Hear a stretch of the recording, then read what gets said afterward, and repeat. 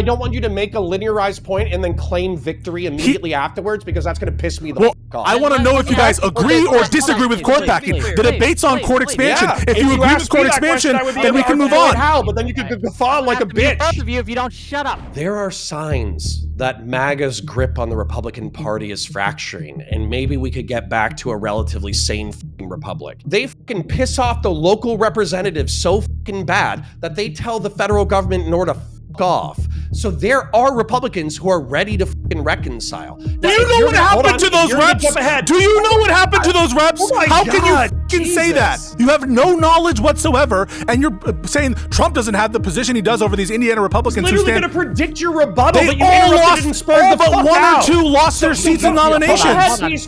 We are 10 years into MAGA, and we're still underestimating them. How can it be that we're still 10 years into this fucking crisis of constitutional magnitude, and you're still like, oh, it's just around the corner. Sane Republicans are around the corner. All of those people you talked about, save for one or two, and those were squeakers, lost their fucking seats. Welcome, one and all, to yet another episode of Whick TV. It's a cross-ideological space where we come together to talk about issues both political and cultural, from the silly to the serious. And today, we're going to be discussing court packing. If, hopefully when, Democrats once again regain power, should they pack the court? What does that even mean? What does that look like? Why or why not? What other reforms should we look at when talking about the Supreme Court of the United States? Is court packing dangerous? Why or why not? We got some great guests to talk about it. I'm going to give the mic to them to each tell you who you are, what you do, why we should listen to you, and what your thoughts are. We're going to start with Counterpoints, and we're going to work our way around. Counterpoints, there's the mic. Give us what you got. Let's go. Yeah, hi guys. My name's Connor. I'm a science fiction, politics, and philosophy nerd, a Marine Corps and law enforcement veteran. I try to be a rhino Republican, a Republican who has honesty, integrity, nuance, and objectives. And in reference to this subject, I think that the Democrats need to realize that they've been dealt a good hand, but they don't need to overplay said hand. So what I think is going to be like, or what needs to be evidence, is that this is like a uniquely runaway Supreme Court. Oftentimes what I hear is the repeal versus Roe versus Wade. What oftentimes I hear is the immunity decision. And frankly, I think that's what we're going to be fighting about a healthy chunk of the time, is whether or not this Supreme Court has truly run away in a way that is like irredeemably evil. And so if you're on the verge of winning the Senate, if you're on the verge of winning the House, if you're on the verge of, if you actually play your cards right, winning in 2028, then going full-blown fucking authoritarian is you running to the other side of the ship when we're already on the verge of capsizing.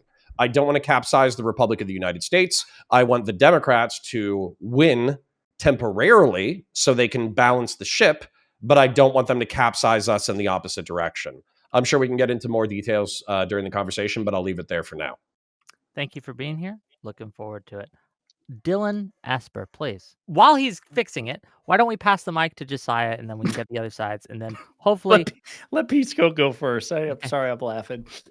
Pisco, go ahead. Sure. I actually don't think that the question is whether or not we can prove there's a uniquely runaway court. That's not what we're here to discuss. We're here to discuss whether court expansion is justified. And I'm going to give you a bunch of reasons why. Of course it's justified.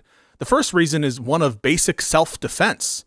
The retaliation is justified. There was a court pack of the federal Supreme Court with Merrick Garland's seat. That did occur, and self-defense and retaliation is justified in response. And if you have a claim that it's not one for one what happened with Merrick Garland, I'll make the argument that it's actually worse what happened with Merrick Garland, because we didn't have the virtues present in legislative court expansion versus what they did with Merrick Garland's seat. And those virtues are as follows. Bicameralism, 2 houses of Congress, as opposed to 1 member of Congress, Mitch McConnell versus 2 branches of Congress, have to pass it. And then it needs to be presented to the president. That's virtue number 2, presentment to the president, right? So those make the conduct, the norm violation when it comes to what Mitch McConnell did, worse than a norm violation with respect to legislative court packing. So you're going to have to make a case that actually the norm violation for non-legislative court packing is somehow worse. Otherwise, it's retaliation, self-defense, 1-to-1.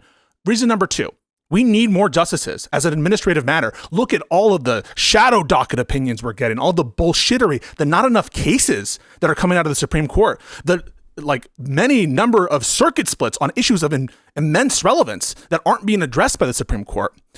The next reason is it's not going to lead, right? There's no reason to think it'll lead to this parade of horribles like Connor is talking about the end of the rule of law, some people have said. We've seen court expansions of state Supreme Courts in Georgia, Arizona, Utah.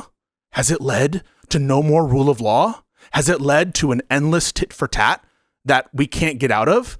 What is the empirical reason to believe that it's going to end to the rule of law? Is it the Lord of Flies in Georgia, in Arizona, and Utah? We just don't know about it.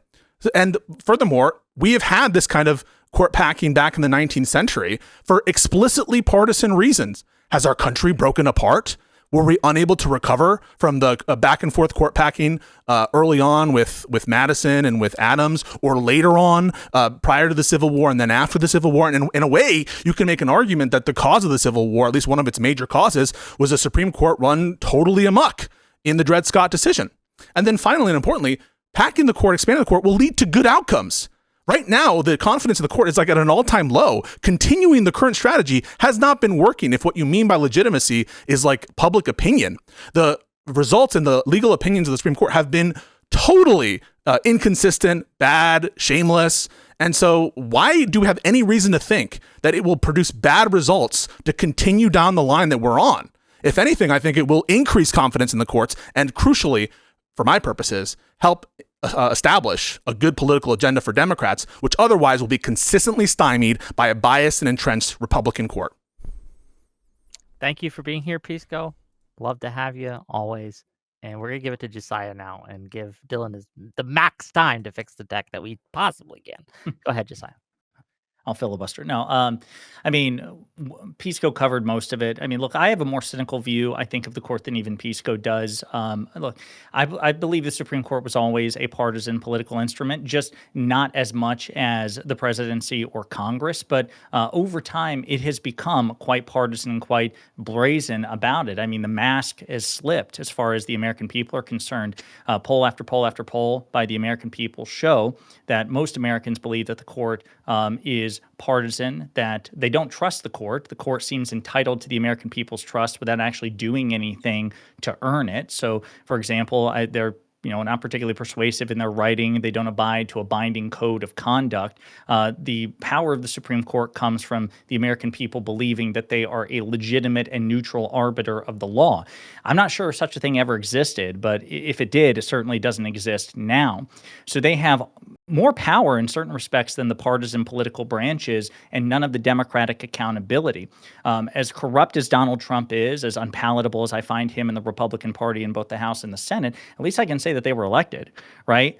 The Supreme Court, they are less active than the political branches, but in many ways, the mask again is slipping, and that they're deciding cases that advantage the Republican Party, not just in terms of the Trump immunity decision, not just in terms of the Dobbs decision, but also the recent rulings with the Voting Rights Act in particular.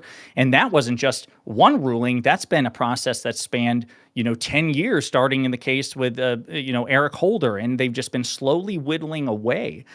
We see them violate the Purcell Doctrine, this idea that you don't want to intervene too closely to elections because it meddles. They ruled recently that Texas, for example, back in December, had to vote on an unconstitutional map because it was too close to the election. They didn't want to intervene. They violated that same principle to screw over the Democrats after the voting rights decision. So it's just rank partisanship in the worst possible way. Supreme Courts have been packed by Republicans at the state level, and if Republicans are willing to pack the Utah State Supreme Court, the Arizona State Supreme Court, the Georgia State Supreme Court for nakedly partisan ends, there's no difference in principle between that and the United States Supreme Court. If they would do it for state courts of last resort, they would do it for the federal court of last resort. It's just that we've had a conservative court for 50 years, and we're currently languishing under a conservative supermajority. It's not hypothetical. They've done the things that we are are just simply talking about now. People are clutching their pearls. Oh my God, it's the end of the republic. It's the end of rule of law. Where were you motherfuckers when Republicans were doing it in Georgia, Utah, and Arizona? You weren't anywhere. You're lying fucking hypocrites who only want a partisan edge. Maybe not Dylan, because I don't know what his politics are, but the Republican critics of this, the conservative critics of this, the Lactoids and the Ryans and the people of that stripe, they just want a conservative court. I believe in political self-defense. If you all can pack Supreme Courts, we can pack Supreme Courts. And if you can do it for states, then we can do it for states. You would do it for the federal court, we can do it for the federal court. And that's why I believe on that. I also believe, by the way, that that Pisco is a really persuasive case, that they shrank the size of the court through norm violations during the McConnell, not speakership, but Senate majority. And if they were willing to do it there, which was lawful, it was unethical, but lawful, this is a lawful way to do it too. So again, I find it totally unpersuaded, and I do believe, by the way, that if we don't do it, much of a Democratic agenda will be dead on arrival in 2028 if we do win a trifecta. So pack the fucking courts. That's what I say. 1 second, I'm getting a replacement last minute. But in the meantime, talks amongst yourselves. Yeah, I think we have to start with the self-defense argument, because I think that is the one. It's really intuitive to people. People have commented to me that it's helped them out. And so I think we should start with that, with Connor, and with Whick too, I think is against it. Would you agree that if it were the case that Republicans legislatively expanded the Supreme Court of the United States, that it would be justified for Democrats to do the same in response?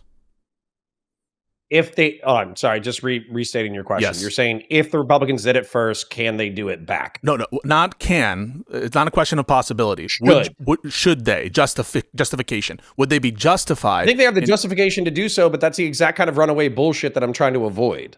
Well, sorry, but like if the answer is it's justified to do it in response, that I take that to be equivalent as they should do it, right? Do you mean to say that justification is different than what you think should occur? Yes. Okay, absolutely. So what do you mean by justification other than what you want to see, what you think is right? So I'll try to differentiate this as briefly as I can, so we don't. Do we want to see if totally Dylan? Before you do, Dylan, can you hear us? In the meantime, Counterpoints, continue your answer, please. Yes. So, for instance, if I'll explain this instead of asking questions, that way we can get there faster. So, for instance, if somebody breaks into my home under the state of Florida law, I'm basically have castle doctrine. I'm allowed to presume that they have negative intent, and I'm allowed to shoot them with a firearm. I'm allowed to kill them. Okay, but we're not talking about legal justification, because are you contesting whether it's legal? No, you're not. I don't want to have your distractions. Yes, I am. We're not talking about legal justification. Your fucking question, and you can chill the fuck out for 30 seconds. So, am I justified in killing someone if they break into my house? Yes, but clearly, if there's context surrounding that indicates that killing them might be legally justified, but could lead to deleterious effects otherwise, then I might recommend against. But isn't it obvious I'm not asking about legal justification? Are you doubting whether it's legal to do this measure?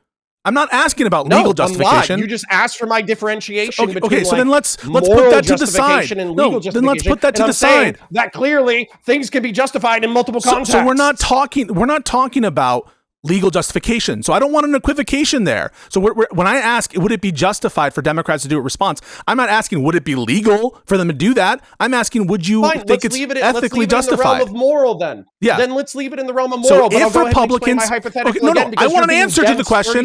I want a non-equivocation answer to the question. I didn't ask you a question. What? How can you? I want to ask you a question. We got to this go is so one at a stupid. time. I'm sorry. I'm distracted. You're the one who went for the throat 2 seconds. No. You're not answering the question. You know you're not answering the question. The question isn't would it be legally just. No, the question is as follows, which you did not answer. Okay, so don't say you're not answering the question. So you know you're not. No. So the question is, if Republicans did a legislative court pack, would Democrats be ethically justified to do it back? That's the question. I'm going to go ahead and re-explain this, and I don't give a fuck if you spurred the fuck out, okay? So let's leave it solely in the moral realm, because legalism is tied to morality. if somebody breaks into my house, should I be able to shoot them morally? Pisco. I'll just demonstrate how absurd It depends you are. on the Yes or no? situations. It depends on the Yes or situation. no? It depends on the Yes or situation. no? Generally speaking, yes or If no? in the most cases, if someone's breaking into my home, Generally speaking, yes or generally no? speaking, I would think that it's good to shoot that intruder. Okay. Now let's say that there's an armed intruder with a fucking knife that's standing in front of my house, but there's a baby behind them. Yeah, and now, is it morally just to shoot the guy with the knife? So in that situation, right? In that situation, no, right? Maybe it's not as morally justified. I understand other circumstances. Justified, but there's going to be a deleterious effect. Correct? Stop. I understand. You know what I'm talking about. No, wait, Connor, stop. You're being difficult. I understand the concept of extenuating circumstance or other considerations, but you can raise those in answering the question of would it be justified. You could say only if X weren't present, only if Y were present, and you can add those things. And so that's all I'm trying to get at is you can add those qualifiers in there, but we want something roughly approximating the answer, which is like, well, if someone shoots at you, do you think it's generally ethically justified to shoot back? That's the kind of answer we want. Okay, so why would it be unjustified? So hold on. So I'll rip apart another part of your argument. So fucking Utah, Georgia, Arizona cited as the court expansions. Do you guys know the court affiliation by the numbers? Yeah, we do. Do you know the party affiliation by the numbers? Yes, we do. Yes, we do. So they're all Tell of me them. them. Yes, I will. All of them added 2 seats. Georgia went from 5-4. To a majority Democrat 4-3 to majority Republican 5-4. Yes. Why are you shaking your head? That is what happened to Georgia. Because I just pulled up the. That's in 20. Are you doing AI stuff? So in 2016, the court pack they did changed the composition of the court to 5-4, added 2 seats. In Arizona, it was already which state? Sorry, which state? Georgia, the state of Georgia in 2016, composition went from 4-3 Democrat over Republican to 5-4 Republican over Democrat. Why are you doing this off the fly research? Okay. And either way, it's irrelevant. That's not the comparison I was doing. Because you made an assertion on a topic that I didn't necessarily like. This is extenuating to the circumstance. It has nothing to do with what we're talking about. You're going to have to justify why you were doing something extreme, obviously. And right now, the composition of the courts are like 6-1, 7-9, and 8-1 in reference to like party affiliation. We're examining the time of the packing, right? That's what's relevant, correct? At the time of the packing? Sure. Okay, so there we did see. But are you going to say that Utah is identical to Georgia? So identical in what respect? Depends on what respect. Okay, so for instance, I've heard it cited recently in a debate that I think I watched you in. Yes. That in Arizona. Wait, was it Arizona? No, it was Utah. Utah's the most recent one. It was already majority Republican. Yeah, that doesn't matter, right? That's what we're talking about. So I'll give you the following example. I'll give you the following example. I think the intent is incredibly relevant. So if the Democrats add 1 seat to the Supreme Court, would you be in favor of that? That wouldn't change the composition of the court. I would. Well, depends. So, for instance, intent matters. So if the intent was the caseload, for instance, in Utah, that's what was cited, right? That's all I need to do is cite you that. Composition of the court. Hold on. They didn't change the composition of the court. They added justices in order to increase workload.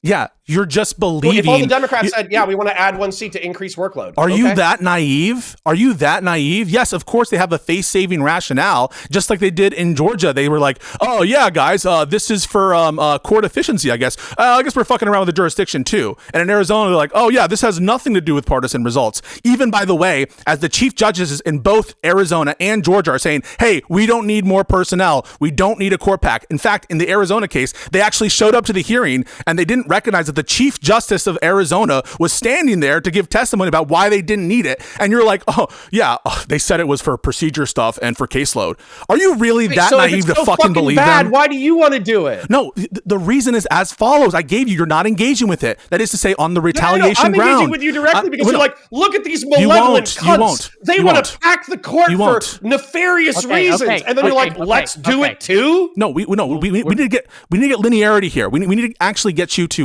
address the point. We're gonna hold on just real quick. Fucking love linearity. Just real quick. We got one more chance, Dylan. Hopefully you've fixed the stuff and we can get this working.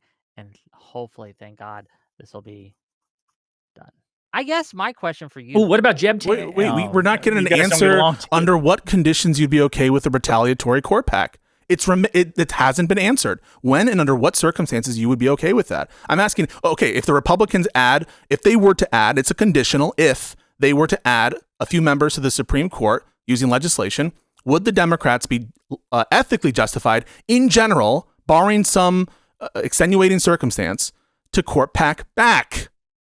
Yeah, sure. Okay, it's my proposition to you. It took like 5 minutes to get you to say generally yes, but if you shoot somebody and there's a baby behind them, that's bad. Yeah, that's why we went down that line of argumentation. Yeah, if you had actually raised an extenuating circumstance, we could have engaged with that. Don't tell me how to fucking putting argue. aside the meta, Don't tell me how to fucking argue. I gave you a perfectly valid example. You freaked the fuck out. It's my position that we've had something that's worse than a legislative court pack. We've had a non-legislative court pack by the Republicans, and that's your contention. Okay, but who says that I have to agree to your framing? Okay, so let's get into that. If you agree that what happened with Mitch McConnell is worse than a legislative court pack, then by the argument from the greater, it's going to be justified to do a legislative court pack. And what I've explained to you is what Mitch McConnell did is the norm violation of one person, and it didn't have the virtues of bicameralism, two bodies, two whole houses, and the virtue of presentment to the president. At the bare minimum,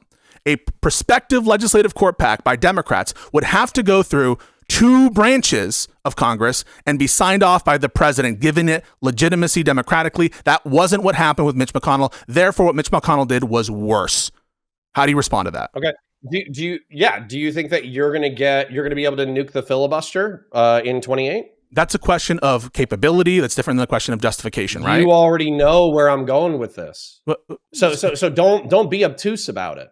Because what's going to have to happen in order to achieve your worldview is you're going to have to nuke the filibuster, at which point we're at a 51-49 in reference to legislation. So then we start the seesaw of Democrats blanket passing an agenda at 51-49, and then uno reverso, the fucking Republicans win, and then they start repealing legislation. Are you not addressing the Mitch McConnell point? And we go down the exact... No, I am.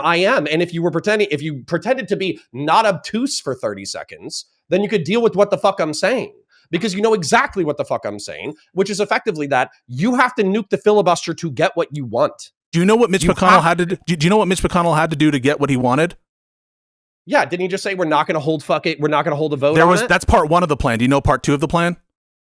Tell me. Literally to nuke the filibuster if it's for Supreme Court seats. Yeah. Okay. I'm sorry. He did nuke the filibuster? Yes, he did. Obviously, yes. He used to require 60 votes. So how do we still have the filibuster now? Because it's called a filibuster carve-out, and so instead of getting rid of the filibuster for every piece of legislation, they can select for specific bills. They were just like, "Oh, we want this thing," and so we're gonna carve this particular bill. We're just gonna we'll still have the filibuster, but it won't include this. They're fucking animals. So this is something that you guys can do, right? Yeah. We could say, "Oh, we're carving out the filibuster just for judicial seats." So okay, we got a guy. The tit for tat that you're fucking looking for. You're the one not addressing the and nuking the filibuster in general. Holy crap! I mean, that's a separate issue. The question of whether it makes sense to generally get rid of the legislative filibuster, we're not here to debate that. I mean, we could if we wanted to. Both Jessiah separately want that to occur for other reasons, but it's just not what we're here to debate. It's not entailed. Yes, it is, because in order to achieve what you want to achieve, you have to nuke the filibuster, motherfucker. Shut up. I will mute you. Tom Foolery has agreed to come on and debate the other side with Counterpoints. Okay. So we have someone who's going to be jumping backstage. We're going to pull him in, and we can make this an actual panel. Okay, great. That's all I wanted to say. Continue. Okay, so where we're at right now is we're trying to find distinctions between what Mitch McConnell did and what would be entailed by a Democratic plan, because I still haven't heard why it was better or that Mitch McConnell did what he did. And the first way to distinguish is, well, one entails nuking the filibuster. Well, if you consider what Mitch McConnell... follow your line of linearity. I would like to set up my own. Because you can't answer to it. Because you can't answer to it because it crushes your argument. Or that's why. You could just shut the fuck up and let me talk because you're not the only person here. So yeah, hold on. We do have to hold on. We do have to give some space to Jessiah to make his points and to Tom when he jumps backstage to make his points. Yeah. He's on his way. But Yeah, I'm gonna wait oh, until Tom gets here because sure, I sure. don't want to. I understand. I don't believe in Then dogpiling. Yep, I understand. Then go ahead, counterpoints, continue, and Okay, we'll just kinda so do it like you that. So have a majority in the House. You have a majority in the Senate. You have the capacity to replicate what Mitch McConnell did by temporarily eliminating the filibuster for a single issue. You have that capacity in 2028, yeah? Assuming so, it would be 2029, right? Okay. Are you proposing something? Why Yes. can't you execute So why can't you execute that agenda in order to appoint new justices? Why do You you have could. to pack the court? Why are you doing that? Wait. I'm saying. Well, sorry. The question isn't why aren't you doing this instead of that. The question is X justified, right? So I could say one is a better use of our time, one is a better use of political capital, and it still be the case that this is justified, right? So I don't have to. I'm not here to account for what's more important. I mean, I think I'm here to account for a court expansion plan. And although I'll answer you to say, and this is Jesiah's point as well, that all of our other agenda is going to be literally skull fucked if we don't have a court that is at least amenable to reason. And this current court is not amenable to reason. And they're going to like strike down the things we need. Do you think the repeal of Roe versus Wade was unreasonable? It has nothing to do with what you could grant if you wanted to, I do think it's unreasonable, but you could grant if you wanted to that it's unreasonable. It doesn't move, or so that it was reasonable to overturn it. It doesn't move the position at all. None of them rely on dispositions on particular outcomes. What I'm giving to you and what you can't contest is the retaliation argument and the self-defense argument. And there's nothing to distinguish what Mitch McConnell did in a legislative court pack. In fact, I've given you at least two virtues that would make legislative court packing superior to Mitch McConnell's discretionary non-hearings. And that has gone unrebutted. Why is what Mitch McConnell did better or worse than legislative court packing?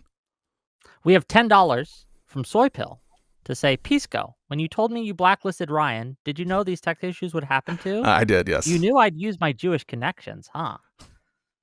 Okay. Well, we're bringing Tom Foolery on, and we can get him up to speed and actually have a conversation. First of all, can I just apologize to my guests and to my audience for the tech issues and for all these things. I am sorry. Hopefully we can make a great stream. And thank you to Tom Foolery for Thomas. jumping in no. last All minute. right. No, he's here. That was a virtual can. That's the virtual can. For jumping I should in have last minute. DM'd Tom to be like Tom Freeze when you get in, just to fuck with Whick. Just be like, Okay, Tom, how you doing, buddy? You're muted on your end. You gotta unmute your own stuff. Yeah, it's one of those days, Kings. Whick's Can't gonna hear you, step buddy. off camera, Okay, and we're there gonna we hear go. a muffled shot and a body hit the floor. I'm still getting set up. Okay, I got a message 2 minutes ago. To I hop on, so apologize for the I'm- last minute. But It's all we're good. good. Okay, what? I'm So working on it. let's get in here, Tom Foolery. Court packing, yes, no, maybe. What do you think? I would say no. I understand the rationale for court packing. I understand why people want court packing. I think we would be completely justified in packing the courts after what it is that the Republicans did with Obama, Mitch McConnell blocking the nomination from him. But I also think that this is pretty much the end of everything. I think like if we do this, I think we might as well just go ahead full revolution at that point. I think. So let's address that. Like So what Tom just said is very important. He said he grants the self-defense argument, right? That means there's no qualifying distinction between what Mitch McConnell did and what Democrats would do. What he's saying is, even if Republicans court pack, we shouldn't do it in response. That is what you're saying, correct? You're just saying that I want to clarify. If it comes to point where I don't care if it's 80 years from now, if Republicans make any sort of picks, I would say we like block the next 3 that they have. But like, yes, I'm fully in favor of blocking picks that any Republican makes in the future. And why that distinction, right? Because like I'm asking you the hypothetical. If Republicans did legislatively court pack, would you be against Democrats doing it in response? You're asking if they added justice. Yes, correct. To the courts?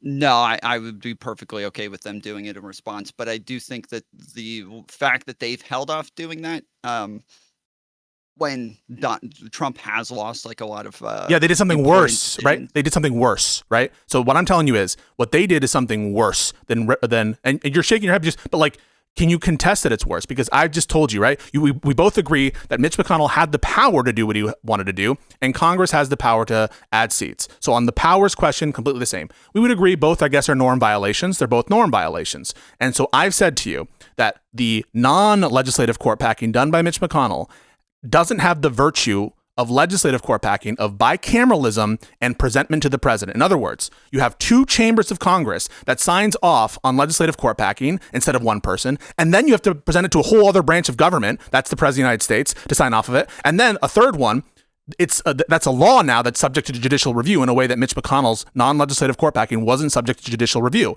And so isn't it worse to do what Mitch McConnell did than legislative court packing on that view? If you say worse as far as like morality goes or Yes. like norms go, Yes. I would say yeah, to an extent, but I don't know if the norm breaking is worse. Like picks for nominations from the president are denied at times. We agree with that, yes. And Like, court packing has expanded happened at at times. Courts are expanded at times, Yeah. both. Sure, but if what we're saying is we're doing partisan court packing, right? So we're saying that we're going to add seats and we're going to have these be justices that are likely going to be siding with liberals more likely.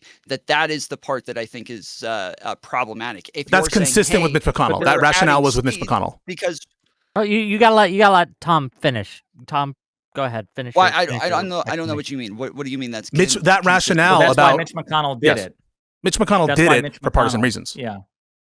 Yeah, he wasn't doing it neutrally. Like he was trying to keep a seat held over in the event that a Republican won the presidential election. And there was also talk among Republican senators at the time, including John McCain, you know, who's like retroactively seen as a moderate. But John McCain, Ted Cruz, and other prominent Republicans at the time were saying that if Hillary Clinton won the 2016 election, they'd do everything in their power to keep that 9th seat open even during her presidency. So it was for pretty naked partisan reasons. You don't dispute that, do you, Tom? You don't dispute that it was for partisan reasons what McConnell did. So then it's No, 1-to-1, obviously. right? So No, so now we have parity now. So what you said is, well, this is different because we're not talking about like not giving hearings or whatever for a neutral purpose. This would be to get partisan people, but we just explained to you how they're the same, and you grant that, don't you? Yeah, I grant that they are both for partisan reasons. So what yes, but I makes do what think makes they're legislative court different in packing worse? Then we're trying to find a distinguishing feature of legislative court packing that makes it worse than non-legislative court packing.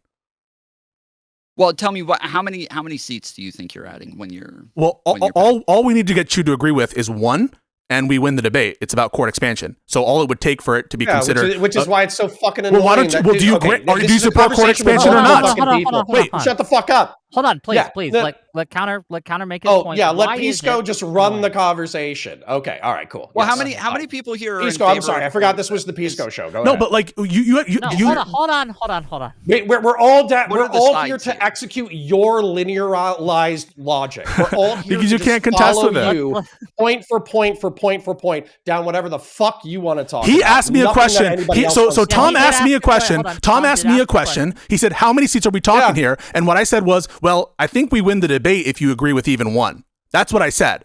And we can go on and then talk about the 13 for 13, but I want to which be I'll here also for support. 90 minutes. I don't want you to make a linearized point and then claim victory immediately afterwards because that's going to piss me the fuck off. I want to know if you guys agree or disagree with court packing. The debate's on court expansion. If you agree with court expansion, then we can move on. How? But then you could guffaw like a bitch. Both of you, if you don't shut up. Okay, I'm a little Yeah, flustered. Pisco, shut I'm the a little fuck up. angry, right? It's not any of your faults. It's just how it is. But Counterpoints, can you tell us why that is an insufficient, or we should have a different standard for this? What is your standard? Here? Because And then we let's can say get that into we it, agree. and I promise Yes, we can all I'll get use- our points out, and it'll be great. But go ahead, Counterpoints. I want to hear what you I've have to been say. working on this analogy for the past few minutes, so I would appreciate it if you work with me on my analogy. So let's say that you're agreed to a mixed martial arts tournament, okay? And you are allowed to kick people in the thigh based off of the rules, but you're not allowed to kick somebody in the knee because you could literally shatter their knee sideways, okay? And what has happened is you've been kicked in the thigh repeatedly, which results in your loss in the match. What I and people like me are saying is that thigh kicks are a part of the game. So go ahead and throw thigh kicks. But if you're like, no, we need to moderate the rules slightly so we can throw a kick not at the knee, but at the tendon right above the knee. And we're like, okay, we understand what you're doing here. And you can say that this is still part of the game, but you know it's going to shatter the fucking knee. So let's not shatter each other's. We can get into that. Moderate the rules. Are you talking about getting rid of the filibuster? I basically think so. I think that the getting rid of the filibuster in perpetuity and then also packing the courts simultaneously is going to set the precedent that you only need to pack the courts at a 51-49. And we're also going to start this speed race to the bottom of passing a sweeping Democratic legislative agenda and then Republicans ripping said agenda as soon as they have a 51-49. Yes. Ryan, you can shake Connor, your fucking head, but everybody who's worried about this worries about this. Pisco, you're not the only fucking person talking about this topic. Counterpoints, please. Well, Connor, one thing I would say is set the filibuster. Like, I understand that for you, it's a fear of a twofer, but again, we could just even make just an exception for, I can't remember the name of the act, but it was passed like in the late 1800s that expanded or locked in the Supreme Court at 9. It's some sort of judicial act. We could just do a filibuster carve out for simply just that law.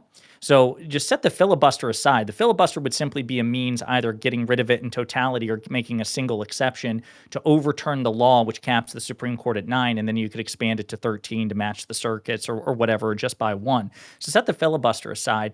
The thing is, what Pisco and I are talking about is what McConnell did was exercise power that was lawfully his to shrink the court. He didn't pack the court by expanding it, but he forcibly reduced the size of the court and kept it that way for a year.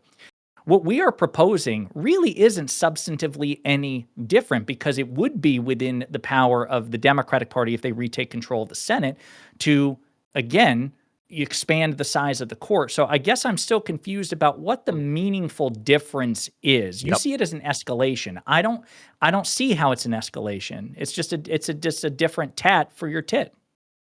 Okay. So, and you're saying that the evilness here that we're identifying, that basically Tom and I are identifying, is partisan court packing. So, and basically that's like, let's just say that a runaway race to the bottom is the shattered knee. Okay, let's just use that for the analogy for a standpoint. And so what you're saying is the court packing. Functionally, Mitch McConnell already did that because he basically used he did worse. The levers of he did power. Worse. No, we're saying he did worse than that. So you're saying it's your statement that he was within the rules, and we're saying, well, if he's in the rules, scenario didn't hold on. Let Jessiah literally just say that he would repeat the same process as Mitch McConnell. So wouldn't that be the same? No, that's with no. He's telling you he's trying to get something out. And so what Jesiah just told you is I'm going to stop you from interrupting him. Go ahead. So what Jesiah just told you is put aside the filibuster because you could do. It's not entailed by our position that you would need to write off the entire filibuster, just in the way that it's not entailed by, I guess, Mitch McConnell getting rid of the filibuster for nominees, that you get rid of the full filibuster. In other words, it's on all fours no matter what. It's not entailed by the position. So put that aside. That's one thing Jesiah just said. And the second thing is you're making this analogy to martial arts. I don't even reject an analogy to martial arts, but here's the way in which it's different. The violation of Mitch McConnell, what we're making an argument for is that it was worse than what legislative court packing would entail. And you're saying, well, doing what Mitch McConnell did is like it's kind of on the edge of the rules. This is totally playing by different rules. That's not what we're saying. What we're saying is what Mitch McConnell did is worse. And I think you need to contend with that argument. Sure, I'd love to, because I think I just figured out the argumentation, which is kind of shitty. So let's say that we just go ahead and say that the court packing or whatever is not the problem because functionally Mitch McConnell basically made the court conservative slanted through his actions. Through a norm violation. Actions. Yes. Okay. It's worse. So, no, so I let's consider that non-legislative court packing. Let's say that we have an opportunity. And you guys, and by the way, let's ignore the filibuster as well, because you're saying we have the opportunity to carve out the filibuster solely for this legislative package. The way Mitch McConnell did. So if you would consider that a carve out, you can carve out the filibuster. Okay, so we've met those two thresholds. I'm going to present you with a silly opportunity. So let's say we had an opportunity to have, let's say we do 13. Okay, aren't there like 13 federal districts? Yeah, but that's making it easy for you, Okay. right? So what let's if let's remove proportionality. Let's remove that. Hold on, I want to finish. Thank you. What if we had 6 Republicans, 6 Democrats, and 1 independent? That way we could stabilize the Republic of the United States through bipartisan brotherly love, or we could have a 13-person Supreme Court that was Democrat majority, so you guys could the Republic with the Democratic agenda. Which one do you want and why? Are you asking me my preference? I would love like an honest answer to that question. Either of those options, I can't speak for Pisco. I'll say either of those options are better than the current status quo as far as I'm concerned. My honest response. I'll answer. Yes, a binary choice. So that answer is, and I'll give you the extenuating circumstance, depends on whether the former is reached by a reasonable bipartisan settlement where there's actually buy-in for both sides, in which case I would prefer the first. But if it's a matter of they're still recalcitrant and they're still all the way they are right now, I would prefer the latter. Do you understand that? So I'm giving you the direct extenuating circumstance that conditions which of one of those I'm going to prefer. But in both of those are court expansions, and it is a dodge. The question isn't for us, as between scenarios of court packing, which do you prefer, is do we prefer court packing? Because I'm trying to understand and your you're trying to dodge the comparison we're making, which is what Mitch McConnell did. And let's not get around that. Let's just address that. In what sense is it worse to do legislative court packing, all else equal, with one person, let's say, versus what Mitch McConnell did? Reject your shit. No, why? No, I'm going to reject you because this is exactly where the true criticism is coming from. The true criticism, where every single person who agrees with me is worried that you guys are high on your own supply, you have bloodlust, you're angry that you've been legislatively for the past decade, and so as a result, you're out for blood. So truth be told, I only kind of believe you when you say that you would like to have a bipartisan court with an whether you believe tiebreaker. Me isn't the argument. Frankly, well, no, it is clear, because that's exactly what every single person on my side is saying, is that you guys are freakish and out they're for not. blood. They like you are not responding to the argument. If I may, yes, I want to be clear. I'm going to give it to you in a second. I'm going to give it to you in a second, but just to kind of lay the groundwork here.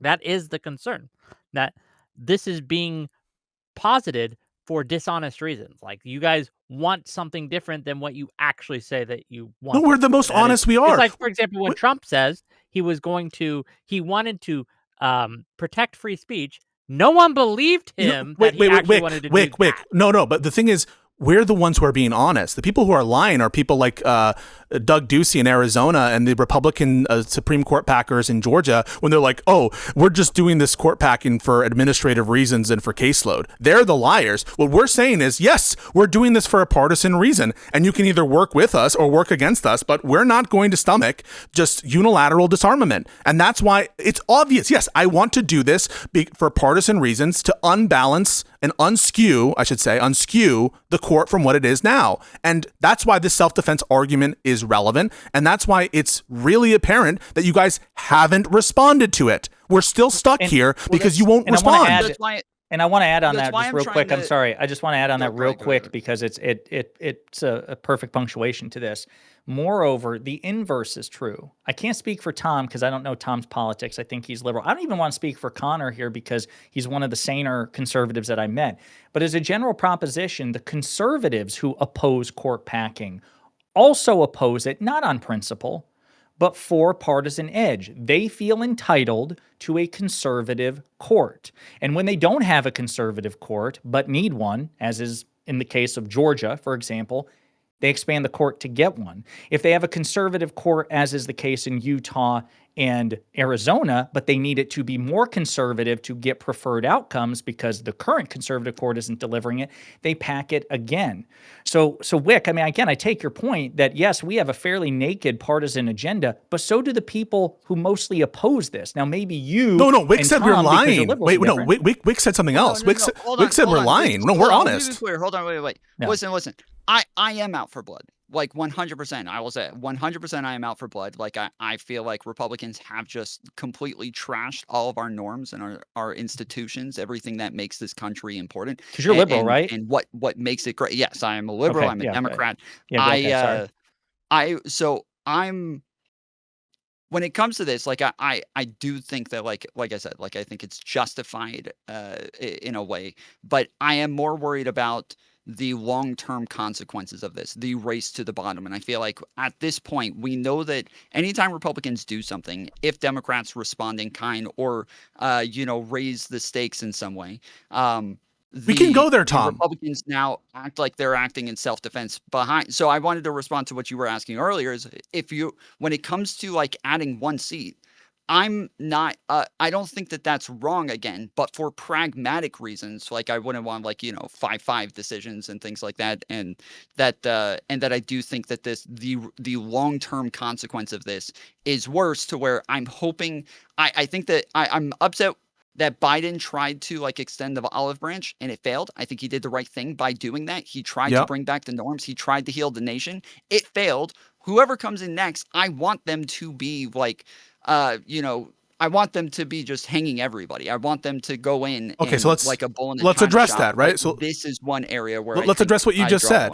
So what you're saying is the self-defense argument goes through, but there are extenuating circumstances for which this is not justified, right? So what you're saying is you accept my argument about self-defense, but here are these extenuating circumstances. Extenuating circumstance number one is an even number of justices, right? And so that's a problem because we don't want 5-5 split rulings. Okay, I can easily address that. Just add 2. And 2 is the actual harm done because it's not just we took away 1. It was we took away 1 and added a Republican, which would have been a Democrat. So the mathematical answer is 2, right? So that gets you away from extenuating circumstance number 1. You should be therefore, unless there's another extenuating circumstances, in favor of a 2-person court pack. And then the second thing you said is it's going to lead to a race to the bottom. And I want to address that, but just be aware right now before I address that, you are saying that I think you're saying if Republicans do it first, if they were to do a legislative court pack, we shouldn't respond in kind. I think that's entailed by what you said so far. Yeah, I think that at the point that they do that, my point is that at the point that this happens, there isn't much saving left. We're already there, Whick. I thought you just granted that what Mitch McConnell did was worse. And so we're already there. Oh, sorry, Tom. We're already there, Tom. So catching strays over here, bitch. So here's the problem. Hey, gang, listen. The problem is there are people like me and Jessiah who see that we're already there, and there are people who are ignoring it, right? So we're already there. And the reason you know we're already there is because you granted the self-defense argument, and you can't come up with a reason why legislative court packing is worse than non-legislative court packing that Mitch McConnell did. And so on that view, we're already there. Okay, I don't believe that we're already there. But why? Then you would need to distinguish what Mitch McConnell did. You may in a second. If we are already there, there isn't anything to save. That's my point, is that there isn't even a reason to do this. It is just time to start prepping for some sort of revolution and to just kind of how does that follow? Rewrite everything. What do you mean? How does that follow? Well, you guys literally brought up court packing before and after the Civil War, so I mean, no, that was I don't think Tom's perspective is totally out of whack, even with your own statements. Tom, did you feel that way about gerrymandering? No, not in the same way, but to an extent. Why would it be the case for court packing? The norms being. Yeah, can you articulate a meaningful difference here? Because, to me, I understand that they are two different things, but I think that they're analogous enough that it seems facially or superficially, at least, kind of strange to me that you would tolerate one but not the other, because we're hearing the phrase arms race and race to the bottom used right now when talking about the gerrymandering situation, but you're fine with it. Yeah, surely you prefer Democrats trying to retaliatorily gerrymander as opposed to just rolling over, right? Can I ask you, Jessiah, do you support a national ban on gerrymandering? Yes, I do. Okay, so you recognize the harms that gerrymandering is doing to the system, correct? Yeah, I think gerrymandering is, and it would be better to just not do it and ban it outright, correct?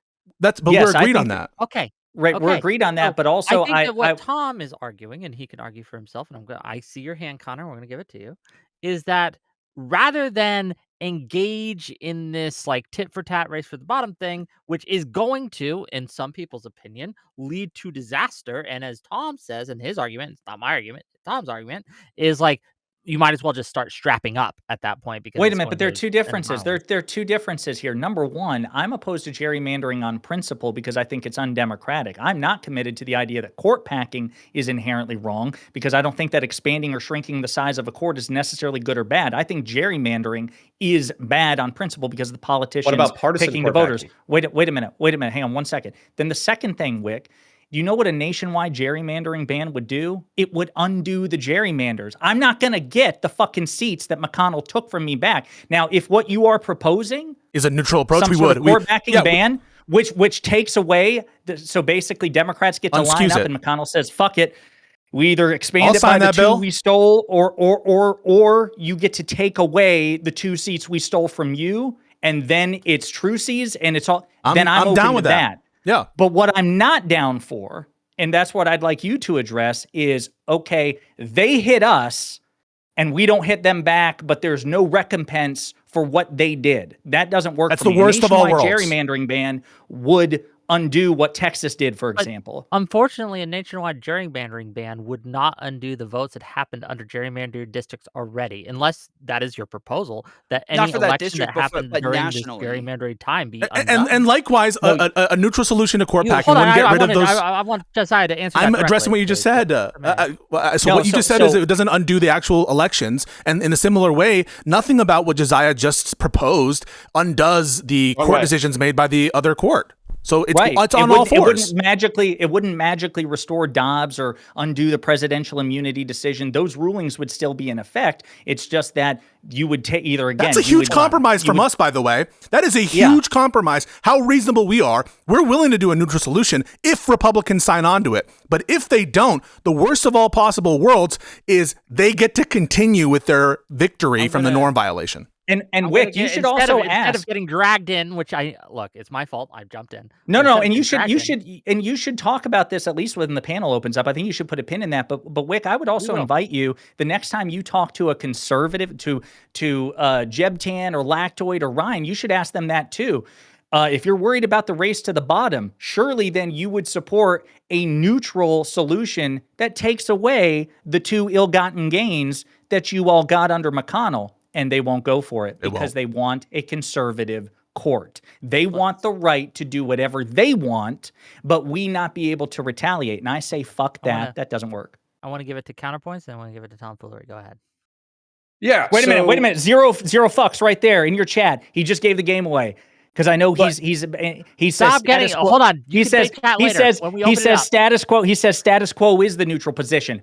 Case in point, right there. Yep. The only acceptable outcome. No one here can respond to the self-defense argument. Is a conservative court. No one here has responded to the self-defense argument, even 1%. Give it to Counterpoint. No, I was laughing. Everybody's bitching about the balance because they're saying Tom's low and Pisco's super high. So I put Pisco down to like 20%, and I just see Pisco go like, I don't know if it was at like 20%. All right, my bad. You're back to 100. So anyways, okay. So what I'm looking for, maybe this is my bias, but there are signs that MAGA's grip on the Republican Party is fracturing, and maybe we could get back to a relatively sane fucking republic. Case in point, J.D. Vance and Donald Trump tried to bully the shit out of the state of Indiana in order to gerrymander, something they were already going to do, but then they fucking pissed off the local Hoosiers. The worst fucking example. Correct me after I'm done, let Counterpoints finish his point. Go ahead, Counterpoint. So they fucking piss off the local representatives so fucking bad that they tell the federal government in order to fuck off. So there are Republicans who are ready to fucking reconcile. Now, do you know what happened to those reps? Do you know what happened to those reps? How can you fucking say that? Are you? Did you not watch the elections? 20%. You are crazy pants. It is Sorry, crazy go you're ahead. saying What? stuff. You have no knowledge whatsoever, and you're saying Trump doesn't have the position he does over these Indiana Republicans who Literally stand. going to predict your rebuttal, They but you all interrupted lost, it and spurred all the but fuck one out. or two lost their seats in Hold on, nominations. Go ahead, hold on, Pisco. Pisco. You Explain gotta what let I him- you gotta let already know. Go You gotta ahead. let Counterpoints actually. We are actually 10 get it years out. into MAGA, and we're still underestimating them. How can it be that we're still 10 years into this fucking crisis of constitutional magnitude, and you're still like, oh, it's just around the corner, sane Republicans are around the corner. All of those people you talked about, save for one or two, and those were squeakers, lost their fucking seats. It's time to set up the Democratic Party for success in the midterms, not alienate fucking moderates. So effectively what happens is if they go further right in the primaries, because that's what happens, right? Primaries, you always run towards your partisan direction. So the Republicans voted for more extreme Republicans, but you know what's going to happen is they're going to alienate the moderates. And as a result, those seats are going to become vulnerable. You should be borderline thanking those fucking people, but instead you're fucking shitting your goddamn pants. So why don't you fucking get your shit together and stop saying, oh yeah, we're going to come into the fucking, we're going to get back into power and we're going to fucking everybody. Because what you're already doing is you're setting up the next cycle of MAGA to come back. So no offense, but like, yeah. So this is the argument. You're like the perfect example I of love this too, because you're over here fucking playing twinkle toes, holding hands. Don't hit us dancing back on the beach with total sociopathic fucking leftist. I'm not going to address it. I'm not going to address it. Irrelevant. I'm not going to take your bait oh there. yeah, Pisco. I'm not You're going to take your perfectly bait. sane and moderate. Go ahead and pack the courts. Me up my ass. So this is what Connor is saying. Keep letting us hit you and don't hit us back. Otherwise, we'll get more mean. I'm not on the team, you fucking retard. This is what Connor is saying to you. When they hit you with fucking brass knuckles, but they're taking the brass knuckles back, don't put brass knuckles on. So this is what Connor is... Because you're just going to reopen the fucking people hitting each other in the face with brass knuckles. So that's what's going to happen. This is what Connor is telling Democrats. They're saying, let yourself continue to be hit. Let yourself continue to be hit and don't hit back, otherwise they'll get meaner. Can you imagine a more cucked position? There is no response to the self-defense argument that we've rendered. The real None. position, Pisco. Let me know when you're done, and I'll tell you the real position. Okay, Pisco, go ahead. Yeah, no. So there's no response, right? So what Mitch McConnell did, and anyone step up and say so if you think differently. Does everyone here agree what Mitch McConnell did was worse than if he had passed it through legislation? No, fuck that. No, you don't. You don't why get to is say it not? Don't hit back and not have me address you. Fuck you. Interjection. Wait. Address that. You know what would be great? No, I don't want to answer your fucking question. Shut the fuck up. Yeah, because you can't. I don't want to answer it. Yeah, you know why I don't want to answer it? Because I'm not going to follow you down your fucking linearity. Fucking, we must do whatever Pisco says. Fucking argumentative bullshit. I'm fucking sick of it. Okay. So you're just saying don't hit back. Are you fucking kidding me? I'm literally asking, begging, pleading for the Democratic Party to get their fucking shit together so they can win the midterms and arguably win 28 so that specifically they can go after Donald Trump and go after his ilk through the criminal justice Better not. You're going to radicalize them. Better not. And criminal fucking prosecution. It's going to make them mean. That's hitting them back. It's going to make them mean. Dipshit? Wait, no, you shouldn't do that. Wait, I'm going to be you. You shouldn't do that because look at all these nice Republicans over here, and if you do that, you're going to make them mean. Sex trafficking. Do you think that I need to fucking sweep for that? No. Okay, I want to make sure I'm sweeping for Amy Comey Barrett, not Donald Trump. I want to make sure we get some other people in here. I want to give space to Tom Foolery, then I want to give space to Jessiah, and then we'll get back to it. Go ahead, Tom Foolery, then Jessiah. Go ahead. I mean, you keep saying that nobody's responded to the self-defense argument, but I've granted the self-defense from the very beginning and saying that we are justified in a way, but I'm just more concerned with the long-term consequences of this. That is what I feel like. So let's address that. Because I have granted the self-defense aspect all the time. So you can I appreciate your time. I'm talking about nobody's done the self-defense. Well, you granted it. So you granted it, and I appreciate you saying that. All right. So what Mitch McConnell did was worse. So the only thing that could be sort of preventing this from enacting it is if there's some extenuating circumstances outside of the four corners of that argument. And so what you propose is something that a lot of people have proposed, which is the rule of law will be sort of destroyed, or it will lead into this cascading set of effects where law and order will break down and we'll have like anarchy, or we'll need to even think about revolution. What's the evidence that will occur, right? Because we've seen state Supreme Court packs that we've mentioned in Georgia, in Arizona, and in Utah. Has rule of law broken down there? Has revolution taken place there? What is and again, even in the context of the court packs that happened in the 19th century, right? Most of those occurred Those are not analogous in any way. We're Right, talking right, about the okay, Supreme Court. but- so then what- so what is the evidence that- presiding over the rule of law? Right, so what's- Wait a minute. Wait, I couldn't hear what Tom. Yeah, hold on. Yeah, Tom, could you Tom, repeat please. that? Could you? Yeah, You said Tom, it's can not you go analogous. in- I couldn't hear Look, what you said. I get we're all hyped up, but Tom has to get his thing out so we can all hear without interruption. So Tom, the floor is yours.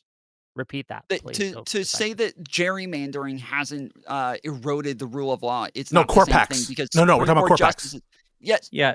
correct. But you just said that. What is your evidence of this when gerrymandering? No, hasn't if I said eroded that, I the meant law? court He packing. said court packs. So Yeah, court he packs. said- Okay. Okay, so we've because seen he in- said the Utah State Supreme Court was packed, the Georgia State Supreme Court was packed, and the Arizona State Supreme Court, And all in the by 20th Republicans. century, in the 20th century, there was packing of lower federal courts. In the 19th century, packing of the Supreme Court many times. And decades before the Civil War, so 30 years plus removed from the Civil War, there was this battle of court packing. And then Abraham Lincoln did a court pack. So what is the evidence that court packing leads The founding fathers, the founding fathers themselves, right? So what is President Adams and Jefferson, Jefferson going back shrank at the it. size Yep. of the court for when Jefferson explicitly was on his partisan way reasons? in. So Yeah. what's the evidence To that you fuck over have Jefferson. that we are going to like destroy the rule of law if we were to do this?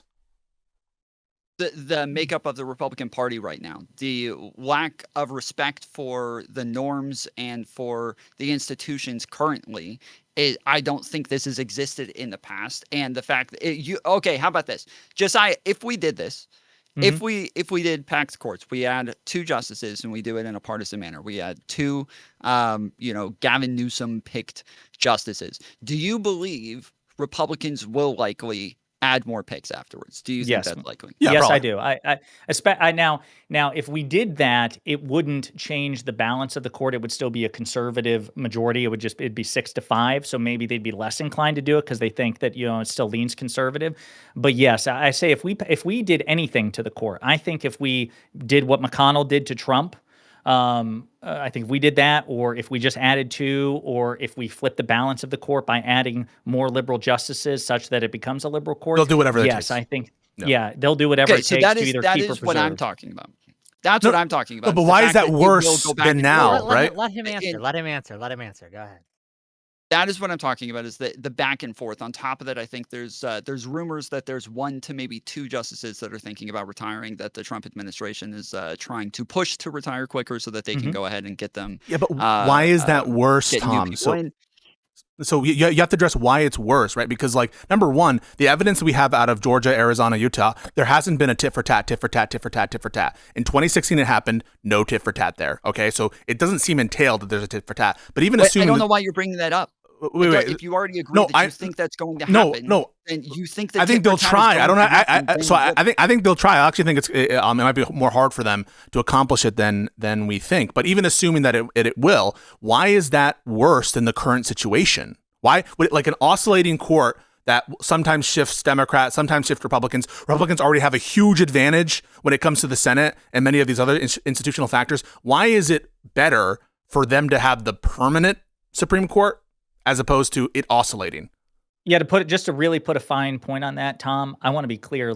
I would rather have a liberal dominated court 4 out of every 8 years than no time. 0. Right? Because the way it's looking, based on who they intend to nominate, if Alito and Thomas, strategically retire, we could not only have a 6-3 conservative supermajority for decades to come, but within that 6-3 conservative supermajority, a MAGA majority court, with 5 justices appointed by Trump. And I would rather have my way 50% of the time than 0% of the time.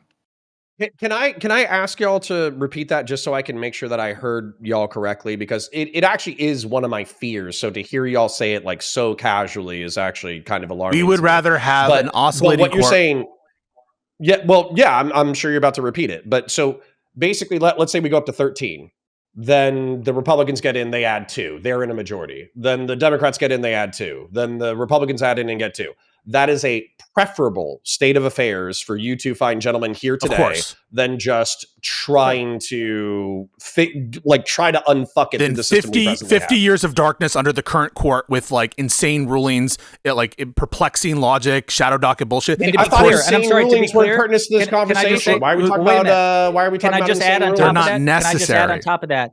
it's not just that it would be decades under a conservative supermajority, a MAGA majority. Wait, but one that, why are we talking about a dark Supreme Court? You guys said the court rulings aren't even necessary to this conversation. Connor, you don't like to be interrupted. I don't interrupt you. Yes. I know, I'm being obtuse. That's between you and Pisco. So it's not just that. It's that it would be a conservative supermajority and a MAGA majority that was procured through ill-gotten gains in the first place. Like, they got this court by the very sort of norm violation that people who oppose court packing oppose. It's like playing a game where you and I are playing and I cheat and you are just losing the game in perpetuity, or let's think of a really long time horizon for a game, that would not be tenable for you. Like, it's not like I'm just better. It's not like I just won through sheer skill. It's I cheated and entrenched an advantage.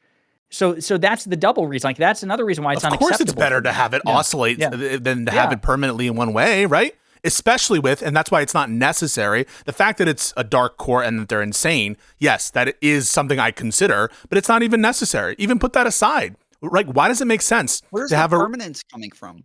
Why do you keep saying permanent? When we say permanent, okay, eventually we're going to have entropy will all be disassociated. So when I say permanent, we just mean long time, Tom, all right? I don't mean permanent as in to the heat death of the universe.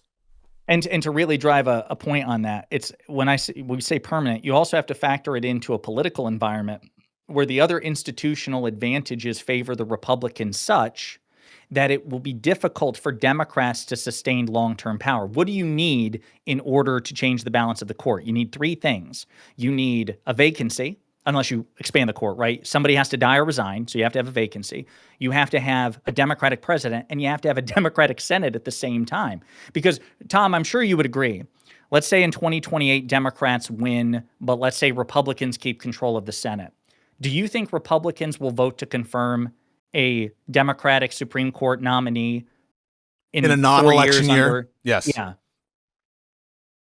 I would feel like they'd have to at this point. Like after I think they would at this point. Yeah, I think they would. But not if we were like attempting to pack the courts. No. Like this is what's so offensive. Well, hang on. I just want to be clear. Wait a minute. I want to be clear because I could have just presented the hypothetical wrong. I want to make sure I said it correctly. So let's say in 2028, Gavin Newsom wins the presidency and he's in office from January 2029 until January 2023. And there's a vacancy on the court in 2029, 2030, 2031, 30, whatever, if those 4 years. And there's a Republican Senate majority. Are they going to confirm You think they would vote to confirm a Newsom appointee to the Supreme Court? Are you saying, okay, just to clarify, are you saying one Supreme Court justice, or are you saying four Supreme Court? No, any vacancy. Any vacancy. Let's say Clarence Thomas dies. If they're going to pull another McConnell. Yeah, not in an election year or in a year before an election year. Like the minute after he's in office. I have that fear, but I don't have like reason to believe that they would do it again, especially after the amount of shit that they got last time. Can I ask you, Tom, why not? Well, we categorically disagree on that crazy. one. That's crazy. So you're you and Connor, unfortunately, I like you both a lot. You're suffering from the same thing. Hold on. So as I was saying, like I think that they got a lot of shit the last time that they did like end up giving justices to Trump when in the period that totally violated whatever norm they claimed was in place at the time, and that yes, I think that like last time I think that this was they got away with it, Tom. Happens. Sure they got away with it, but they didn't get any shit for it. If they did. What do you mean they didn't get any shit for it? The only shit they got from it is from us. It didn't matter to anything. They didn't suffer any political consequences. Is the point, right? Like we didn't see a mass revolt against the Republicans in the Senate because you fucked over Barack Obama. Trump won, right? Yeah, Trump won, and the only reason Democrats won in 2018 has to do with Trump stuff. People didn't give a shit about that stuff, and when Trump. Can I just diagnose something right now? You guys are interrupting each other. This is the overall issue. That I like Connor and Tom.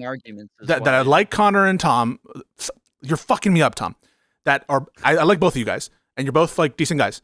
But here's the problem: you are suffering from Trump derangement syndrome. You're forgetting that for 10 years, these monsters have operated without any scruples whatsoever to their pure political advantage. They are not beyond anything. Right now, Donald Trump is stealing $1.7 billion from taxpayers, and nobody gives a shit. They're doing grumble. It doesn't matter. So for you to pretend that it's even conceivable that under a Democratic administration, if they controlled the Senate, they wouldn't be like ready, willing, able, and absolutely unified in preventing that person's placement on the Supreme Court is insane. Have we not suffered these same 10 years together, Tom? The fact that you think that that's a functioning system is ridiculous to me. That, like, to me, that just isn't a system that's even worth having anymore. Like, it is time to just tear it all down and start from scratch. What are you talking about? What do you mean? What am I talking about? Why the fuck would we want to have oscillating Supreme Court justice? Because it's preferable to the current status quo. Majority. But that is not a functioning system. That is not a functioning system. It's more functional than the status quo. It's more functional than the status quo. Hold on. More functional is fucking bullshit. So then what do you mean by functional? Then what do you mean by functional? What do you mean by functional? It means that, like, there is some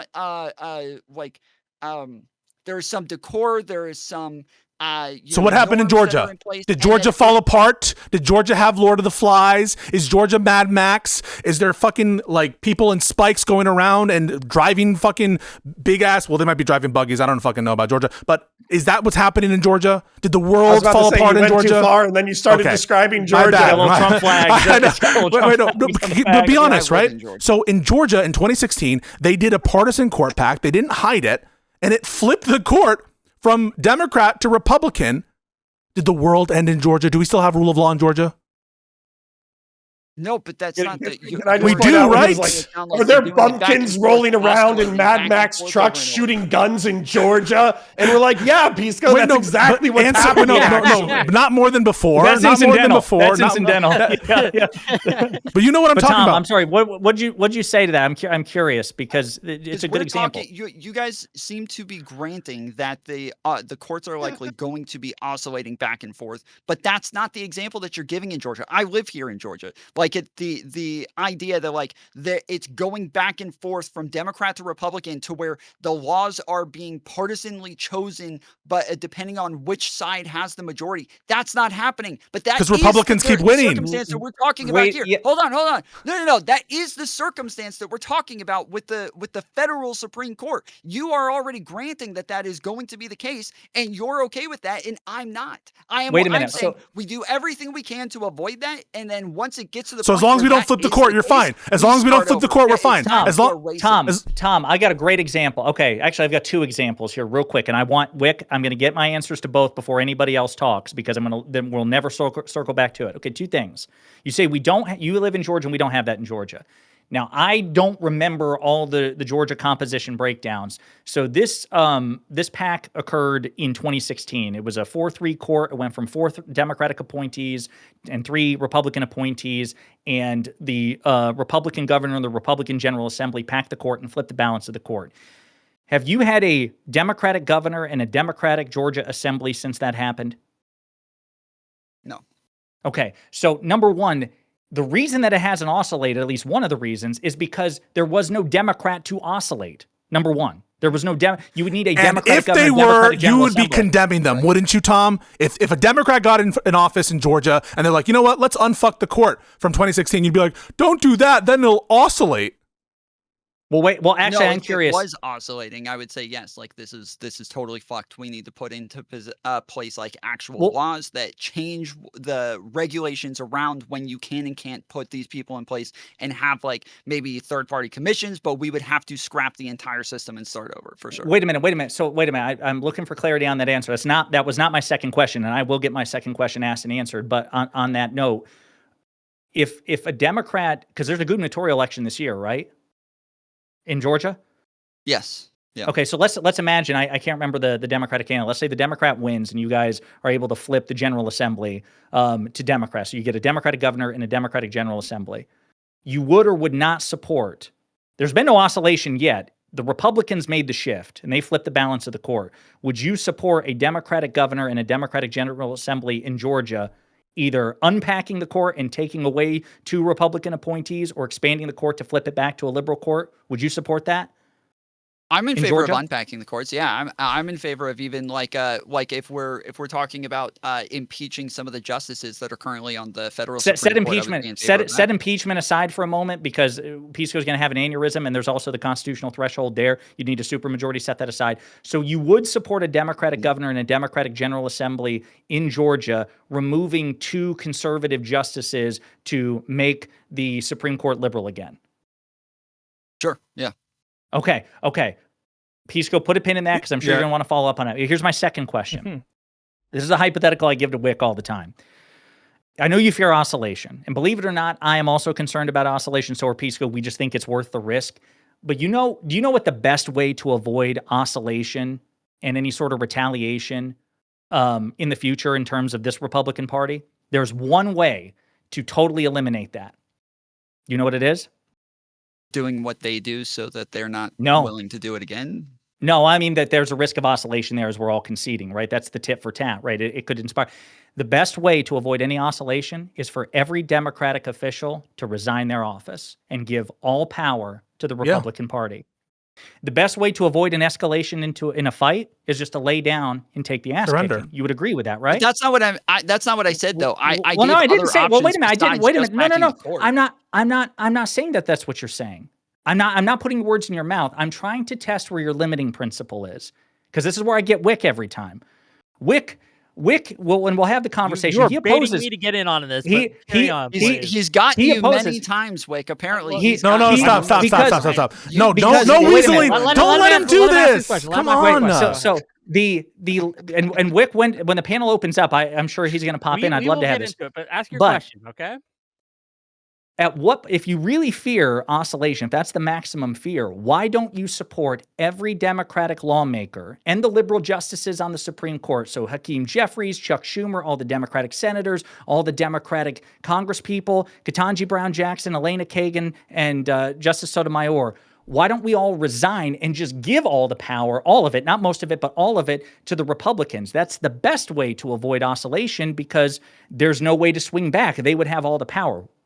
You obviously don't support that. Why not, if you fear oscillation? Because we would lose all of the Democrat power for the things that we believe in. What do you mean? So is it fair to say then that you do have a willingness to take the risk of oscillation? It's just where you draw the line. Is that fair to say? You say the risk of oscillation. I don't know why you say the risk of oscillation when I'm saying that there are other opportunities, other options that I think that would be better, and I'm giving those as another option. You're saying, well, it's like this or like nothing, and I don't know why we would even propose that hypothetical. It's this or nothing. No, he's saying that you don't have like a pure commitment to non-oscillation. The question is, how much risk of oscillation are you willing to tolerate? You tolerate some amount of oscillation risk. None. None. I'm saying that at the point that we think that it is likely to go to oscillation, not just like it's a possibility, but we think it is likely, that at that point, I think it is better to just that's get democracy, out in bro. front of it and just go ahead. One party gets in control, other party gets in control. So is revolution. So is revolution. So is full-on riots, revolution, and taking over and starting from scratch. Okay. So you don't think there's a risk of oscillation? How do you define oscillation? Is it just constant swinging back and forth, or a swing at all? Yeah, Tom, if you want me to back you up, let me know. But if you want to keep fighting, fight. What if I told? I was just going to say I think you guys know, and I feel like you're playing a little bit dumb and cute here. Like, obviously, there's oscillation when a party swaps power with another party. That's then what are you talking about? What we're concerned about. What we're concerned about is a rocking boat eventually capsizing. No. I'm not even talking about that, setting Connor. into motion intentionally oscillation. Connor, that's actually not what I'm talking about, and I appreciate that. I'm sorry, that's not what I meant. I don't mean an oscillation of like handing over majorities. What McConnell did, do you all agree that what McConnell did was a form of oscillation? Yes, that it shifted the balance of power incorrectly or immorally. Tom, would you grant that? Tom, would you grant that? Yeah, of course. What did Democrats do with the Supreme Court that McConnell was responding to? Nothing. Correct. That's my point. That's my point. It's not Democrats getting in majorities or Republicans. That's not the oscillation. What I'm saying is Republicans don't need a predicate reason to initiate a power grab. We've seen them do it. With the court, an opportunity presented itself. It's not that we ever did it to them. They're like, holy shit, this opportunity is here. We are initiating and we are going to do it. So the only actual way to avoid that sort of scenario is for there to be no Democrats in office and just let Republicans do whatever they want. So wait, do you understand what I'm saying? I do, but you guys keep using the gerrymandering as an example, right? No one just used gerrymandering. What do you mean? Right now, hold on, not just now. Let him get it out. Let's see what he has to say.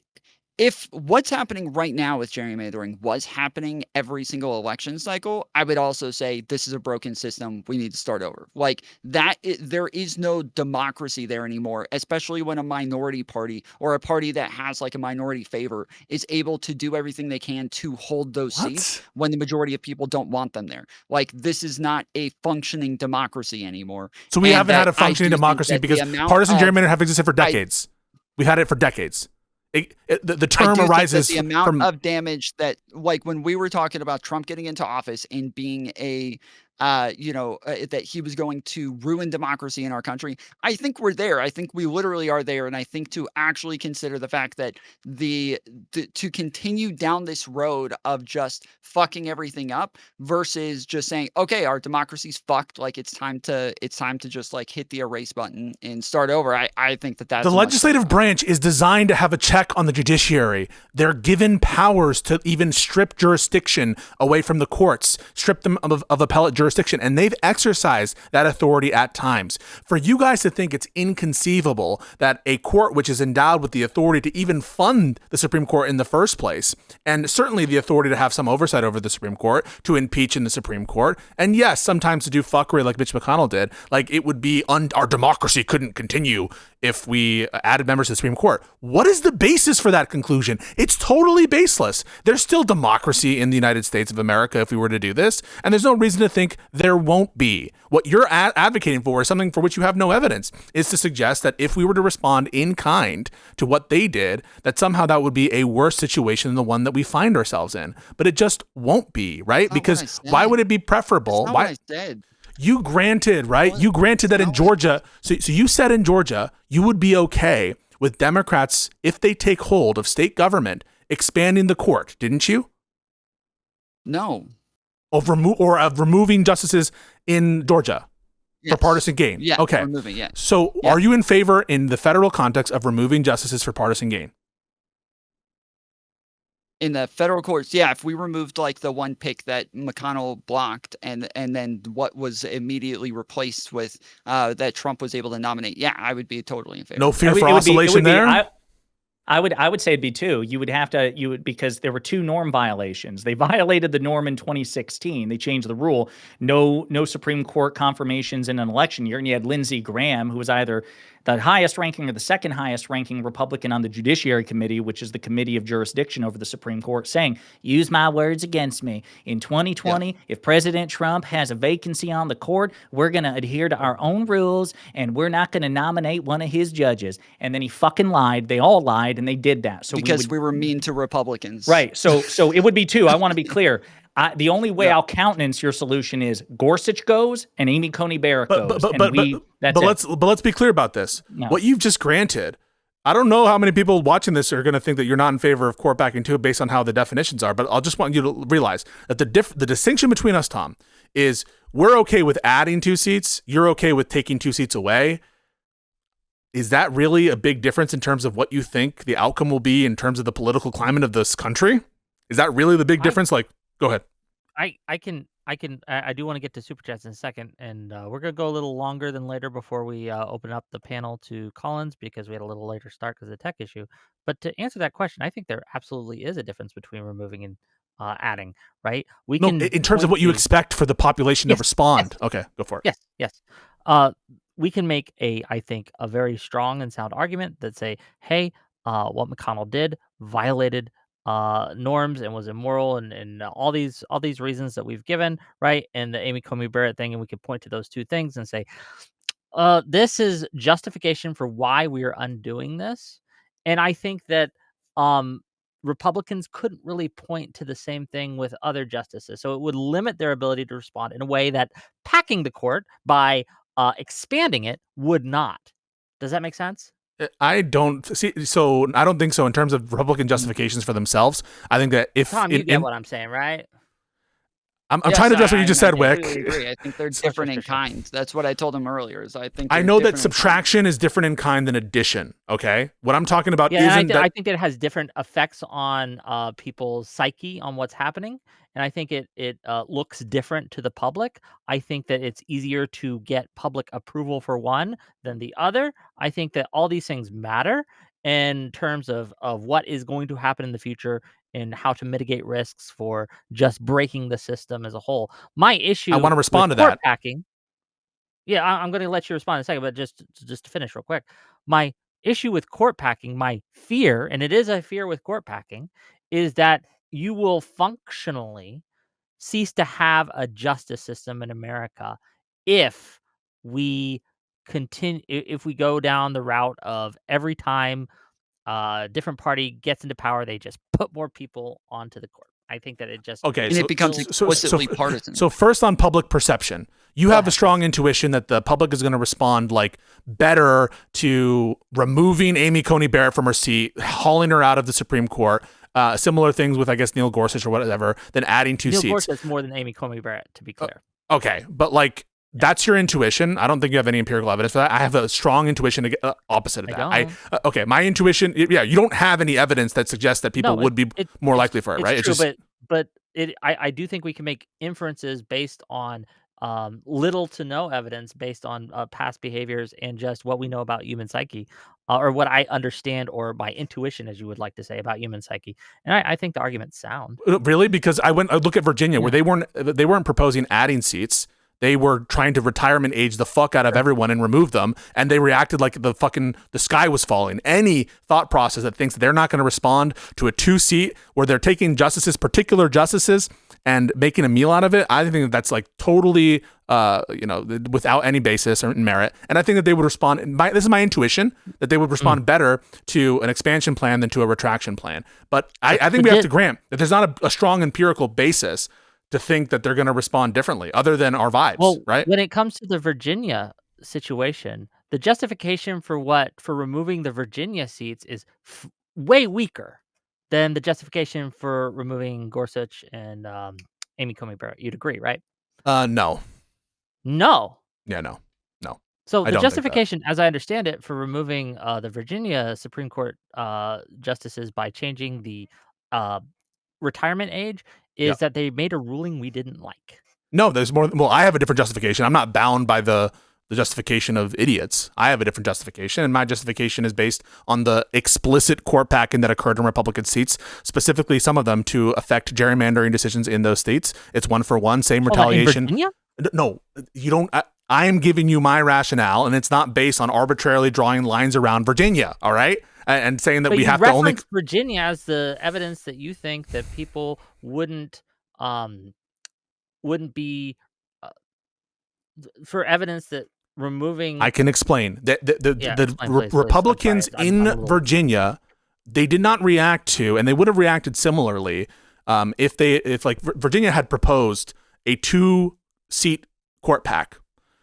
They would have reacted similarly, in my view, as how they reacted to the overall retirement age play. The only reason the Democrats didn't... Yes, I agree. And I'll tell you why, is because Virginia, and why they're changing the Supreme Court in Virginia, I think they have much weaker justification, right? We have a weaker argument. You're not understanding, right? So let me explain. So this is not about the overall justification. This is about how people consider the action of removing justices versus adding them. And my intuition is they are going to treat those equivalently to the extent that it affects a partisan skew. So we're taking because you're saying you're actually in support. And I just want to show on Wick, are you or are you not in support of removing Amy Coney Barrett from her seat? I am not in support. Okay, so then what is this bullshit? Why are you doing this thing? Okay, so Tom, you would disagree with Tom, because Tom, you do agree with taking Amy Coney Barrett off her seat, correct? Yes. Okay, so for what reason? To unpack the court. He said it. Yeah, because I would go after Thomas for bribery before I would go after ACB for unfairness or whatever. just wait, what?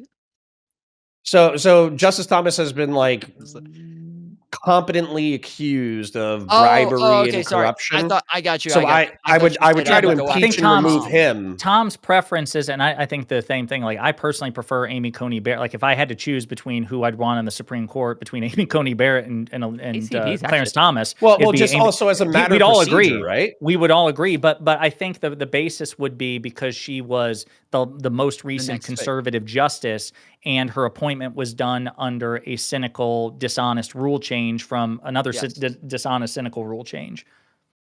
Huh.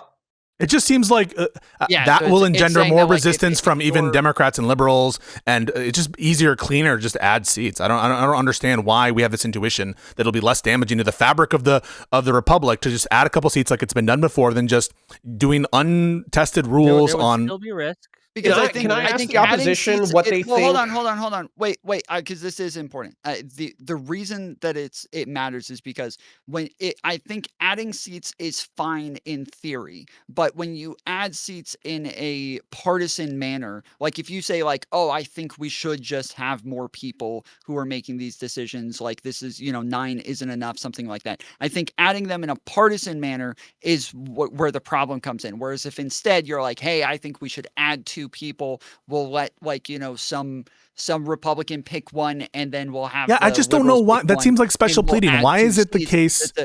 Why is it the case that like all of the fears of special pleading? You really think taking the partisanship out of it is special pleading? No, really? What I'm saying. No, listen to what I'm saying. What I think is what I think is special pleading is you've attached all of this negative risk to court expansion and reactions to court expansion and the downward spiral and the tit for tat. All of that is being attached to this. But for some miraculous set of reasons that I think are incomprehensible for me to understand, that kind of risk isn't present in a tit for tat removal strategy.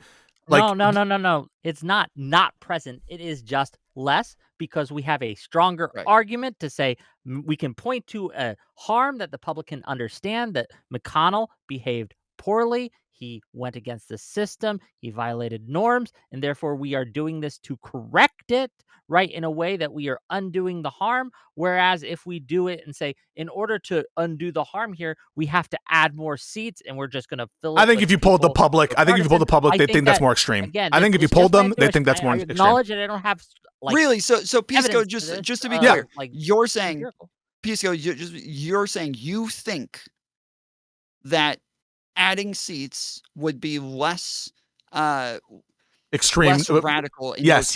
Most people, I think most people would consider, this is my intuition, removing justices to be more of a shock to the system than adding justices. I do think that, actually, yes. And you'd have all these op-eds by these these hand-wringing libs about Amy Coney Barrett was actually good for us in these concurrences, and it's just way cleaner. And like, I don't think there's a good basis to believe that the country ruining aspects that you're invoking, like the kind of like, we might as well just do revolutionary war, that to the extent that any of this is dependent on Republicans' reactions, I think they're going to behave pretty equivalently. Dude, how many times have you talked to Republicans, like had debates with them where you bring up what it is that Mitch McConnell did and they defend it? How many times, how often does basically that happen? Every time. Okay, I've never had somebody defend it. Almost every single time I bring it up to a Republican, they're like, yeah, okay, I disagree. Well, wait a minute. Listen, you're not talking to them to then. To be clear, I understand what you're talking about, Tom. On a consistent basis. I don't know what Tom, to your point, I do hear that too. I hear a lot of like, well, I mean, it wasn't great. I'm not saying it was good. You guys definitely shouldn't do it to us. And they outplayed Democrats is what they say. They outplayed them. They outplayed definitely shouldn't do anything about that. I will concede that it was a little underhanded, but it's fine. Like that's usually what it is. You'll get a half-assed. Brad Palumbo, to his credit, Brad to do it. Brad says it's bad. Yes. Yeah. Brad Palumbo's the one exception, but although again, he's saying this as a conservative who generally likes the tilt of the court. So like, even not to throw Connor under the bus, because I understand that he's anti-Trump and anti-MAGA. But I think he genuinely likes the jurisprudential tilt of this court, right? He would prefer, as a conservative, a more conservative court than a liberal one. So set the actual partisanship aside, Democrat versus Republican.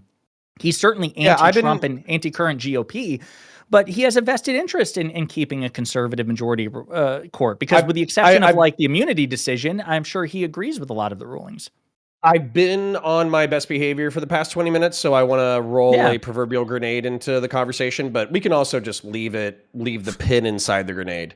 So there's a argument to be made for like textualism versus originalism in reference to like the Supreme Court and judges in general, that effectively like progressive judges will basically do a plain text reading of legislation, then they'll just make up whatever the fuck they want instead of actually doing the historical like reading in order to figure out what was intended by the legislation in the first place, and then translate it based off of that way. And as somebody who was raised in a conservative society, if you want to change the meaning of a law, then you should have to repeal and replace the law. You shouldn't get to make up whatever the fuck you want after the fact. Meanwhile, the VRA is like cringing in the corner. You want to talk about guns? You want to fight about guns? Let's fight about guns, motherfucker. Let's talk about Hawaii and California and DC and Chicago, you son of a bitch. No, voting rights is huddled on the floor of the shower, weeping with a black whipped eye by Alito.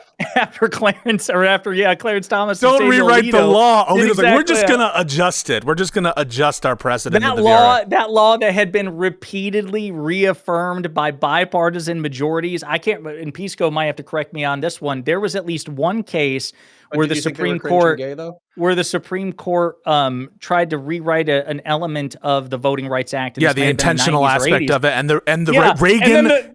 In the Reagan administration, they changed it to correct the court's error. So it's just hilarious. Yeah, the Congress was like, no, Supreme Court, this is what we meant, black and white.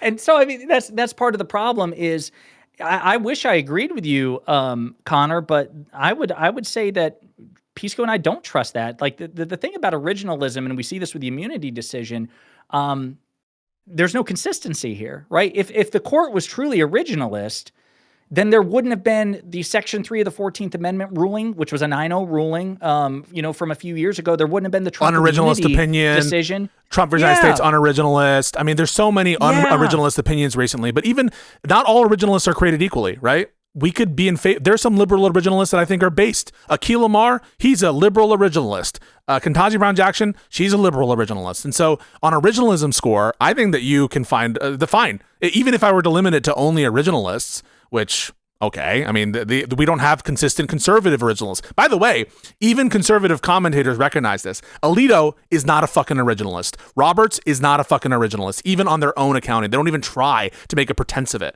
So we're just not maximizing for originalism, and certainly not consistent originalism. So all of that is just irrelevant to the overall argument, because you can find liberal originalists. And even if I constrain myself that way, it'd be better. The statement that you made that I think is a pin in the grenade that I would like to leave, in there is effectively not all originalism is created equal. That's a perfectly fine summary of the situation.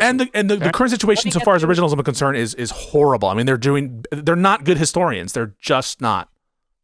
Let me get to some super chats, and then we'll continue the conversation. We're going to open this up in about, I'd say, 20 minutes. So yeah, $10 from your mom shows something. I don't know. It says Dylan is already better than Ryan. Well, thank you for the $10. $2 from my listening library to say, damn it, Ryan Mullally. Pisco probably. We already read this, but $10 from Soy Pill. Pisco, when you told me blacklisted Ryan, did you know these tech issues would happen too? You know I use my Jewish connections, huh? Funny. $5 from Esoteric Dichotomy. Can I respond to Soy Pill real quick? Go ahead. Soy Pill, if you're watching, I want Joe to define what he means by what was the word? What was it that I sent the super chat about? Wait, come on. What was the debate? I don't remember, bro. God damn it. There was a meme. Fuck it. I'll have to go back and check. Go ahead. Owned.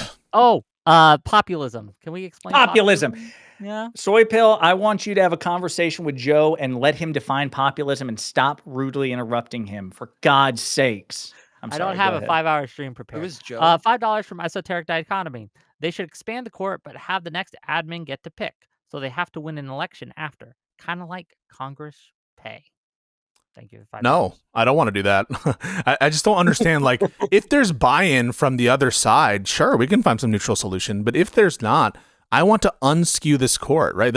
I'm glad that Tom has granted the self-defense argument, but I think by it, it's entailed, unless you believe, as he does, that there's some material difference between removing justices and adding seats to the Supreme Court. I mean, he's very well entitled to that view, but if you agree, as I do, that the public wouldn't have a distinction, or at least there's no basis to believe they would have a distinction in those responses, I think you're bound to say that Democrats are justified in adding seats to the Supreme Court. I think you just are. £5. I mean, Connor, are you saying you don't agree with like any sort of return fire in this case whatsoever after Mitch McConnell? Well, the return fire, I don't know why. I know why. I know it's because it's more difficult. Mitch McConnell used a specific weapon in order to injure the Democrats. And I'm saying use the same weapon to injure the Republicans. And they're like, no, fuck that. It's too hard. But imagine in your police context. Real quick, I'm you sorry. do agree with I'm the sorry. return fires. Okay, so just real quick, just to be clear, we got some he breaking does news? agree with self-defense. He does agree with Yeah, of course. level of self-defense. He just agrees Dude, I with, would like, love to see doing Donald it. Trump Okay. and or his cronies prosecuted to the fullest extent Okay. of the law. What Absolutely. was Breaking news: Thomas Massey lost his primary. It's official. Damn. So. Interesting. I screamed fuck into the microphone, but Damn. What do you say? Democrats should capitalize. If Yeah. no, hold up. I'm very serious about this point. If the Republican Party is going to continue to follow cultists who are sociopaths, who will sweep for an ephemophilic sex trafficking fucking presidentially corrupt fucking dickhead, then the Republican Party, it doesn't even matter what I say. I could say all the principled shit that I want. Karmically, they will reap the fucking whirlwind. And I will be there to say, I told you so, you fucking dipshits. Thomas Massey is a schizophrenic, but you cannot argue that he's principled. Well, here's the thing you have to And consider Brad, in light of our Republicans. And Brad Raffensperger is currently losing. He hasn't been called yet, but he's losing the gubernatorial primaries, and he's the most Brian Kemp. Like, he was the one who fought against the Stop the Steal thing in 2020. So here's what you have to realize on how it plays into it, because it is relevant here, is we need to stop pretending that this Republican Party is about to turn the corner and like not embrace MAGAism anymore. There are some people who are leaving Trump because the economy is bad, but the Republican They're moving Party in a more extreme direction. and they're not really what I'm extreme saying. as hell. So I'm not saying the Republican Party is like, we're right around the corner from everybody looking like Mitt Romney.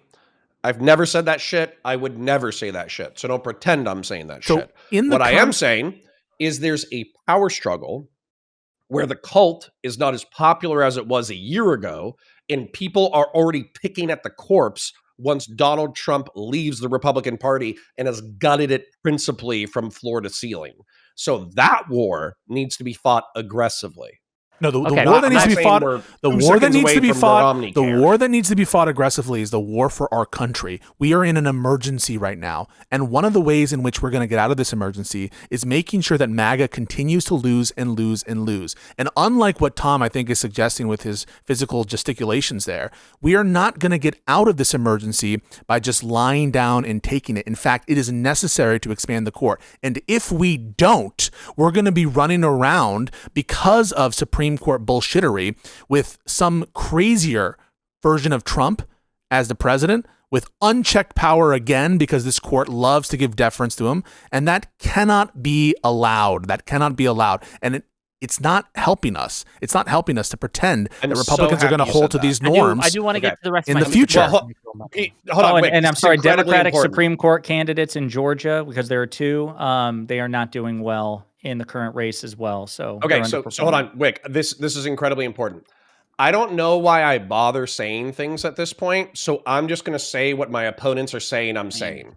So, Democrats, lay down. Get right. It's over. Don't respond anywhere. Don't ever vote.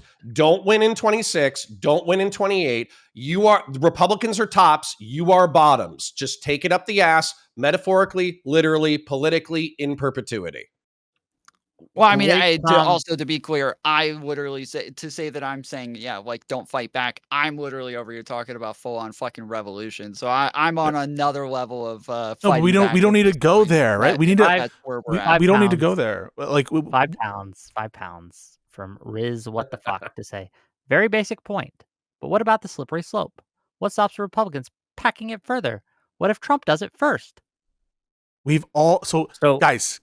It's been packed. I don't know what I have to do to get you guys to understand the position, right? We've offered now multiple opportunities for someone to distinguish what Mitch McConnell and company and the Republicans did in this interim period and how it would be better or worse compared to a legislative court pack. And nobody has been able to provide a reason why what Mitch McConnell did was somehow less bad than a prospective legislative court pack. No one, right? So it's already been packed. And through this conversation, hold on. And through this conversation, you articulated, both you and Jessiah articulated, that compared to not court packing and leaving a long-term conservative Supreme Court, you would prefer to oscillate the court every 4 years. And that is what Tom and I are afraid of. Yeah, but you guys it is what it is, man. You guys Also, you guys are lay down, take it up the butt, stop clenching your sphincter, just take it up the butt, relax, it'll be fine.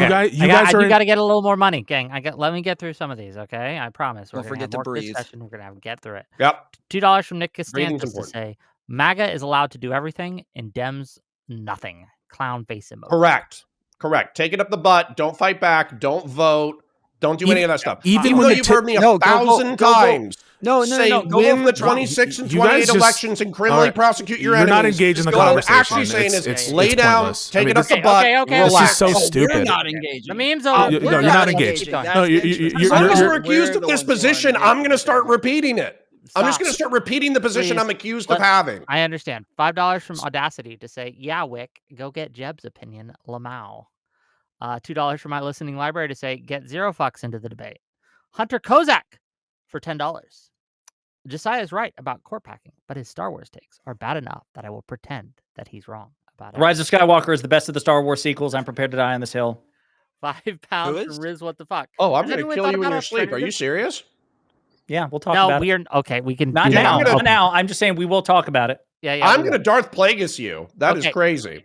£5 from Riz, what the fuck? Has anyone thought about alternative, nonpartisan ways to set court composition? Other countries don't have this problem with their highest courts. Other countries, by the way, have functioning democracies where legislature has way more control over the judiciary, right? Like, just because, like, there is a situation in which the legislature would have more control over the judiciary doesn't mean you don't have a functioning democracy anymore, okay? And that's me even preferring, in the best of all outcomes, to have a fully independent judiciary. I mean, I do think that would be preferred. But that's not the question presented. The question presented isn't what's the best possible solution in the best possible of all worlds. It's, is the current solution one that should be considered in that it should be enacted better than the status quo, right? Because if you agree with any level of court packing, even one, by the way, in which there's definitionally no oscillation, I think Tom has to deal with that one now.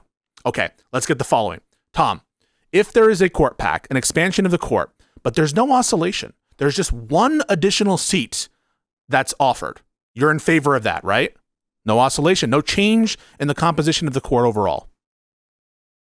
Well, I said that I was against like an even amount of justices. Two wouldn't change the composition of the court in terms of Republican versus Democrat. You're saying we know that there's not going to be oscillation afterwards? Yeah. No. I'm not saying sorry. There just is no oscillation by that action in terms of the composition. In terms of Democrat, Republican, we've just packed it by 2, and it's not resulted in a change in the composition of the court. It's still a majority conservative, but it's just a less conservative majority. You understand what I'm saying? So you're not reaching the... Okay. So currently there are 9 seats on the Supreme Court. If you add 2... no longer be a conservative majority. It would still be a conservative majority. There are 6 conservative justices on the Supreme Court. There are 3 liberal justices on the Supreme Court. If you add 2 justices, there's 5 liberal justices, 6 conservative justices. That doesn't change the current composition of the court. Would you be in favor of that? Yes or no? Yeah, maybe. So you're in favor of court. So you're definitionally in favor of court expansion. Maybe. Maybe is not definitionally in favor of it, but. I would wait. So when you say, so what is there to think about? I just Tom and Like- I are worried about turning on and off the Supreme Court like a light switch and getting decisions based off So of now a there's a light new- switch flip every 4 years. So now there's a new oscillation So concern. yes, we're not principally opposed to the concept of expanding the court. We're It's concerned like about the oscillation. tail That's been wagging the point the dog. entire time. It's like the tail wagging the dog. Anytime I set as equal the thing you claim to be concerned about, the result still is, it's not clear that you're going to support it.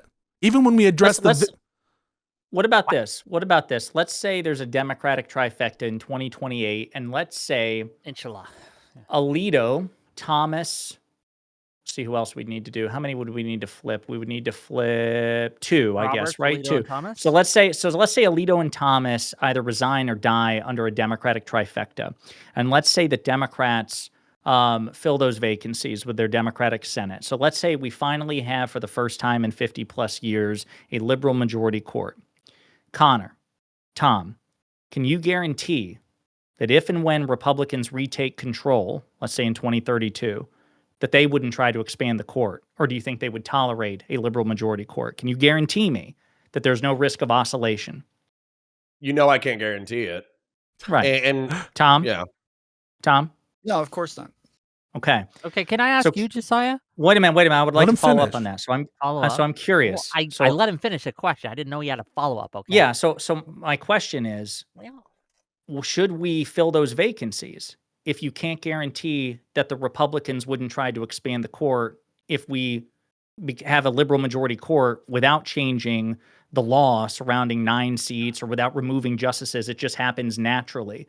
Because the reason I'm asking that question, I do want an answer, is because I believe the Republican Party is at a point, they're so radicalized, and these election results make me even more convinced of it, that they will simply not tolerate a liberal majority court, no matter how the liberal majority court manifests. Court packing, not court packing, deaths, resignations, impeachments, that they'll say, 10 years ago, the Democrats talked about court packing, because they did this, by the way, when McConnell withheld the hearing for Merrick Garland.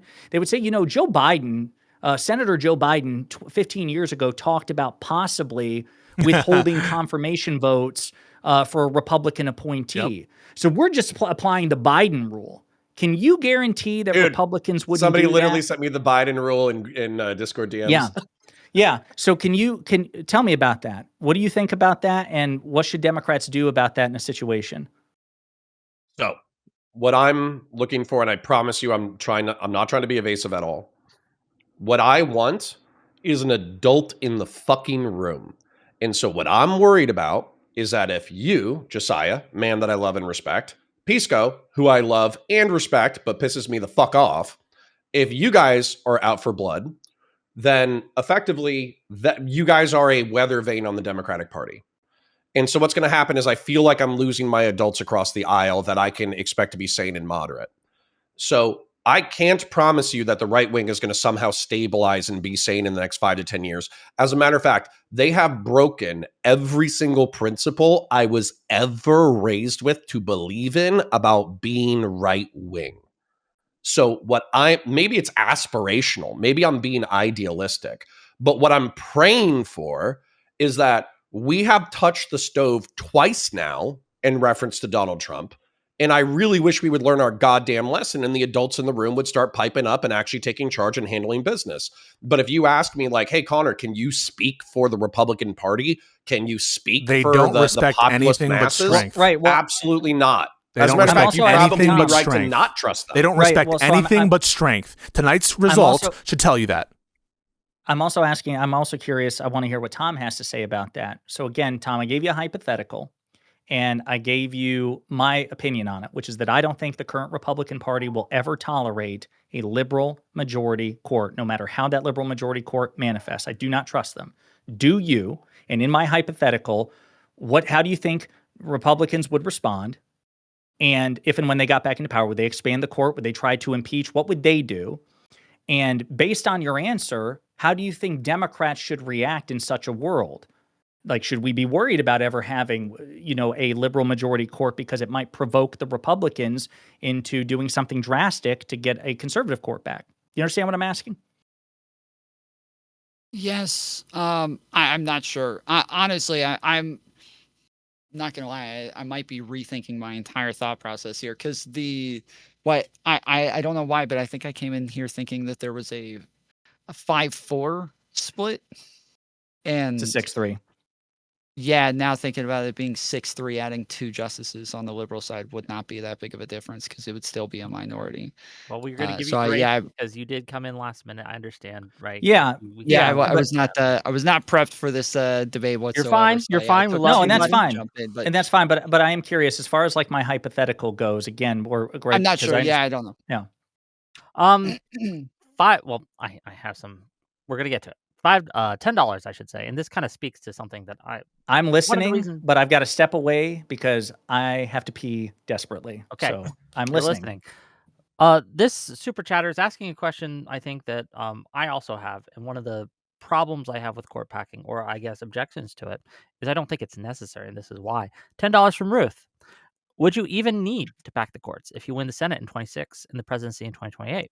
You could just replace Roberts, Alito, and Thomas in the 8 years after 2028. Roberts, Alito, well, not so much Roberts, but Alito and Thomas are thinking about retiring, right? And Roberts is, I think, Well, next. this is oldest what I brought justice, up if earlier. I may Let me say, address if it. I may finish, right. And Roberts is the next up. So I understand worries about them trying to block replacements, but there are fixes to that worry that do not involve court packing that we could, and I feel should explore before we go to the court packing. So if we all we have to do is wait a couple years, I think we have it is a better world if we can fix this without results. So let me address that completely and Yeah, totally. please. So the first question is one about what you mean by necessity. If you mean strictly necessary, like ontologically necessary, no, nothing is necessary on that view. So necessary here, I'm assuming you mean like reasonably necessary to achieve an end, right? Yes. Helpful, right? Helpful. And the answer is it is helpful. So the first reason it's helpful is one, it's justified, right? It's even if Roberts and these other people retire, that's in the sense of like normal, what we would consider within the bounds of then existing norm vacancies on the court. And so it doesn't recover the injury. The injury is still being felt even if we have those vacancies on the court. So nothing about having other opportunities within the norms doesn't like repairs the injury that was done back in the day. So it's not really relevant in that course. And obviously having If I go may, for it, yeah. if I may address that, I'm not done, point, but yeah. I understand that, and I do believe it is an injustice, and I agree with you that there's a self-defense. Your self-defense analogy works. I agree with it. I buy into it. Right.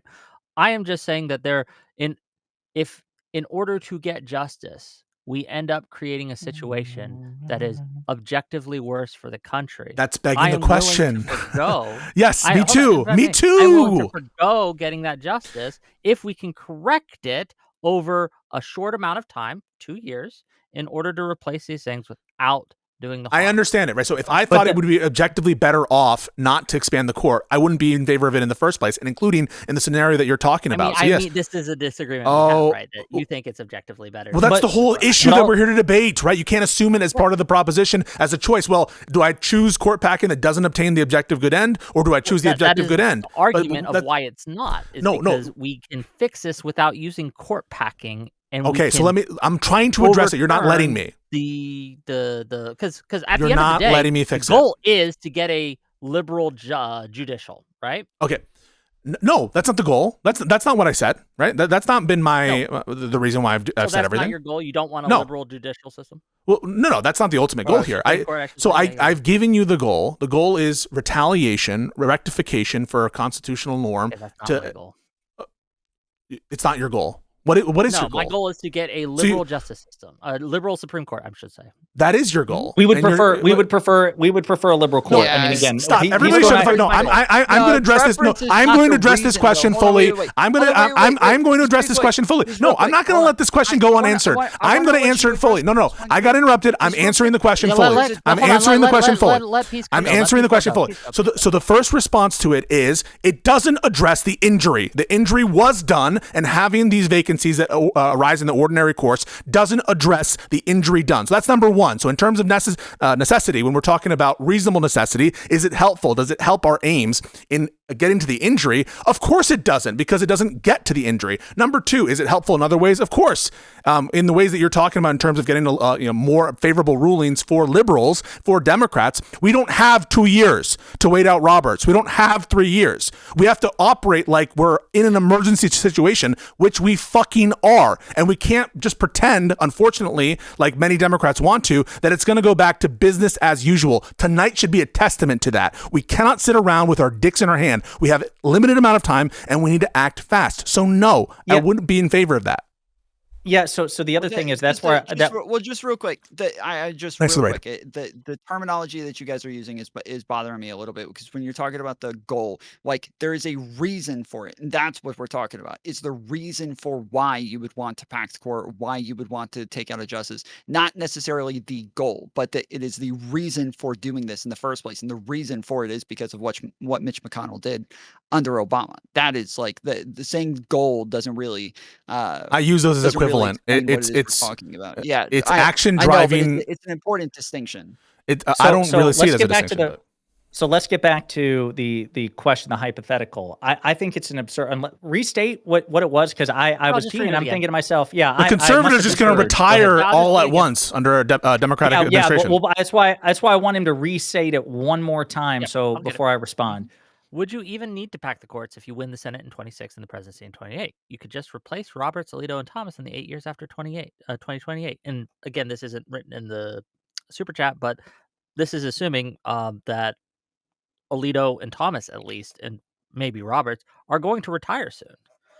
And Alito and Thomas specifically have been talking, right? There is scuttlebutt around them retiring soon, right? Or do we disagree? Yeah, no, I'm so naive. Oh, man.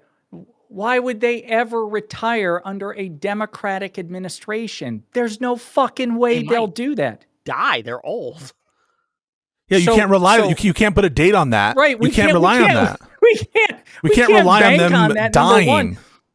Yeah. Number one. Number two. I mean, again, because here's the thing. This is where, in the very beginning, when we were talking about the need to deal with the Supreme Court in 2028, part of the problem too, and I mentioned this, the structural disadvantages. So the 2030 census is coming up. And after that happens, there will be the reapportionment of electors. Blue states will lose electors. California and New York are going to lose electors. And so are some other blue states. Red states are going to gain electors. Based on the current projections, Democrats are going to have a much harder time winning the presidency because simply winning the blue wall will be insufficient. So the path to sustained Democratic power, because the anti-majoritarian, red, Republican, conservative-skewed system known as the Electoral College, is going to be even harder. It was already not 50-50. We had to overperform. Now the odds are going to be even more against us. The Senate is already hella malapportioned. The last time we had a 50-50 split Senate, back in 2021, the Democrats represented 44 million more Americans. The Republicans have an advantage there. They have an institutional advantage with the court, with the House because of the gerrymandering and the Voting Rights Act being gutted, the Electoral College and the upcoming census, and the Senate.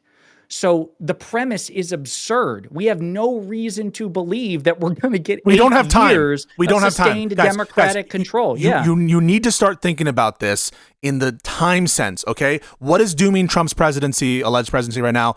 He's running out of time, okay? And we have to think in the same way. We don't have time to just say, please, Roberts, die. Or somehow Robert or fucking Alito, please die, or grow a spine and resign under a Democratic administration. And so for us to just sit around with our thumbs up our ass and never do something. How about we be active and do the thing that actually addresses the injury, which this wouldn't, and achieves the result, which that wouldn't necessarily. So no, we shouldn't rely on that. And just because it's possible that it happens that we get additional vacancies. No, we want more. Yeah, it's like saying, I know you need more money, but instead of doing X, Y, and Z, why don't you just win the lottery? Just in case, you could win the lottery. So, and you don't even go get a ticket because someone might gift it to you. Panel, I'll address this more, but let me finish these super chats. I promise. Okay, $5 from J Ray. I'd like to be the one team allowed to score 2 goals by blatant handballs and offsides and trying to come back by playing by the rules. Yep. I mean, that's My it, listening right? library for $5. Right now, Is that the MAGA real Drag? Republicans are winning. MAGA are my parents and aunts and uncles. They are everywhere and plentiful. I disagree, but fair enough. MAGA is they are the Republican Party. MAGA is Yeah, but the omnipresent. Republican Party is losing overall, but fair enough. I don't know where that people have gotten the hopium. Like I have opium, and I am hopeful for the midterms. But do not underestimate your opponent. Don't underestimate Trump.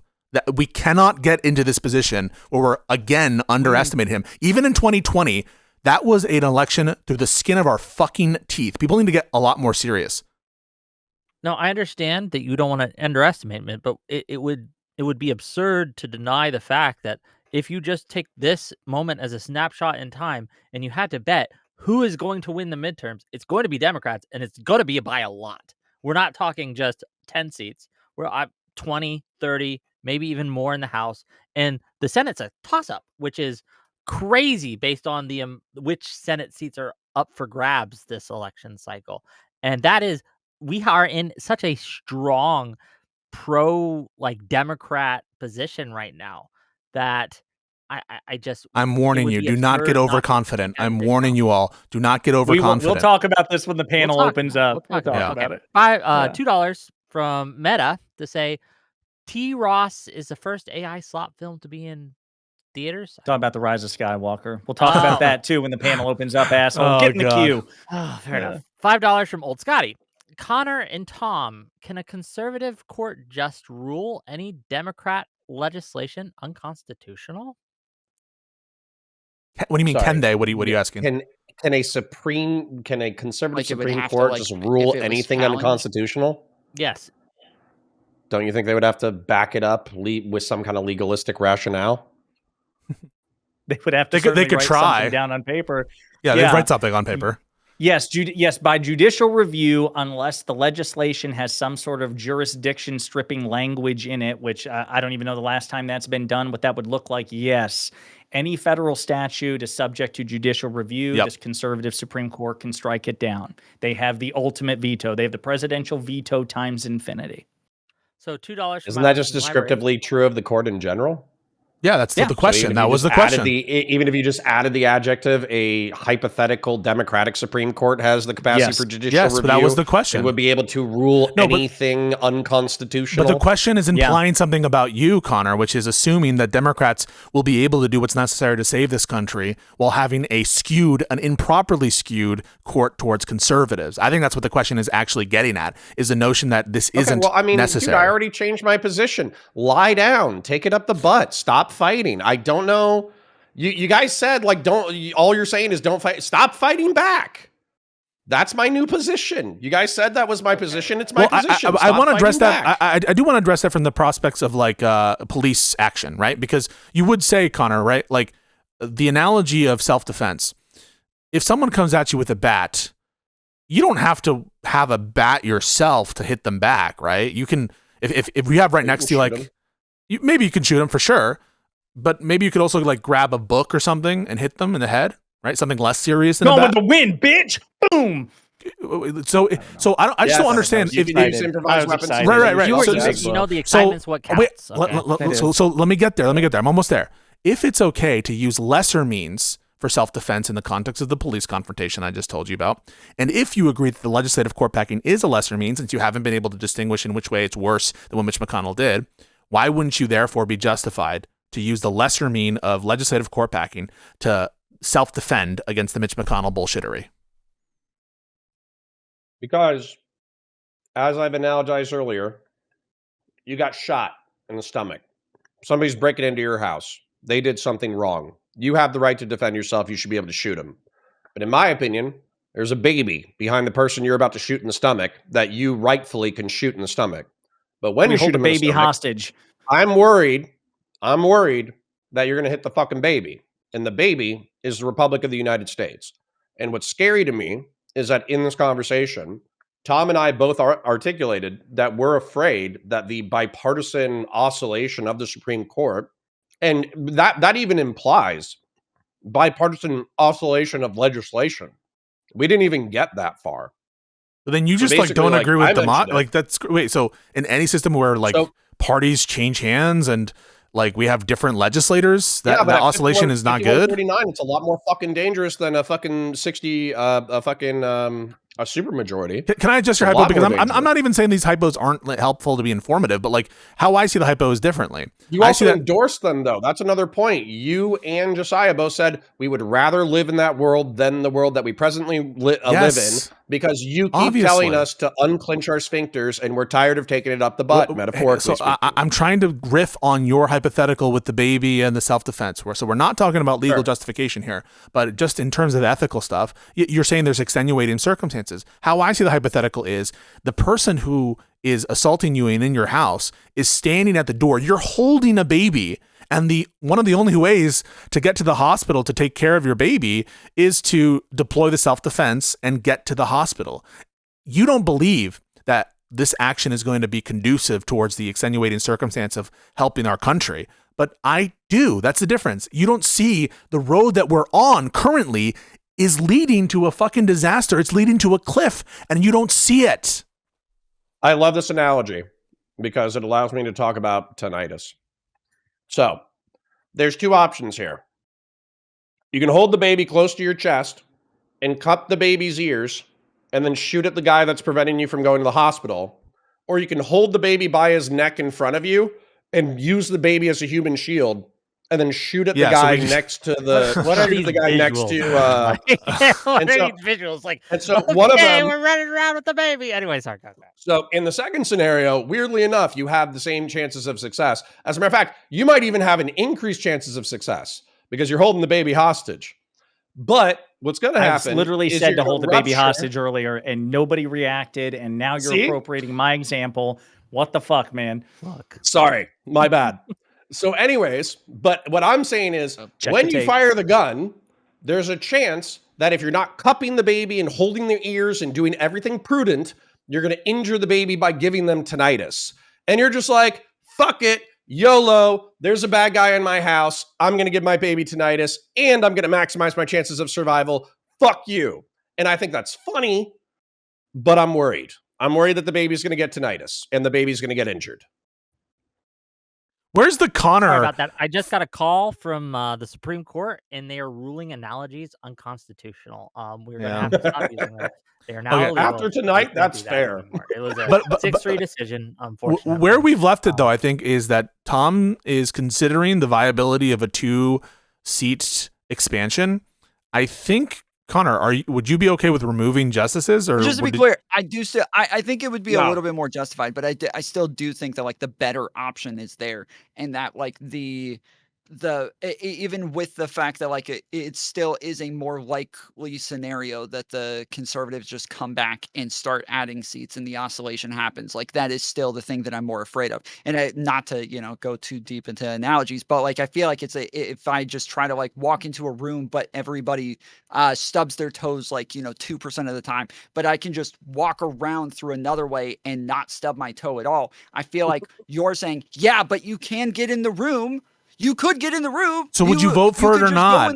What is all? Can we just like get straight answers from you, motherfuckers? Would you vote for it or not? It's status quo, up or down, 2-vote expansion. They've rejected all the other yeah. Okay, so then I think we're left with Whick. As I understand Connor's rationale, You agreed with my moderate court expansion in an ideal world, though. Well, no, wait, Like hold on. the point that I'm 6v6 with so- independent moderate deal breaker.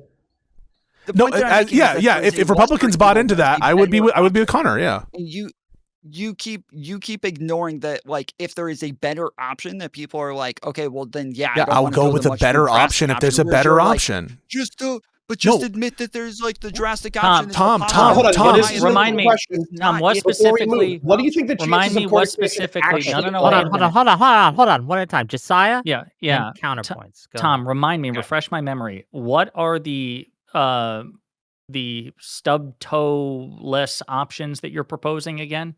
specifically in lieu of court packing? Blocking their picks in the future, or even just yeah, but that doesn't arise. What if the condition for that doesn't arise? That's what we're saying.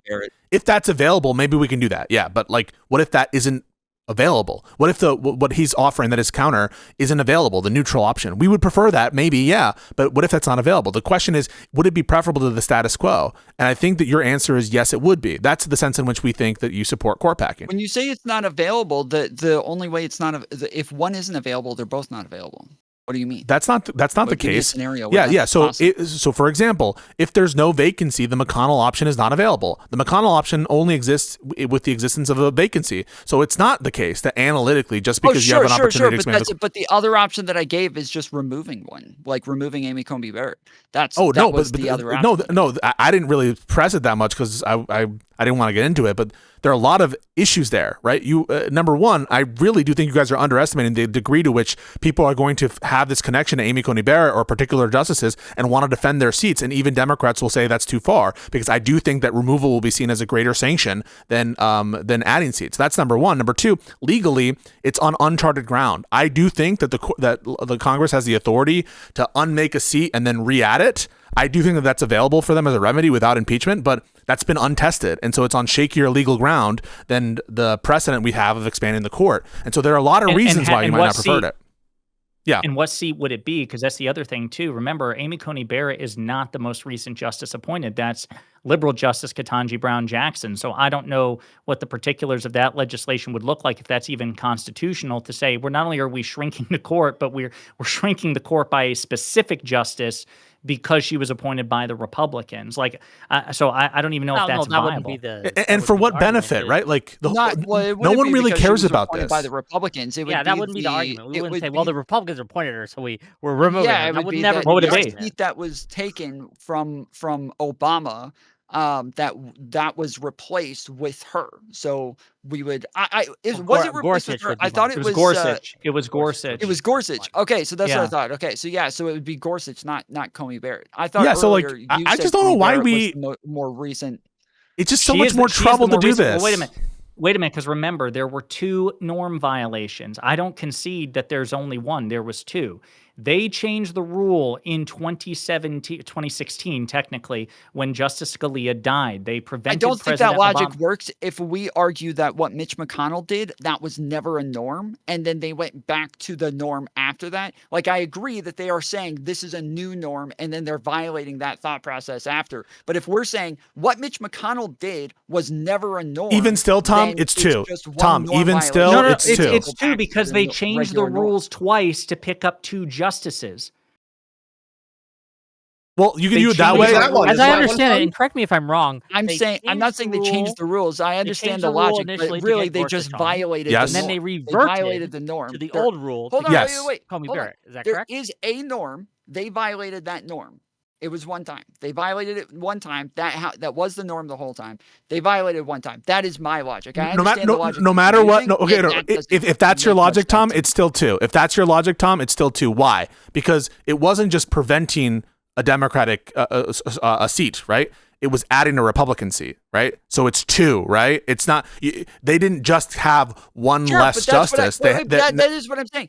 That is what I'm saying is that if you take out Gorsuch and then you replace him with another person, while Gavin Newsom is in office, that would rectify it. Yes. No.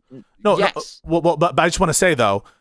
There's 2 ways to look at it. You could look at it the way that Jessiah did, which is like you count each norm violation as its own thing. And I think that that's a perfectly legitimate way to look at it. By the way, I don't think we're bound to only respond in kind. I think that that's like silly, right? Like the notion that for proportionality purposes, we can only go to the very limit that what they did. I think you can go a little bit further. So I wouldn't even be against it in that way. But I think another way, a legitimate, fine, good way to do it is the way that you just did. It's like, well, let's look at the effect on net seats on the overall scheme. And then it's still 2 seats, right? So like, I don't really care how you get there. I just think that you take away, you take away 1 seat and that has the effect of what you're saying. But adding 2 seats would do the same thing. If you just add 2 Democratic seats, it would have the effect of removing a Republican and adding a Democrat. And so I just don't know why you go through the trouble to remove a seat when you can just add justices. It's just way more trouble. Get me? I still think that both norm violations need to be punished. Yeah, that's fine because they too. changed the rule for Gorsuch, and then they said we would adhere to the rule change for Amy Coney Barrett, and then they broke their own rule. They broke the original rule, and then they broke their own rule. Those are two norm violations as far as I'm concerned. That's a fine way to look at it too. I don't have a problem with that. And we're gonna get to closings, and then we're gonna open it up, and I'm gonna get in a little bit more, make some arguments, and bring some people on. It'll be fun. I want to give everyone a chance to have closing thoughts, closing arguments. But let me finish these two not Supreme Courts. Let me finish these two super chats, and then we'll get into that. Is that cool? Everyone good with that? Yeah. I hope so, Yeah. because that's what we're doing. $2 from my listening library to say, Whick TV, what if the midterms are close or we lose? If we lose the midterms, then I have to rethink all my priors. I have to rethink all my knowledge of how politics works. That would be a catalyst event for me that I would need to do some real soul searching. There are generic ballots that only have Democrats up like 2. We can talk about this if you want to when you open up the panel. But I think you are. I'm confident that Democrats are going to flip the House. I share that. But a 40-seat wave, I don't know anybody. Laksha Jain, Nate Silver. Well, I thought that's what you said. 20, 30, 40. I don't know anything. I don't know any pollster who has said that based on the data shown. Now, if the trend keeps going and we continue to see that aperture widen up, then maybe. But like even Laksha Jain, for the Republicans, that is my instinct that things are going to continuously get worse for them. They are going to continuously double down. They are incompetent. They are incapable of governing. This will reflect in the American public's opinion of them, and we will get like a 20 to 30 seat flip in the House. And your lips to God's ears, baby. Your lips to God's ears. That is my instinct right now. And I think I can back it up with evidence and the trend lines, and I think the polling data supports that, and the directional polling data supports that, but we'll get into it. $5 from Old Scotty. Should we have Supreme Court oversight? If the court is not reformed, the conservative court will never let oversight pass. It will be ruled unconstitutional. I think some of it is unconstitutional. I mean, I really do think that the court reform people need to be more specific and tailored with their proposed regulations, because a lot of them I don't think pass muster. And I have an obligation to the Constitution, so I'm not advocating for something that I think is in violation of the Constitution. Maybe we should propose an amendment, but it just does seem like I'd be term limits and ones stuff. You specifically you think are unconstitutional, but we'll get into that opening. Term limits. For now, fair enough. For now, what I'd like to do is give each of these lovely individuals, these beautiful individuals who struggled through the tech issues that we had at the beginning. Dylan, if you're watching, and I know you are because you texted me, I'm sorry, buddy. It just wasn't working out. It wasn't working at all. I'm sorry, buddy. We're going to give it first to, we're going to let Counterpoints have the first word, and we're going to let Tom have the last word, and we're going to do like a sandwich thing. So go ahead, Counterpoints, then we'll go to Jessiah, and then we'll just go around. Counterpoints, closing thoughts. Sure. I would be much indulged if my opposing, I don't even know what you call them, my opposing counsel, if they told us how likely they thought the court packing was on a percentage basis. Like, what do they think the chances of this happening are? I understand the existential arguments. I understand that they're saying Republicans are worse. I understand everything that they said tonight. But I will bring up insincerity that they did say, we would prefer a oscillating Supreme Court where we just add on 2 justices every year, every 4 years in perpetuity. We would prefer this over the status quo because we do not think that we can get the Republican Party back with the tool that they used against us. It's not a certain bet, and the fate of the Republic is in the balance. I will cite you over to my analogy where you have 2 options. You can cover the baby's ears and shoot the bad guy that's preventing you from getting to the hospital, or you can hold the baby up as a human shield, and then you can fire a gun right next to his eardrums. And while I do think using a baby shield and firing a gun right next to their eardrums increases your chances of success, it's not something that I am personally willing to do. So I'm not going to do that. But since every Democratic, liberal, and progressive who just heard me speak didn't hear a word of what I just said, what I really just said is lay down, metaphorically, spiritually, physically, just take it up the butt, grab some lube, buy it on your way home from work. Don't fight back. Don't vote. Don't do anything. Just let the Republicans win. Thank you. Thanks for being here, Counterpoints. I do appreciate you, buddy. Jessiah, go ahead. Well, since Connor has officially said he wants the Democrats to roll over and not fight, and that's his official position, I'm fucking with you. Look, listen, court packing is a necessity. It really is. So we're at an institutional disadvantage. The odds of sustained Democratic power are slipping increasingly so for all the reasons I articulated earlier. We have to strike while the iron is hot. The precedent is there. Republicans have packed state Supreme Courts. They have packed state courts of last resort. They have flipped the partisan balance of state Supreme Court for nakedly partisan ends. So when any fucking Republican or when any liberal cuck tells you the Republicans wouldn't do it or hasn't done it, they're either dumb or they're lying. They have done it and they would do it. It's a matter of fact. If you disagree, I'm right, you're wrong, objectively, black and white.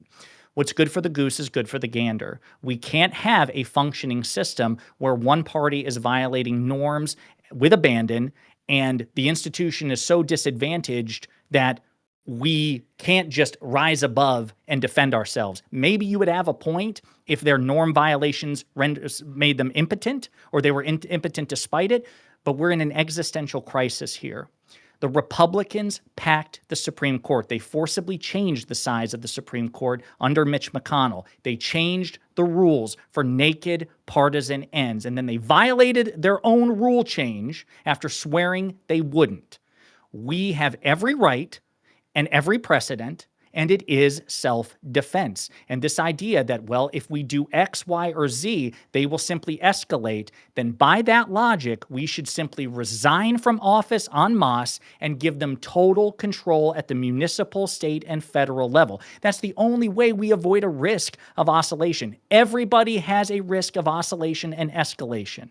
And the fact of the matter is this Republican Party started it. They weren't retaliating when Mitch McConnell did what he did. They initiated it. Why? Because they feel entitled to a conservative Supreme Court in perpetuity. They will not abide a liberal court. Even Tom and Connor agreed that they can't guarantee that if a liberal Supreme Court naturally emerges through deaths and retirements and legitimate practices, that this fucking Republican Party won't go, well, shit, we had a conservative court for 50 years. 15 years ago, Pondering Politics was talking about court packing, so I guess that means we can pack the court now. That's what they did when McConnell did what he did. There is no good argument against it. And those of you who are afraid, sack up. I would rather have an oscillating court than languish under an ill-gotten conservative majority. And even Whick's audience, which is centrist as fuck, shows us winning by about 2/3. Court packing is here. We are right. You are wrong. Pack the fucking court. Whick's audience. Okay. Well, Hold we're up. going to have words Hold about up. that in a second. But Question. thank you for being here. Hold on. Percentage. What do you think is the percentage chance that it's actually going to happen? I did ask that as a part of my opening, and I would appreciate it if you answered the question. We can have them answer in the we can have the answer once we're done with closings. I haven't gotten to my closing yet. Yeah, we'll have them answer. Closing time. Once we have the There's closing. Pisco. Jessiah, Could have just said thank you for being 5%. here. Jessiah, thank you for being here. I really appreciate you, buddy. Let's give it to Pisco. Oh, Go you're ahead. saying you wanted them to answer that in their closings. I don't know, 27%. Okay, yeah. 27%. Yeah, I was gonna say 20%. I think a year ago it would have been like 5%, but we're seeing like Kamala Harris of all fucking people is like, you know what, maybe we need to pack the court, and she's the most cautious Democrat I can think of. So I think that in this debate, the self-defense argument was like all but conceded that what Mitch McConnell did was worse than legislative court packing, and therefore self-defense is justified, with the caveat unless it's some sort of extra circumstance, some non-considered circumstance outside the four contours of, or the four walls of the self-defense argument. So in other words, there has to be some like great cost that's being pointed to, some great like negative effect from the action of the self-defense, which I think everyone here grants would otherwise be justified, right? Otherwise be justified. And there just isn't a good basis to believe that the consequences of not doing court expansion exceed the don't exceed the consequences of doing the reverse. And the reason for that is, number one, you have seen in state Supreme Court packs where they've either changed the composition of the court from Republican to Democrat, or have added more conservative justices to far too little conservative court, that rule of law hasn't fundamentally broken down there. There's not precedent of rule of law breaking down fundamentally because of a court pack in the United States of America. It hasn't happened. When there was oscillation back and forth in the 19th century, it didn't result in the end of America. And there was a big gap between the last court pack and the Civil War, 1860s. All right. So the last one before that was like in 1830 or something like that. And so I don't believe that a court pack either was responsible for the Civil War. The reason for the Civil War was slavery and stuff related to slavery. Arguably, the Supreme Court run amok. And so what is the basis to believe that we're going to lose our country if we have Democrats expand the number of seats on the Supreme Court? Really? I know that that's what everyone says, but what is the evidence to suggest that that actually will be the case? Jessiah says it completely correct. If Republicans were facing a legitimately obtained Democrat majority on the Supreme Court, they would be doing the exact same thing. The only reason they're talking about norms now, imagine that Republicans talking down to and chastising Democrats about norms after all we've been through, to think that these should be preserved when there's a very legitimate self-defense case that no one has undermined at all, I think is just way beyond the pale. And we just need more Supreme Court justices. As a matter of administration, as a matter of case law, that is an additional reason to be in favor of it. So if there is no reason to believe this cascade of horribles, the parade of horribles, and if it is the case that it's justified on a self-defense view, then we should implement it. The other additional benefit is, obviously, it will give us the ability to implement a legislation that both takes to task MAGA corruption that we've seen, but also puts our country on the right foot. The last thing we want is to rest on our laurels and to think that the MAGA threat is ending after Trump. It's not.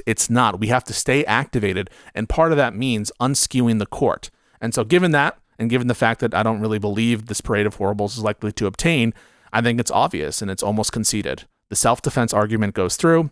We should expand the court. The question is by how much, and we can talk about that. I do still think there are proportionality concerns, but I'm fine with 13. Okay, thank you for being here. Really appreciate it, man. Last but certainly not least, and gang, we love this guy because he came in last minute and replaced something. So True. Bravo, hero of the day, Tom Foolery. That's why you're getting the last word, by the way. So Tom Foolery, last word is on you. Okay. Obviously, like the term packing the court, like when we're talking about blocking their choices or replacing them with other liberal options, obviously this is going to be some version of packing the court that I would be in favor of. I'm more so just arguing against adding seats to the current Supreme Court, getting the majority in the House and the Senate, getting rid of like things like partisan gerrymandering, undoing Trump's pardons, removing justices for norm violations, removing justices for blatant corruption, removing justices for having January 6 flags in their yard. These are all things that I am totally in favor of. So this is not like a scenario where I am saying, hey guys, like, let's just take it easy. Let's keep extending the olive branch and hope that this time they'll accept it. Definitely not. That happened under Biden. I am not falling for that shit again. I do think that this is time for Democrats to fight back pretty hard. But in the end, if we're not going to do things that are for the long-term betterment of our country, then I'm not going to be in favor of it. I'm at a point where I think Dems should be trying everything to hold the current Republican regime accountable, right all of the wrongs that have been put in place, and put in place regulations that will hopefully stop these things from happening in the future, so that we are actually moving towards a better country and saving our country. But at the point where it's like tit for tat, race to the bottom, everyone smells bad, so let's just cover ourselves in shit, I don't think there's much to save at that point. And so I don't think we're at that point yet. I do think that we should be doing what it is we can to hold people accountable and improve our country and move it in a better direction. But the oscillation of Supreme Courts where every 4 to 8 years we're getting just decisions and unjust decisions, that to me is not a country worth saving. Well, thank you for being here, Tom. I really appreciate you. Gang, if you've enjoyed this content, if you like this content, hit that like button, hit that subscribe button. We do all this stuff all the time. And if you have been sitting there in chat screaming at the screen saying, Jessiah, you're a fucking moron. Pisco, you motherfucker. Tom Foolery, you're a And that's just Whick. That's just foolish Whick Tom. and Chad. No, I love Jessiah, but you're dead wrong on these things, and I'm going to explain why. Or Counterpoints, you motherfucker, right? Jump backstage. I already see some lines, and we're going to pull you in one at a time. We're going to talk and things like that. I do really appreciate you all for being here, so thank you. You know what? Let's bring in the first caller, and then we'll While you're doing that, I just want to say, so Thomas Massey again lost his primary, and I just saw the most fucking these people are such fucking losers. Randy Fine, Congressman Randy Fine says, he says, rest in peace, Tom this Massey. this is at real Donald Trump's Republican Party. The rest of us just get the privilege of living in it. And I thought like he was being sarcastic. He's right about like, that. This is a fucking cult. No, I thought he was being sarcastic. Like for a brief moment, I forgot who Randy Fine was. I'm thinking, oh, so he's just like basically like, yeah, I guess this is Trump's party. The rest of us just get the privilege of living in it. He's celebrating this. He's happy of course he about is, this. I have a disgusting sincere fat proposition. fuck. Yeah, go Yeah, ahead. I know how the Democrats can win. So make the acronym Failed America Great Againers. Add the T in somehow. Nice. And then just call them the F slur. And I swear to God, if you called the MAGA movement British the meatballs? homophobic F slur, you would win. Look, I'm not against slurs, but I think they should be safe, legal, and rare. Okay. But here, look, let's give it to Just saying it out there. yeah, let's give it to Smash. What are your thoughts here? Who's right? Who's wrong? What do you have to say? I listened to the entire thing. Ugh. Like I understand the point of like wanting to pack the court. Okay, like we've been like dealing with like Dobbs. We've been dealing with Calais. We've been dealing with the overturn of Chevron. We've been dealing with a lot of this stuff. We've been hearing a lot of reports about like how Alito and Thomas and all those people have been like doing a lot of shit in the back rooms, and we basically want them to do something like that. But I really want to know: is there shit beyond just court packing that you guys are basically going to propose here? No, it's a Because debate I about just feel like court that's a packing. You fucking Is it- idiot. is- Of course we're only going to talk about court packing in a debate about it. I mean, of course I know it's a debate about court packing. I'm saying that is it like the only solution that we have in order to fix the court? Well, if It is- the it is debate the proposition first is necessary whether step. we agree with it, and that's what it's going to, largely center around. If you're asking, is there other stuff to do? The answer is yes. Like I understand. Like, Are you we need asking? better- Okay, so what I think he's asking, let me translate a little bit for you. You can correct me if I'm wrong. Is that your opinion that there are other steps that we should take instead of court packing? Or before we get to court packing. Is like, that it? Yes. Yeah. Okay, Instead what? of doing. Can you instead of- give- Yes, we can should give us- inaugurate the president. We should pass legislation that is a budget No, or you something know like. what Okay, but what do you? But if it's in lieu That's what of I'm it, asking. What yeah, is he what proposing? is it in lieu of that would do the thing that isn't that we're proposing be done with our solution? Like, for instance, like would there be a case that like that like not like that like packing the court would not like overturn like prevent another Calais from ever happening again? None of our rationale here has been centered on overturning a particular decision. So I don't think it's fair to say. I'm not talking about overturning a decision. I'm talking about preventing another Calais, preventing another Dobbs, preventing another any of that. Smasher, what was your question? Could you say it one more time? What would be other things like, because in my opinion there might be other ways to get back at the Supreme Court if like for the liberal side, right? There are other ways to get back at the Supreme Court. But what do you think would be other ways to do it besides court packing? So wait a minute. So when you referenced Calais and what was the other decision, Dobbs? There are only two. Calais, There are only Dobbs, two ways. overturning a Chevron. There are only two ways. You would either need to expand the court, or Or you need to pass a amendment, constitutional yeah. amendment, which is non-justiciable. So no, there are no practical ways. I mean, there I are appreciate the question. Like I'm what? sorry. All right. I apologize. There might be Okay, other ways. there are some ways, but they're more devious and frankly more you- scary than court expansion. I'll tell you what they are. You Right? mentioned earlier. Jurisdiction stripping, I guess. So you could Yes. strip jurisdiction. That's more extreme and radical. That's like scarier to me, at least. That's my intuition. Another one would be make a law that's as opposed to like specifically stripping a bunch of like categories of jurisdiction from the Supreme Court. You make a law that's unreviewable, and you pass a law that's unreviewable, and then you just stop obeying the Supreme Court or something. But like all of those seem way more radical than just adding members. Well, I mean, we could add more. We could add more circuit courts, right? We could create more types of But courts, but right? wait a minute.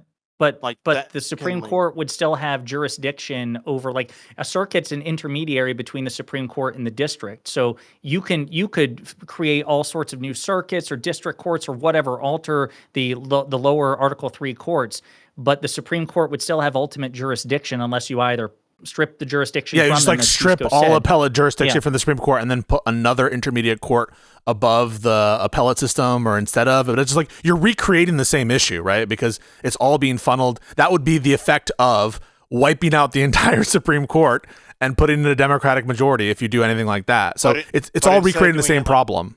But instead of doing it like that, though, how about we have a different way of doing like a federal appeals court, a different way of doing it like that. Having a So it's different, either like, a all funneled up to the judge- Supreme Court, in which case the Supreme Court's going to oversee that stuff substantively, or you strip them of jurisdiction, in which case you're doing, in effect, you're just replacing the Supreme Court, and the Supreme Court is like largely only limited to its original jurisdiction and not doing the major stuff that it's doing, in which case that's more radical. Exactly. Put them back in the unless- basement.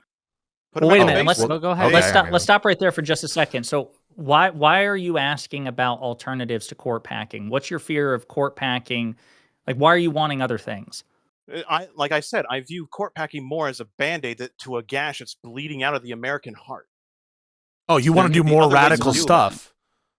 I want to do okay. more Yeah. I want to do more things that Besides, basically. like, oh, okay, well, let's get I want to into do it, more right? I want to do more things besides doing that, and to be balanced on this. By the way, instead of it just like having like individuals being chosen like on the new course that we create, we basically have a new sort of process that we do to like basically choose like all the judges that which we get from all of our current circuit courts, have them being chosen by a different part of the judicial branch, have them being selectively randomized to basically hear specific cases about the constitutionality of these things. Because Well, Pisco would have to look at that. A lot of Pisco would have aspects to of that, clarify there, yes. because I my thought only- that, it's constitutional that the president's the one who makes federal Yeah, so judicial the appointment process is going to.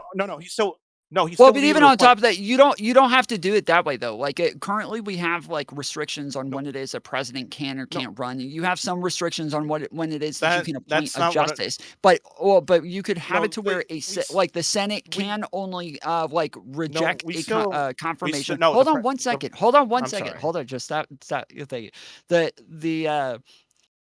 That you could have it to where like the Senate isn't they have like restrictions on what it is that they can deny somebody off of based on like some sort of immoral behavior or some like things like this, not like, oh, we just made up a new rule that you can't do it in the last 6 months of your presidency sort of thing, but that like there are sets of standards to where you can reject a nomination. Like these are things that would kind of fix a problem like what Mitch McConnell did from happening again in the future. That's what we're looking for, is something that actually like fixes the problems. Okay. My thing One is last more thing, so, then we got to cycle you out, buddy. all right, no problem, Wick. My thing is that like the justices will still be appointed. People are still appointed to the court. All the people that which are appointed by the court, president still be able to nominate them. It's just that from the federal districts of which we already have, like throughout this new randomization process, those justices that which have already been appointed by the presidents will be thrown into that. That's basically what I'm saying. That'd be one way to go about fixing the Supreme Court. I mean, you could reorganize the lower federal courts. You could, if you wanted to, have some inventive new system that would probably require a constitutional amendment by which we're oscillating courts like specific justices. I'm not sure if that would be constitutional. I think you might need an amendment for that. That's all possible. Require 2/3 of both chambers of Congress and 3/4. It's just less feasible. It just feels less feasible. We I think haven't even gotten to the feasibility of court packing, but we will. Well, right? like, Thank if you, we- Smash. Oh, 50 votes, quickly, baby. And then we got to That's it. cycle you out, No. buddy. Like there's nothing. All right, there's nothing that would prevent Congress from doing any of this stuff. Like you could still do this with majority because it's up to the Congress to be able to choose how many people are added to the court, how many courts there are, and all this other stuff, and how the courts can possibly be processed. Especially if they were to do something like this federal, like the idea of like let's say a federal voting rights court. They'll be able to look at those sorts of cases when it gets to them by a random selection from other judges to say these 9 judges are going to listen to you. Okay, that's all that they could do. That'd be the example in here. It could be random people from Texas. Okay, I'm hearing from Texas to Yeah, you Texas, could do that. You could have New York, courts of specific California, jurisdiction like, you could have courts of randomly specific grab them all together. You could have courts of specific jurisdiction. You could have courts of general jurisdiction, but it's separate from the issue we're identifying. the issue we're identifying is the partisan skew of the court, not necessarily issues related to their lack of specialization. Oh yeah, there's Okay. also things that they could do there, but I'm running out of time. Yeah, Thank you. Thank you for being here, buddy, and calling in. I appreciate you watching the show. Well, while Wick brings in the other person, it just occurred to me too. Again, I keep going back to Massey. With Massey losing, I wonder how Cenk's going to react to this, because hasn't Cenk been saying this whole time? I was that the thinking of Republicans- tweeting it. I was thinking of it, but the I GOP. just, You should. The I don't GOP is know. salvageable. It's not a I don't- fucking cult. I don't really wanna- Thomas Massey. I don't really want to just damn. celebrate over it, because it's just like, how many No, it times sucks, but how many times did it need to yeah. be proven to Cenk that he was wrong about like this right wing populist based shit? I mean, I don't know. I don't feel Marjorie good Taylor about it Greene is anymore. gonna be different. Wait, Marjorie wait, Taylor Greene- Wait, she already before quit. we move to the next caller, Jessiah, who was the representative that said that tweet? Randy Fine. Randy Fine. Randy Fine. Okay, I'm on it. Well, and I think Lindsey shooting, Graham okay. said something similar as well recently, where he said like, "Oh, we're all just doing whatever it is that Trump wants." Okay, before Yeah. new caller, before you go in, here, let me just kind of give you guys my overall concern, I guess, about all these discussions and all these incidents. I think it's very concerning. It's a very bad situation that we are in. That no matter what ruling is given, if it's a partisan ruling, the other side will the first instinct that they have is to somehow get rid of the judge that did it. So if someone rules for MAGA against MAGA, a lot of Republicans, a lot of MAGA people will be like, it's a woke DEI appointed judge. Do you see what they're saying about Gorsuch right now? Yeah, Trump, I every time he understand. It's loses, bad. they're like, It's impeach a very, very judge. bad. That's their Right? inclination right now, bro. You're I not going to agree. take that inclination away from them because they're fascists. Yes. No, you're making my point. You're making my Okay, point. This is my cool. point, is that this is a situation we currently live in, is no matter what ruling is given, it's either MAGA calling them woke DEI bullshit, or Democrats saying they, them that save their country break no law, and decides to like lower the mandatory retirement age for judges just to get people out, just so that they can get a better ruling. It's very bad for the rule of law that is the first. Yeah, and so instinct how of does Americans adding right members to the court affect that, or not doing it, right? If they're going to do it no matter what, it just saying seems it's very kind of- irrational to consider that as part of your calculation. That's priced in.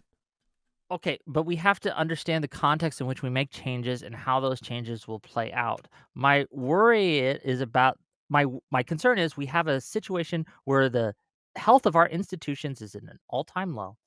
Packing the court will make it. Well, I think that it will be more likely that Republicans and MAGA and those types will simply ignore the court in the future and say Like it's illegitimate. It's illegitimate. We're just going to ignore it. Oh, okay, And I'm gonna.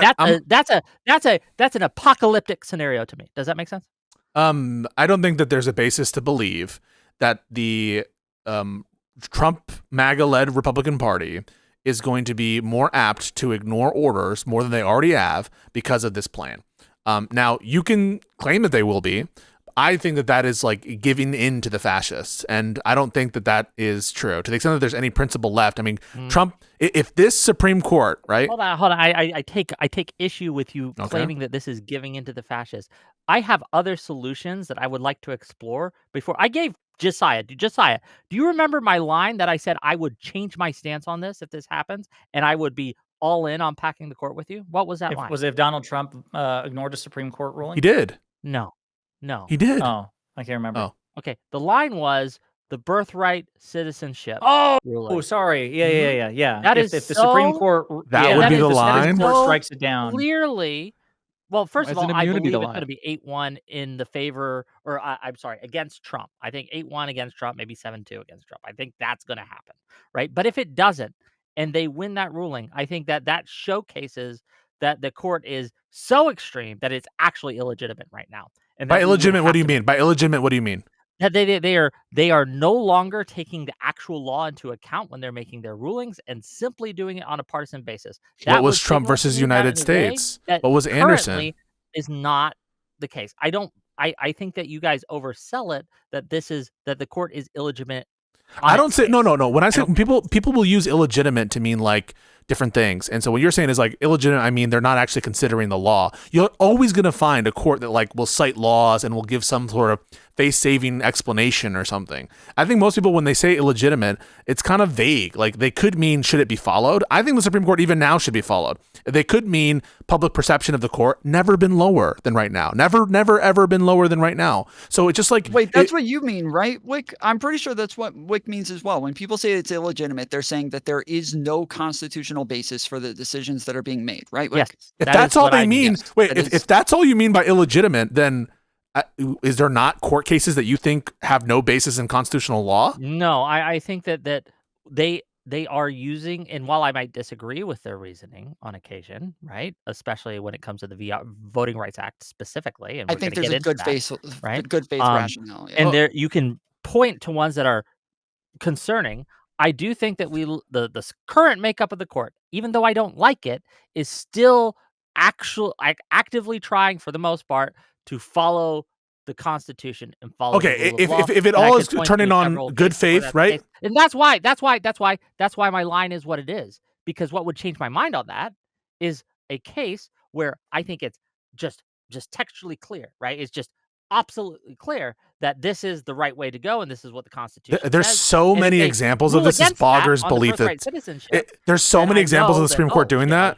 If that's your line, like, holy shit, like there are so many instances in recent memory of the Supreme Court just ignoring clear, operable text and not acting in good faith. I don't think there's any good faith explanation for overturning Humphrey's executor that they're about to do. And they're like carving out the Federal Reserve. It's like, oh, the Federal Reserve can be protected from the president because reasons. It's purely prudential. Yeah. It's so fucking because, dumb. Yeah. They don't want their 401ks impacted by a Federal Reserve that's, completely at the whims. Look, I know that you are much more knowledgeable on the Constitution when it comes to the law and legalese and things like that.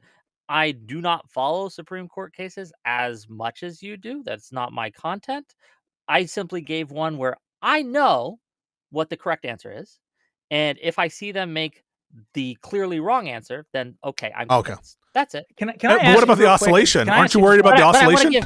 Oh, well, that's another concern. But well, then why would you be convinced? Because the oscillation would occur, wouldn't it? Because then the problem of oscillation has been overturned or overruled. It's dropped in priority. It's dropped in priority. Yes, Pisco. Right? Earlier, you were demanding a principle that was like drawing a line when this would be okay. Right, and so his line is drawing a line. Now his line are the anchor babies. I'm using that term ironically. So his line are the anchor babies, ironically, but like not presidential immunity, not fucking the massive corruption. That's the one. Wait a minute, that's the one.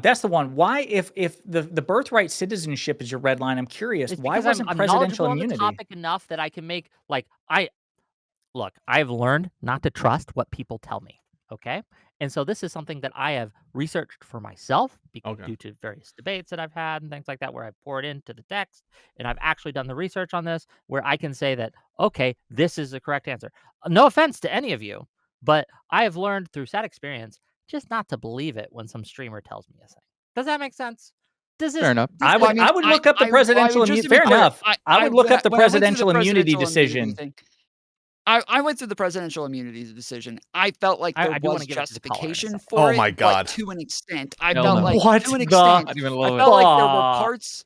There were parts where they were off on like other people being able to testify against them, like how that applied to Mike Pence in that case. I felt like that was absolute bullshit. There was no justification. Connor, wait a minute, Connor, are you listening, Connor? Outside of what was your take on the presidential immunity case? You disagreed with that one, right? The presidential immunity decision? Moderately, but you were I don't like think Fed it's posting about it, weren't you? Crisis that you were Pisco Fed has posting. portrayed it to be. He Fed posts all the time. Okay, so I know the day that it came down. Yeah. I wasn't Fed posting. I was calling representatives homophobic slurs. No. The day that it came down, I was on a panel with Connor on Prime Kai's, and he said, like, no, this is the right decision. Presidents should have immunity. Fucking Connor called out. I'm so happy about this. That's great. Yeah. No, wait. I'm Tom. Can we give it to the caller? Can we give it to the caller? Yeah, sorry. Yeah. I want to let the caller also reacted with disgust when people were defending presidential immunity. He seems like a based and learned man. That one is just as clear as any of the other lines in the sand you can draw. This fucking guy. I like him already. Yeah, based. I wanted to. Here. I was so happy when Josiah brought up what I consider the kill shot argument, where it's the Republicans are going to do this regardless of what the Democrats are going to do. What is the counter? Why is the oscillation the break point? Hold up, prove that. Prove that there's They going to be did. an They endless already spiral did. on the end of Josiah rule of argued law. with me What years the ago. fuck kind of epistemic standard is that? Hold on. He argued with me. Hold on. He argued with me years ago that we have to pack. This is during Biden's term. That we have to get rid of the filibuster because the Republicans are just going to do it anyway. Have the Republicans gotten rid of the filibuster? No. So They did for the- Wait a minute. What did I say? They carved it out. What did I say? That's not. You're Wait a minute, what did I say? You're ignoring a proviso of what Josiah always talks about and what you should if you're being rational, which is if it suits them, if it's in their interest. They're not going to do it if it's not in their interest. Okay, no. The senators love their institution of the Senate, right? No! I think you're underestimating the fact that many of them are like, we love the fact that our institution is substantively different than the House of Representatives. You're naive, Wick. things like They don't that, give a and fuck we- about that we shit. like They the don't give a filibuster. fuck. That's why when Why did they people- carve it out? Again, Trump had Yeah. told them. to Great get rid of the question. filibuster. Yeah, why did they He said, carve "Get rid of the out? filibuster," And he said it again. for Why the did they Senate. carve out the wait? Why did they carve out, if they care so much about their lofty institutions, why did they carve out the filibuster when it came to Supreme Court justices? Now, what you're going to Easy. say is It was because in Dick retaliation to Mhm. what was his fucking name? Harry Reid. Harry Reid. Yeah, Harry Harry Reid. Reid did to get Obama's Which was? appointees passed. Wait, Obama's because appointee. Okay, Harry Reid used the nuclear option on the filibuster to remove the ability to filibuster Because appointees why did he to do the that? presidency, right? Because he wasn't being able to get anything through. No, right? because the Republicans, just like they did with Merrick Garland successfully, weren't giving fucking hearings to lower court federal judges. That was the initial norm violation, To and appointees, yes. and now they're like not listening And to I'm the saying that the solution parliamentarian that we on did some to stuff. They were just gave justification to McConnell in order to use the nuclear option again in order to do that. And he said he was going to do that. He's like, if you do this, I will do this. And lo and behold, that's what he did. It was a mistake. It was a mistake. Wick. We Wick. can look at that Whose as fault was that? Wait a minute. Wick, whose fault was this? Harry That Reid was did a the wrong mistake. move. Wait. So you're saying Harry Reid made a mistake because Yes. if Harry Reid had just let them skull fuck our lower federal court judges. those are the only Wait. two Let me options finish my available. fucking Either do thought. what you want Let me or finish get my skull fucking thought. fucked. This is what Wick wants you to believe. I want to This finish is this. Are you insane. going to let me finish the thought? Let me I don't please. know. Are you going to make a fucking Please, thought that's please. coherent? So this is what Wick wants you to believe. Wick wants you to believe that if Harry Reid hadn't done something about them skull fucking our lower court federal judges and not letting them have hearings, they would have treated Merrick Garland better. Why the fuck would they do that, Wick? Why would they give hearings to Merrick Garland? Because we didn't stop them from not letting them skull fuck and not give hearings to the lower federal court judges. How does that make any sense whatsoever? When you break a norm, you make it easier for the public to swallow another norm-breaking thing. That's why they didn't suffer any political blowback, because they convincingly made the argument to the public that this was in retaliation to something that Harry What's Reid the alternative? had done. You What's the have to alternative? understand that these decisions aren't made in a blank room, right? You have a third party that is watching what these people are doing and the decisions they're The making, and people. more importantly, the reason people. that they're making them, and baking that in the cake. They're rewarding the people they think are doing well. They're punishing the people that think they're doing bad. So let's ask It the was a question. mistake, Wait. a practical, pragmatic Let's mistake, Wick. Let's ask the Harry question. Reid gave them what they wanted. Wick, right? let's ask They the gave them question. an So excuse. let's assume that Harry Reid didn't do that with the filibuster, and then any lower court federal judges get through, and then Hold on, no. Wait. There Let me were get the other question options. out. Let me get There what were are the other options what are to the get other them options to get them through? I can't give you the one. I didn't prepare for that. No, right? But I no. You can't think give you the one no? that They there wouldn't. were. No, At the there time, were was not other debate over. options. Okay, but let's assume that you're right. Let's assume that they take a hit on lower federal judges, and then we get to a vacancy, Scalia's vacancy. Now, this is the Wick answer. Is Mitch McConnell going to do the same thing to Merrick Garland if Harry No, Reid? he wouldn't. He wouldn't have. 14 months. This dude is. They had an 8 Supreme Court. just How like the can you SCOTUS say so- that, so- Wick? That's an insane. So wait a minute. thing Wait to a say. minute. How Wait a can- minute. Because like, there are two this is things. like- Wait a minute. There are two things. There are two things. So first, remember. Let's remember the timelines. Be very clear, because maybe the answer will change for Wick. So in 2016, Scalia dies. I think it's February 2016. President Obama wants to nominate Merrick Garland, but McConnell says immediately, Mr. President, you will have no nomination hearing. None. And he doesn't say because of Harry Reid. He doesn't say because of Harry Reid. Yeah, right. Now, what he does cite for Harry Reid is a year later. Yes. When they have a Republican president and they still have control of the Senate, then they said, hey, we can't get Gorsuch confirmed with the filibuster in place, so we're doing a carve out of the filibuster. And Harry Reid, you did it first for President Obama's circuit and district nominees. So there are two things. So, Whick, I'm confused. Are you saying that Merrick Garland invoked the filibuster because of Reid, which I agree still has agency, but that was his cited rationale. One of it was because Mitch Reid McConnell. did it first. Mitch McConnell. Right. You said Mitch McConnell. Yeah, I know what you're talking about. Yeah.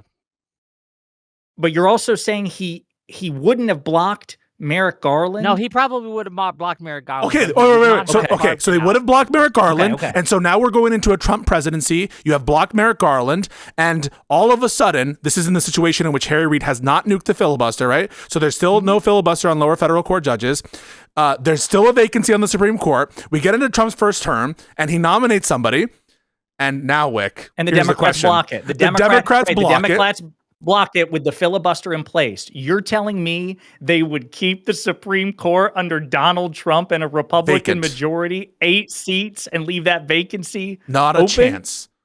Not one chance. No, wait, let him answer. I want to hear it. I want to hear it. I think that it would have played out differently. Now, is there a chance that's that obvious? After a year of the filibuster that's trivial.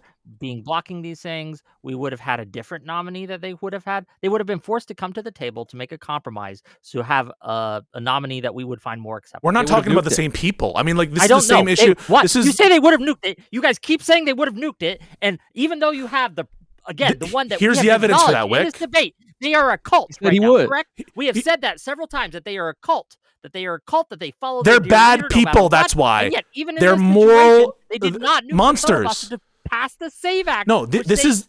Wait a minute. Wick. Number one, we don't know. Wait a minute. Number one, we don't know that it's necessary to win. There are competing analyses about how effective this was dead. Because about how what I'm saying is, we have competing analyses about the impact of the SAVE Act, whether or not it would be ultimately on net beneficial for Republicans or net negative. Number one. Number two, the reason that they're not getting rid of the filibuster is not because they have a principled commitment to it. By definition, if they had a principled commitment to it, they never would have made an exception, regardless of what Harry Reid did. Do you have a principled commitment to democracy, Josiah? Why is that relevant to his line of questioning there? Let me ask the question. Let me answer it, and I will explain. Yes, we do. Yes. We'll get there. Josiah, do you have a principled commitment to democracy? I don't know, because I'm imagining there are some situations in which I would defy democracy. Okay. No. But we're talking in we're talking in general. No. Hang on a second. So if what you're saying is because wait a minute, because what he's going to say, because if I say yes, he's going to ask if are there under any circumstances where I would defy democracy. Point to a specific circumstances where you're willing to do that, which is gerrymandering. You were saying you're willing to violate your principle on this for gerrymandering because the other side is doing it. Correct? Right. So that's the same. But Wick, I saw that coming a mile away, and that's why I didn't say. No, because I didn't give an answer. Wait a minute. I said. Wait a minute. Democratic. Wait a minute. I said specifically, I don't know if I have a principled commitment to democracy. That's what you mean. It depends what you mean. It depends what you mean by principled. If what you mean is that you'll uphold democracy under any and all circumstance, the answer is no. Right. Precisely. So, Wick, let me ask you, what do you mean by a principled commitment to the filibuster or principled commitment to anything? To anything that there are certain or whatever it is. What do you mean by that concept? Yes. What do you mean? When I say that you have a principled commitment to something, that means that unless under like severe extremis, you would not do this. So even if you would maybe lose, like for example, I have a principled position against killing kids. Okay, but I can imagine a scenario where nuke the planet. Are so dire nuke the planet. I would have to do that. Right. Like, So, for example, if there was so you're talking about a general terrorist principle, in a right? house, Yeah. I understand shooting what from you're that saying. house, Yeah, so this Are the isn't one of those Republicans scenarios. Wait. committed So to- Wick, Bomb it, so but Wick, there was a so baby Wick, in it, it I falls would- apart completely because this isn't one of those situations. fall apart? Because the kind of examples when you're talking principled commitment, it's like end of world scenario. I can imagine there being some just like overriding Yes. purpose, some really Yes. really powerful incentive, and what you have here is like small potatoes, like the federal judges, right? The lower federal judges. Right. So, like, I'm principled enough committed to democracy that I didn't think that Joe Biden should try to steal the 2024 election from Correct. Donald Trump. Right. Yes. But I am willing. Or I the am simple willing to commitment. engage in retaliatory gerrymandering. Okay. Now, I want to be clear though. What is your definition of a principled commitment to the filibuster that you think Republicans have? I think that the reason that many Republicans and Democrats, to be clear, don't want to get rid of the filibuster is because senators care about their institution. They care about the rules. They do. And you laugh Okay, at well, that, wait- but we have evidence that that's the case. And my evidence is they had ample opportunity to end the filibuster. It would have helped them demonstrably. They're letting Trump by do passing illegal the tariffs. Payback, They're letting and they them did not steal do their that. authority. So the Senate, as currently constituted, is just letting Trump do an illegal war. They're letting him steal legislative authority. He did the appropriations. They didn't give a fuck. The fact that you can sit in America in 2026 and say the Senate has this austere and august commitment to its own decorum and principles is fucking laughable. Part of their Senate composition are people, freaks of nature like Tommy Tuberville, and discussing like, I don't even know to say what Ted Cruz is. These are abominations of filth. Right. Because Well, what's missing from your argument is what is Trump not doing now that he would otherwise do if the Senate, if the They have Senate their own and skeevy Congress partisan interests. actually They have their did own skeevy partisan were interests. just full Trump dick suckers. So- Like, so look, Trump- I will acknowledge that they got just a tip in right now, and they're absolutely, they have failed in their duty. I will acknowledge that, but it could always be worse. And I'm thinking the evidence that they are not fully committed to just letting Trump They be diverge king from Trump is slightly. evidenced They diverge from by- Trump slightly. Wouldn't they have impeached him like 20 times at this point if they were doing like half? Yes, their number time? one, actually, Yes, yeah, fantastic obviously, point. yeah. Number one, because he's committed impeachable offenses. Number one, that's a fantastic point, Tom. Good for you. Number one. Number two, the tariffs would have been shot down on day one. Number three, we would be out of Iran at this point because it wouldn't have passed the Iran war resolution. They would have struck that shit down. Supreme No, wait a- Court, is there, Wait, not oh, wait, jealously guarding your power. wait a second. They Wait, can we do war shot powers real quick? down Wait. The war powers resolution. The war powers resolution terrorist- just passed the Senate, and who voted as the deciding vote in favor of the war powers Fetterman. resolution? No. It wasn't It's a little. Fetterman? You're talking about it's who a- passed? Yes, talking there about- was yeah, there was Cassidy. one flip Bill vote. Cassidy. Bill Cassidy. What happened between Hold on, him which voting? one was the- Wait, okay, okay. I know Yeah, this yeah. is a side thing, but Fetterman was the deciding vote in a recent To vote. vote it No, down. Yes, He to vote it voted down. on a Who- recent Who vote. just But voted in a earlier dispositive today- fashion to vote in favor of the war powers resolution? Then It was I a don't guy know by if the the name vote of happened Bill. today, I'm not Yes, aware. it was. Yeah. It was a guy by the name of Bill Bill Cassidy. And what changed between this vote and the last vote they took? I don't know. I didn't He know the lost vote. his He lost his primary. primary. He lost his primary. In other words, Wick, they have sacrificed their institutional rigor time and time again for naked partisanship. Now, they haven't done it in every instance, but for you to say that they have a principled commitment to the institutional rigor of the Constitution or even the Senate is threshold. They insane. wipe their ass with it, Wick. They wipe their well, ass wait a minute. and they laugh at people like you and me who actually care about our fucking country. They laugh at us and they wipe their ass with it. I know that Right. this isn't a popular position, and I know that my chat is going crazy at me right now, but I think I have good evidence that they are not willing to violate certain norms. And again, this is something That's that for they their own pushed benefit. hard for. The SAVE Act is the kill shot here. They pushed No, it's hard for that. not a Trump kill was saying, shot. "End don't the want that." filibuster to pass this. You had Elon Musk pushing for this, that the democracy would die unless we pass the SAVE Act. They had all Wick. this huge campaign, and yet they were not willing to end the filibuster to get that passed. I Not think that on the everything filibuster, that That was Trump not. wants No, is wait. going to That be was in their not. interest. Hold on, wait. But wait. That was not any sort of commitment to democracy, though. They were the only reason that they didn't remove it when Trump was pressuring them to do it is because they wanted to have it when they were the minority again. It was not. yeah, because there are they were, a like, lot if of they reasons that didn't. people want the No, filibuster in but no, place. that's what I was trying to say it earlier. is- No. Wait. But the difference is that like people who do want it removed, they want it removed for the sake of democracy, whereas they don't want it removed because they don't give a fuck about democracy. But What is the reason that they cite? What is the reason that the democratic institution on its face? It is meant to be an Listen to Jessiah. Thune admits it. John Thune admits it. What is the reason? What is the reason that Senate Majority Leader John Thune and the Republicans cite for not revoking the filibuster? They give you two reasons. Number one, they say the votes aren't there, and number two, it protects us from a Democratic majority. Yes, this is the reason they value it. Yeah, it's not a principled commitment to the institutions. If that changed, this is Josiah's point. That doesn't make it unprincipled. My principles are in place because there are certain things that I value, and that doesn't mean that just because I get benefit from holding these principles, that it is not a principled position.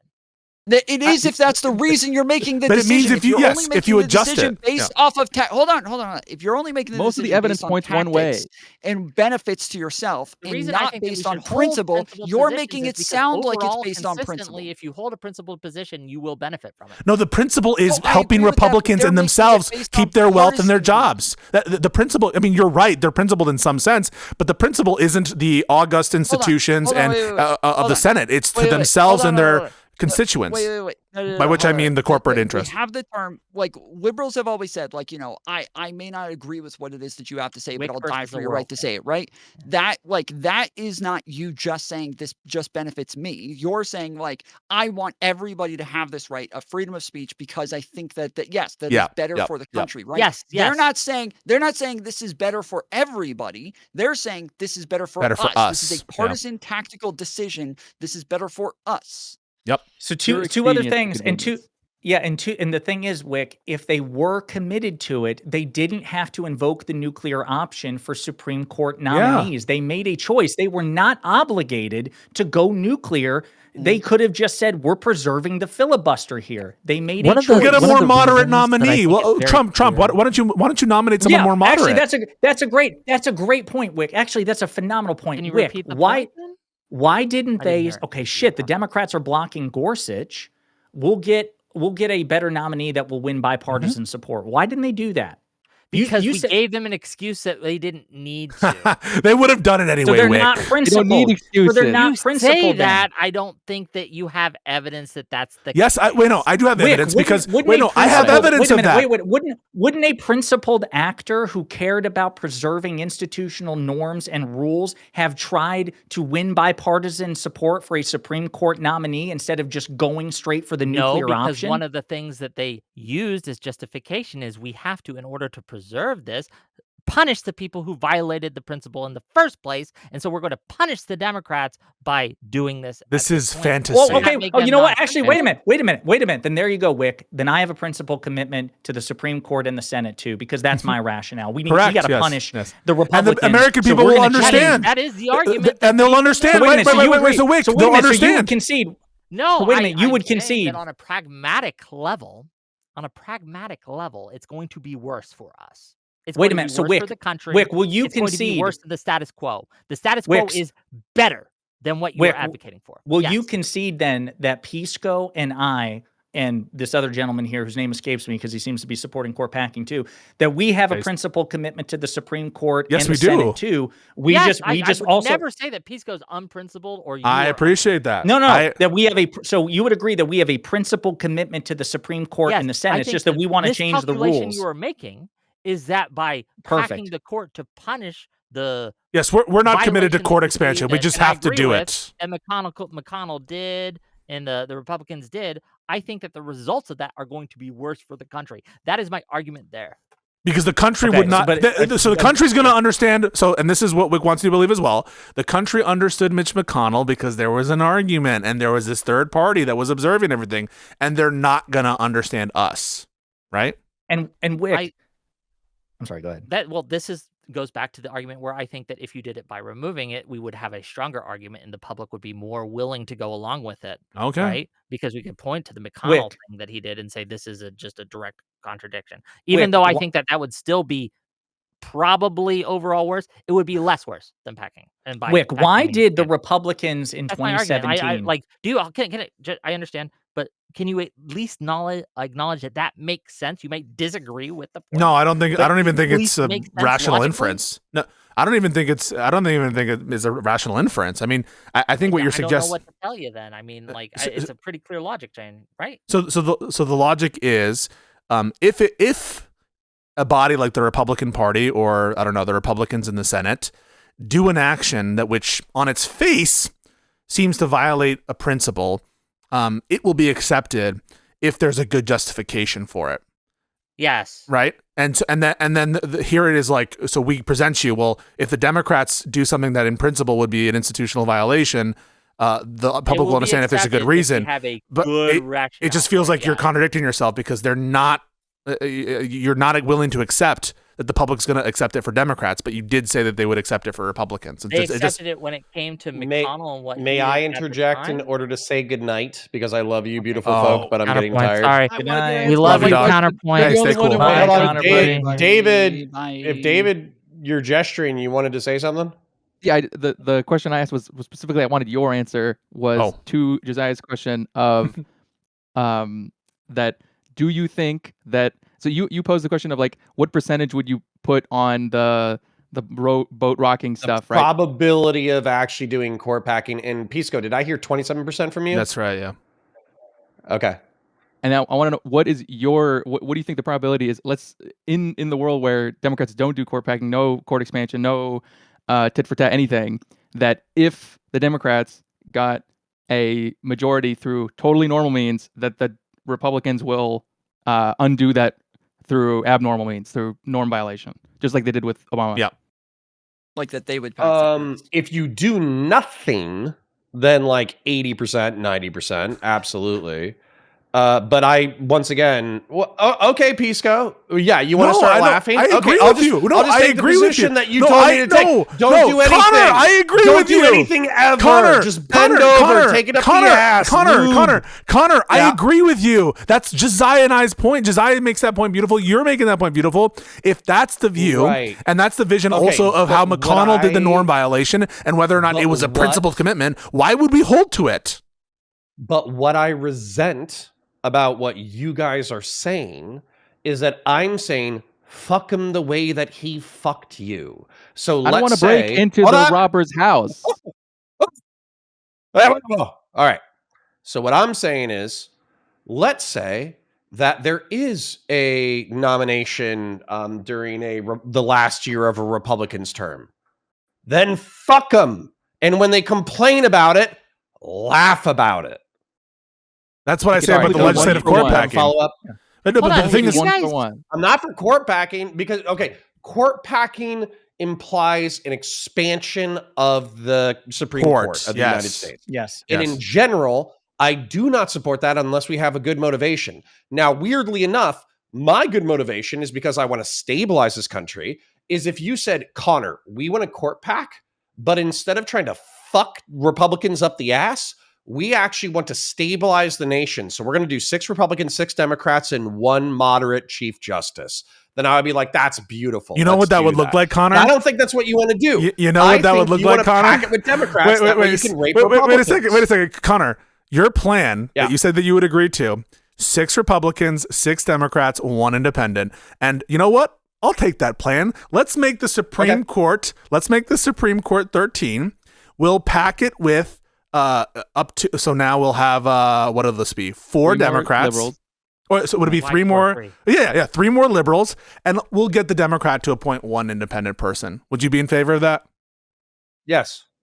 So you're in favor of court packing, and we keep the current court, and we take the Ro Khanna plan, but we just nominate 1 as an independent. Thank you very much. That's the argument. That's the debate. You crowing because, so much of fucking Twitch and YouTube politics cannot track a conversation. Okay. Wick says, do you want to talk about court packing?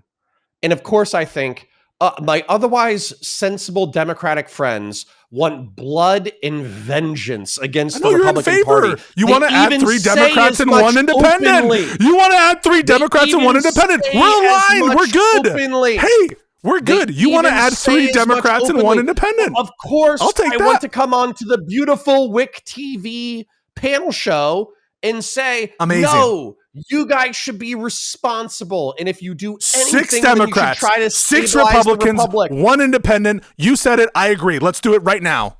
Let's sign up. Fine. But what I'm going to say is, since you're taking the opportunity to dunk from now on, whenever I swear to God, I love you, Connor. when any Democratic debater says, oh, you just want to do nothing, that's going to be my position for the remainder of the debate. Okay. I'm just going to adopt that aggressively. And instead of like having all these things about like, let's do criminal prosecutions and let's hold people accountable for corruption. No, I just want and 6 Democrats, about our future 6 Republicans, 1 independent. Let's just do that to stabilize the country. 6 Democrats, 6 Republicans, 1 independent, stabilize. I'm in favor of that. We're all aligned, I think. We're all aligned. Can I ask? Perfect. Just real quick. Now the chances of that happening is less than 10%. Thank you. I know you have to go. I appreciate you, Counterpoints. Bye, Connor. Yes. I love you, Doc.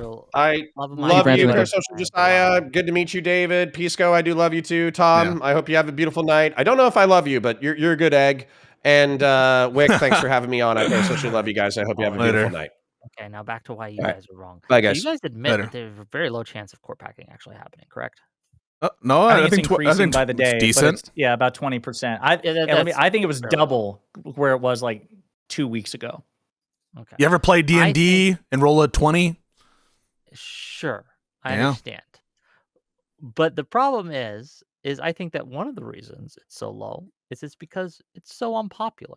And so if you are sitting here wanting us to advocate for a very unpopular position, do you think that will increase our chances of winning or decrease our chances of winning? I don't know. How did civil rights work there, Whick?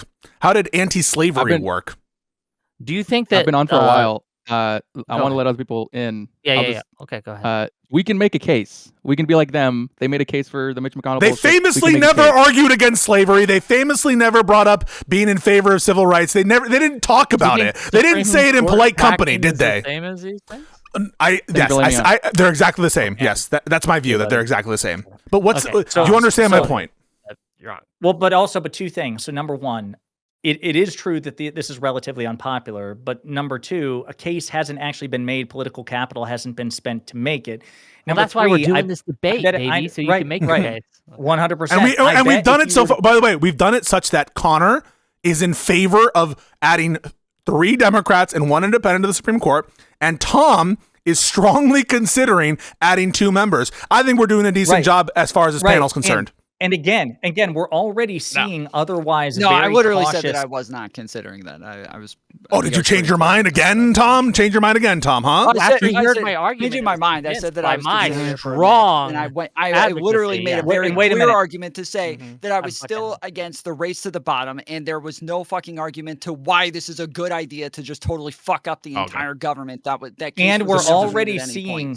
And we're already seeing. Set Tom aside. Okay, with all due respect to Tom. We also see prominent Democratic politicians who are famously known for their caution and their love of institutions, like Cory Booker and Kamala Harris, talk more about maybe we do need to expand the court. Cory Booker, yes. Certainly. Kamala Harris, no. Say what? Cory Booker, yes. I agree with your framing of who Cory Booker is. Kamala Harris, no. I don't agree with that framing. With what? What's the framing of her? Cautious. I don't think she's notoriously cautious. She's cautious, we bro. totally disagree on that. Yeah, we totally disagree on that. I would point to her but 2020 primary run and the positions that she took. I just don't think she's 2020 Kamala Harris and 2024 Kamala Harris were radically different animals. Because of those 2 differences. We're radically different animals. No, but Kamala Harris was being safe in 2020 for the primary.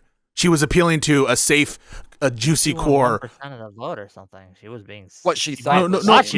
She was fucking wrong. No. I don't think she was thought. Everything in its context. It's not worth it. Wait a minute. Okay, whatever. Wait a minute. It's not worth it. It's not worth it. The fact of the matter is, there's an increasing number of prominent Democratic politicians who weren't talking about this a year ago, who are now risking the conversation now. So I do think we're starting to see a gradual increase. I think there's a good argument for investing the political capital and making a persuasive case. Okay, but number 3, even if that weren't true, Whick, we're not talking about the political feasibility of it, whether or not it's popular. We're talking about whether it's right and justified, whether it should. Okay, but here's the 4th thing. I agree with you, but part of my calculus is the feasibility and will it will it lead to actual victory, right? Will it I think, lead and to I us listen, actually fair winning? enough. And fair enough. Hutch is in that position now. But the thing is, Hutch, I think, said 75-25 on last night's Live and Learn that he supports court packing. He just doesn't know That's about because you've the all political brainwashed viability of them. it. We're gonna. I know, we're thank gonna Can God. we have to stop move with on. this like inevitable. Babel infantilizing of Hutch? I'm I will not fucking hear with it. you, Pisco. This is a joke. Okay. Okay. Yeah, Jesus listen, Christ. and then the last thing is, Wick, I was just trying to Pisco's ask you this 20 boy. minutes ago,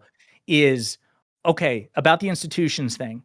Why did Senate Republicans in 2017 under Trump revoke blue slips for circuit court judges under Donald Trump? Why did they make it so that Democrats no longer had the ability to effectively veto Trump's judicial nominees in their states? Democrats didn't do that.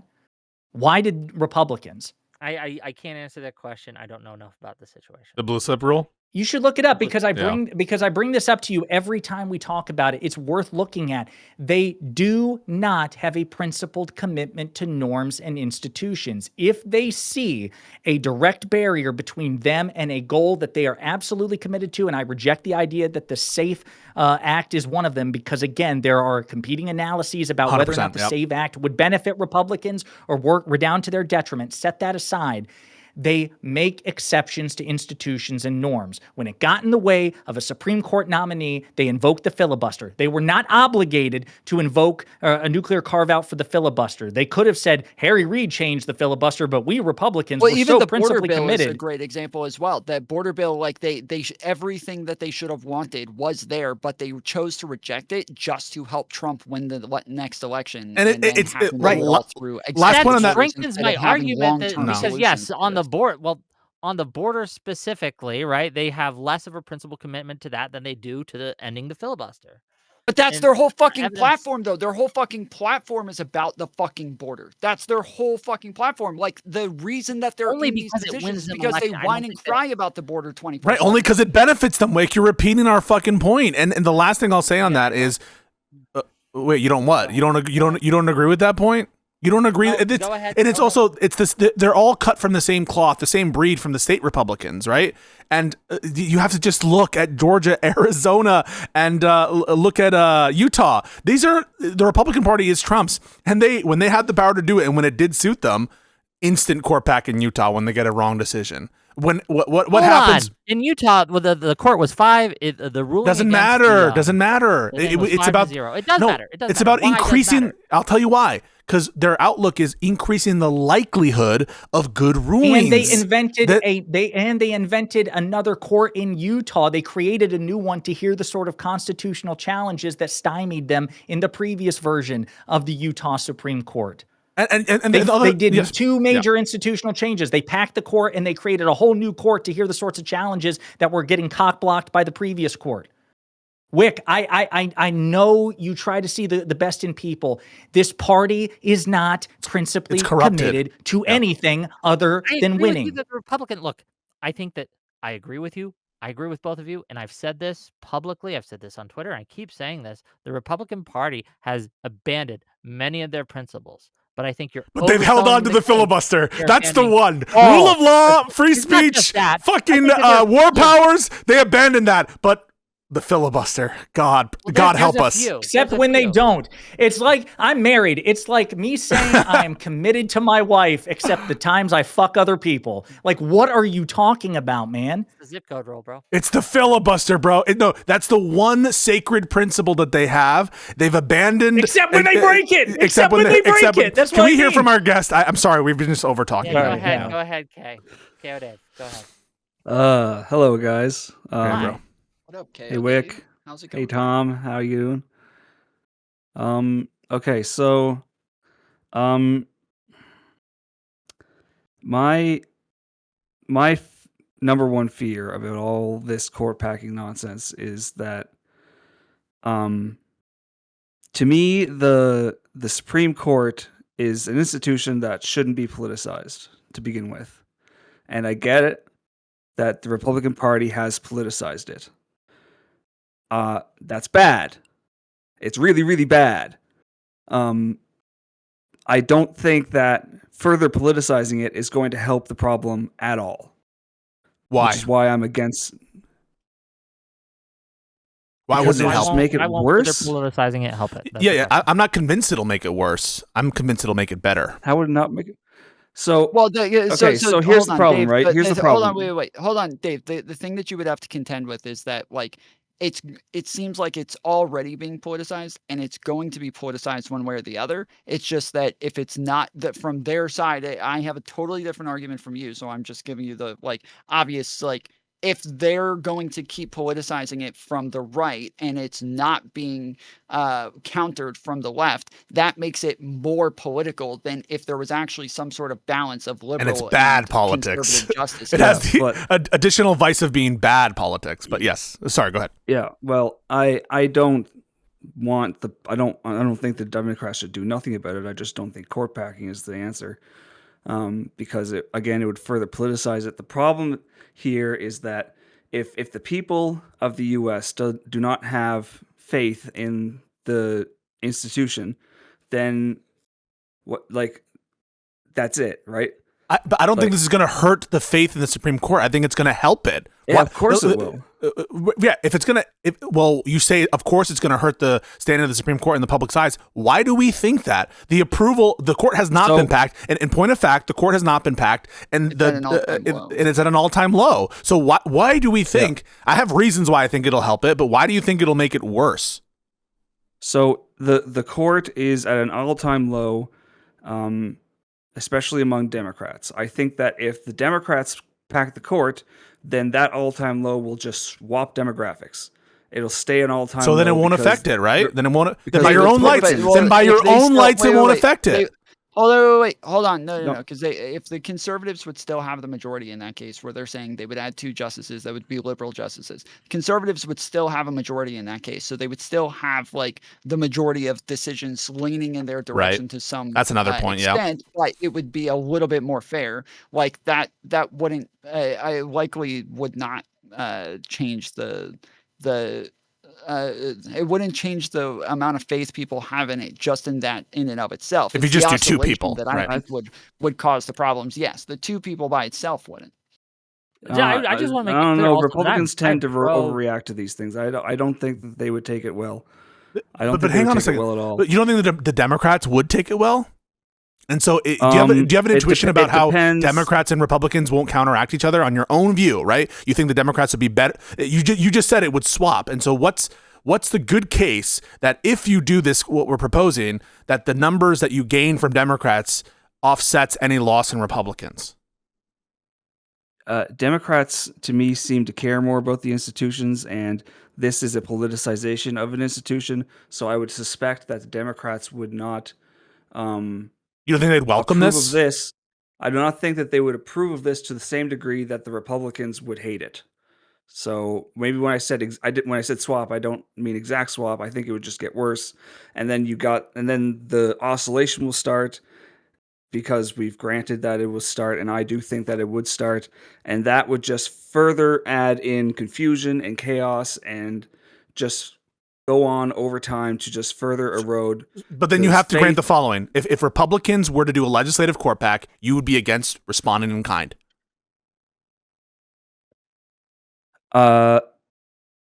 Yes. Okay, so we just- we just disagree on that. I would. Instead, what I would do is I would impeach and remove justices. You would And need a that's going to supermajority be to do that. that's going to be welcomed. I Why mean, do that's you never need? going to happen Why do you need a supermajority? because you need because 67 that's the senators. constitutional To requirement. impeach. Constitutional requirement. It's not part of the Yeah. filibuster.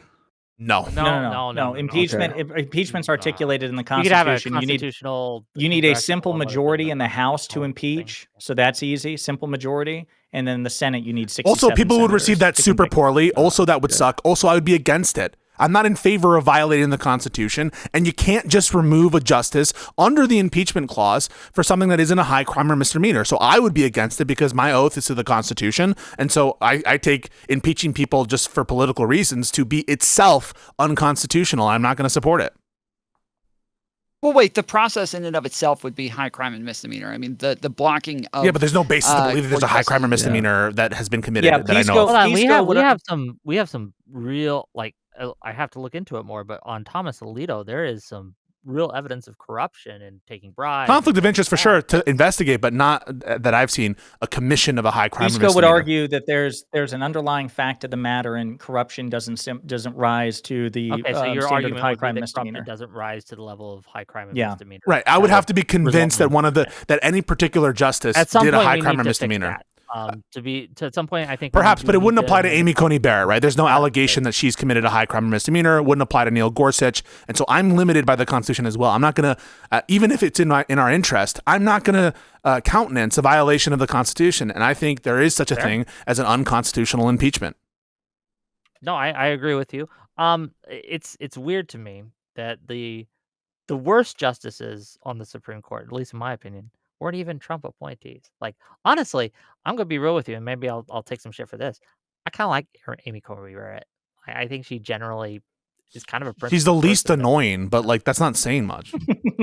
I don't know. I just I would agree. I would agree with that. I would agree No. with that. Any chance of my respect for her went out the window with her Trump immunity concurrence. From But what in, I've in seen seriousness, of- to the caller, I just want to say, like, if our worry is about this like cascading set of consequences from the public, why hasn't it presented itself in the states? Why has that not presented itself in Georgia, where there was a flip in control of the Supreme Court? Shit, the Probably argument because- would be that probably it is because- presenting itself in the public by the further partisanization. Sorry, I'm not using Partisanization, my yeah. words. And also the plummeting trust in institutions. That's how it's manifesting. Don't the Republicans But we have still a have death rule grip of in law those in states? Georgia. But hang on a second, right? So on your own lights, is that a positive development in Georgia? If you were in Georgia, wouldn't you want to? I guess you wouldn't want to change that circumstance. And then we get back to what Whick is saying on, like, I guess the best way to avoid oscillation is just to surrender. But in that context, like, what? I think do we still have rule of law in Georgia? I think the problem with that example and that comparison, Pisco, is that at the end of the day, the states still have like a higher law that they have to answer to, which is the federal law, and the federal law doesn't, and like the Supreme Court itself does not have a higher On law some to answer things, to. but that's on On some some things. things, back up. But on other things, the state courts of last resort are the highest level. Yes. Like constitutionally, there are things that the United States Supreme Court Cannot. can't weigh in on. Right? I There's was getting dual too much sovereignty versus here. the world, and you guys were going in. Look, you guys have been making strong arguments tonight. I can't say that you're not. But I am calling him back up. So Eucharist, welcome to the stream. Awesome. You know, Honey bun. Give me a second. Last no. point on this. Last point on this. Yeah. But even if it were the case that, okay, you can't compare state and federal, I think that's a little bullshit. But fine, if you want to say that, the instances we've had in the past of expansions of the Supreme Court of the United States have not resulted in the destruction of this country or in some endless tit for tat. There was tit for tat a little bit in the early 20th century. Then there was some additional in like the 1830s or whatever. And then what happened with Abraham Lincoln, and they shrunk it for President Johnson, Andrew Johnson, and then they expanded it again when he was fucking gone. Did that end our fucking country? No. The In any of those problem cases, hold up. In any of those cases, was one of the two parties like explicitly falling to fascism at the moment? No. Oh, At the time, so, no. so wait a okay. minute. So wait a minute. So You're right. You're right. We should look to Yes. history. They were not succumbing to fascism, Exactly. and as we all know, historically speaking, the best way to defeat a Is fascist let the fascists is to win. appease a fascist. Yeah, appease them. Exactly. Yeah. I mean, so Yeah, how does I'm that not- make I'm any not sense? here to That appease makes them. our I'm not here argument to strong. appease them. Do you understand that makes our argument stronger? Right? If the understand threat it is makes your argument magnified from the stronger. okay, so then Yes. Okay, Kay, thanks for calling in, buddy. I love you. Okay, we're gonna let thank you, go. man. I will say this. I I'll just say real this, quick, I will say I this. have Hold on. somebody who Let me sent- say this. Let me hold on. Yeah. Let me say this before we do anything. Right. One of the things that I'm trying to do at Whick TV is be more honest about what's happening. Like my portion of this debate, like I still disagree with you guys, but I think I lost.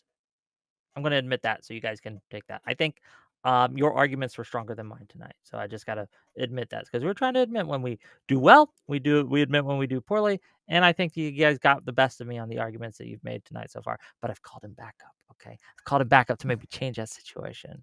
So we're going And to. by the way, the You person don't you have to backed stop, up with please. is one of two, maybe three. I don't count Jeb Tan because he's not a creator, but one of two conservatives that I respect. So Just want to say. I'm appreciate that. concerned now that he's turned on his camera. It's like Samson when his hair got shaved. I What know. happened to your I know. books, bro? Yes, I've lost my strength. What My happened books- to your no, books? They're stacked in the corner over there. I'm moving, so the library will no, look better in about a month. So Your give me- breath- I thought you said you were Norms. starting a fire. I thought you said you were starting a fire outside. You're having a book burning. No, Okay, I'm moving. Okay, and, what, and what- the what's your books are- argument, buddy? What do you got for us? You Well, hold Chris? on, real quick, just real sorry, quick let before Tom- you go. I got somebody who's sent this numerous times now. They wanted me to ask it, and I guess we could let Pisco answer this real quick. But they wanted to. They said, "Hey guys, can you talk a little bit about the previous time the court was expanded, and why do you agree or disagree with the decision to expand the court at that time?" Yes, this was in From my 1869. understanding, this was. Yeah, from my understanding, this was over the what was it called, the greenbacks issue with paying off debt. From my understanding of the history, my recollection of it, in 1866, the court was shrunk by Republicans because Andrew Johnson, the Democrat, this is Lincoln's vice president who assumed office after his assassination, they didn't want to give him like an opportunity to nominate additional justices, and so they shrunk it to 7. And then in 69, after they had Ulysses S. Grant in office, he was on the, I think he was in office or he was about to be in office, they expanded it to 9. That's where it's been. And so like the last example I think is explicitly partisan. Republicans, and it was Republicans, now a different Republican party for Well, sure, in but they shrunk it. The reason they added them back was because there was a ruling from the Supreme Court saying that they couldn't use greenbacks to pay off national debt, and that this was going to bankrupt the country, and so they had to add justices in order to make it to where they could get that decision passed, so that the Are you saying country that's wouldn't not go bankrupt. partisan? That's not in their party interest? Even if it were the case that it's It not the wasn't- Johnson, like they shrunk it because of Johnson, they expanded after. If there was some triggering political thing, how is it not in their partisan interest? We're taking too narrow a view of partisan to only mean the composition as opposed to the outcome, going to the party's interest. That's the partisan interest we're worried about. That's why when people bring up, I think last it was a point on bias it, last for- fucking point on it. That's why when fucking Brad says, "Oh, but in Utah they already have a Republican majority," it doesn't matter. What we're talking about is increasing the likelihood for partisan outcomes that inure to the benefit of partisan interests. Not that they're not like I some didn't say Republicans anything who aren't about okay. partisan. But I'm just making that point clear. Arguing against the wall. Okay, right all now. right, yeah. I'm saying that there's some people who say like it doesn't count if it doesn't flip the overall court. It doesn't count if they were already Republican. No, it does count. The whole motive is to increase likelihood of partisan outcomes. And if there's a triggering political thing that inures to the detriment of a political party and they decide to expand the court in response, in what sense would that not be partisan?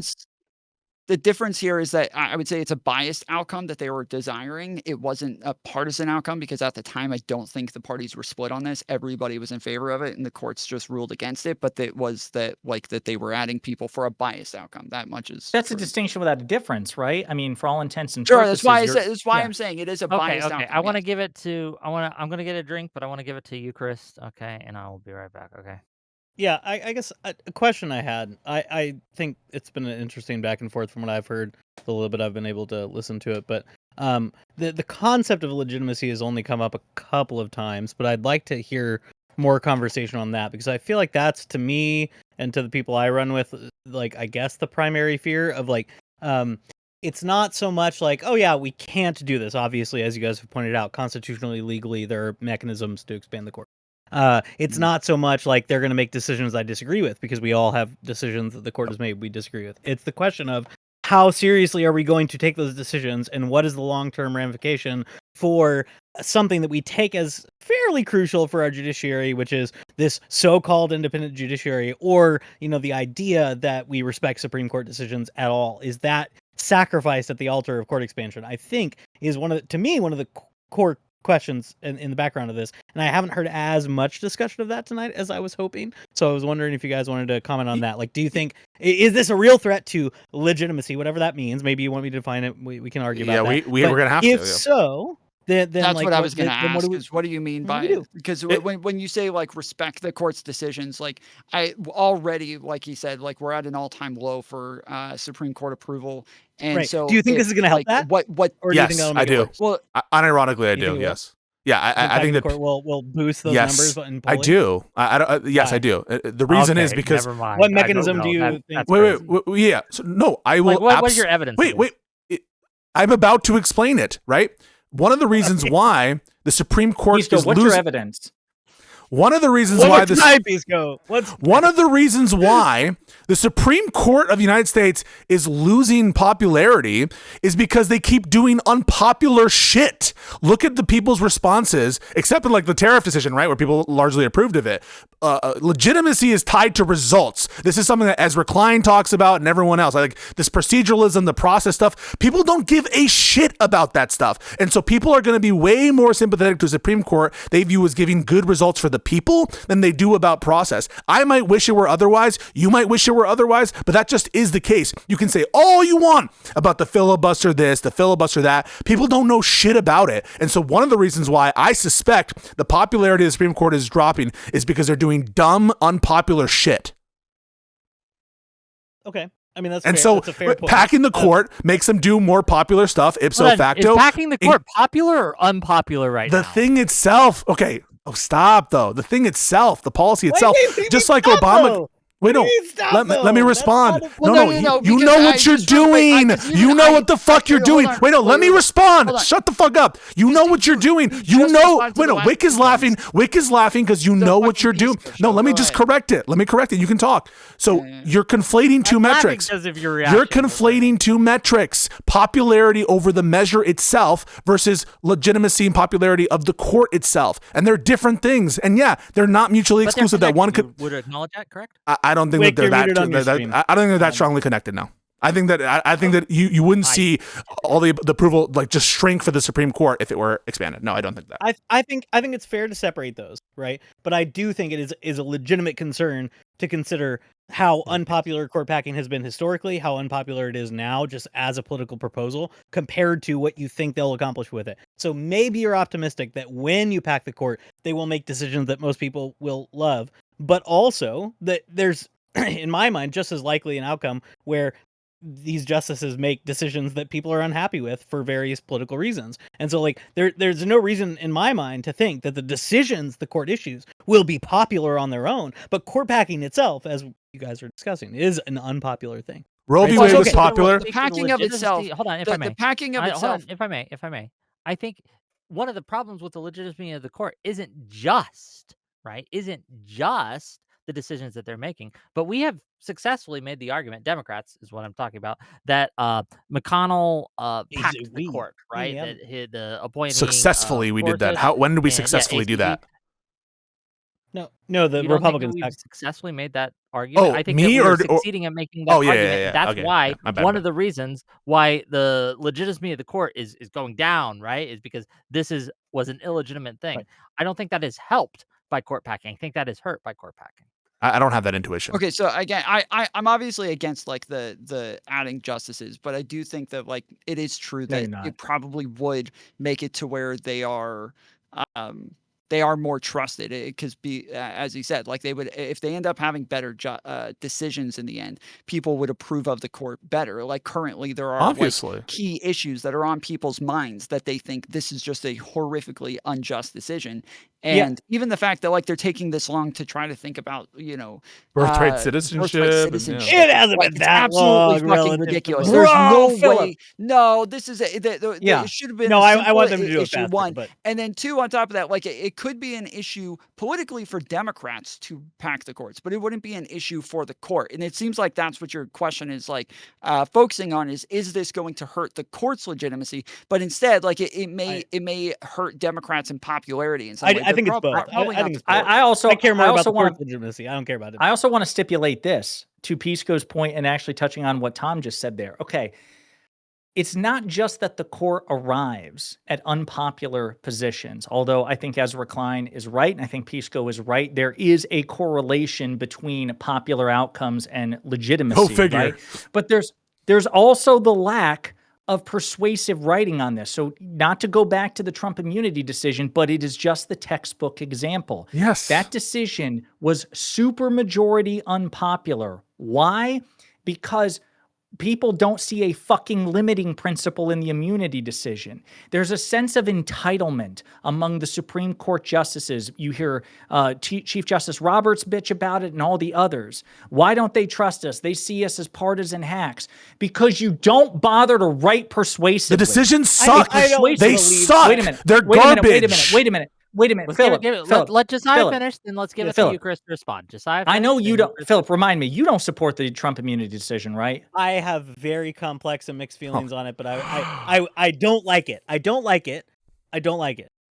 Okay, so can I ask you something? I'm curious. wish Amy Coney Barrett's concurrence had been the majority opinion. Wait, you preferred her opinion to the dissenting? The majority. No, to the majority. To the majority. No. I know. But you I know, prefer but to the you wish it dissent? had been the majority. There are three buckets. You have the non-Amy Coney Barrett majority. You have Amy Coney Barrett, and then you have the dissent. Talk later. Who do you want to be the majority? Concurrence, Amy Coney Barrett. No, he doesn't. He wants the dissent. I'm split depending on the day. Okay. All right. We're gonna set that aside for a moment. We're gonna have. Yeah. I don't know. Okay. All right. So anyway, the more I read it, you derailed me. The more I've talked about it, the more I like. I at the start I was very, very anti, and the more I've like taught it, Philip, read it, let me ask you presented it, something. I'm like, Do you think this is kind of where I am as well? Yeah. Do you this is- think that the justices could have done themselves a huge fucking favor if they had explained that they care about not having a president who is lawless? Yes. For example, their whole balancing act was, well, you got to balance the public's interest in not having a lawless president versus one that's not vigorous and energetic because they have to worry about criminal accountability. And then they don't threw balance this aside and never addressed it again. They don't and balance. what they did was scorn and just act like total dickheads to the dissent. Like, they're worried about SEAL They're Team 6 and these incoherent. hypotheticals. The academy Why isn't not wrong. explain? They're inconsistent. Why not explain what the limiting principle is? Here's why you don't have to worry Wait, but I thought about. there was a limiting principle in there. If they're talking about the fact that it's only when it comes to official acts for the president. And we don't know what fits in that bucket yet. It's an official act to give an order to SEAL Team 6. Of course, that's an official order. The lower courts, but it didn't seem to affect any of Trump's current court cases that he was currently dealing with. Because he's a fucking idiot. First of all, it did. It did with the DOJ stuff.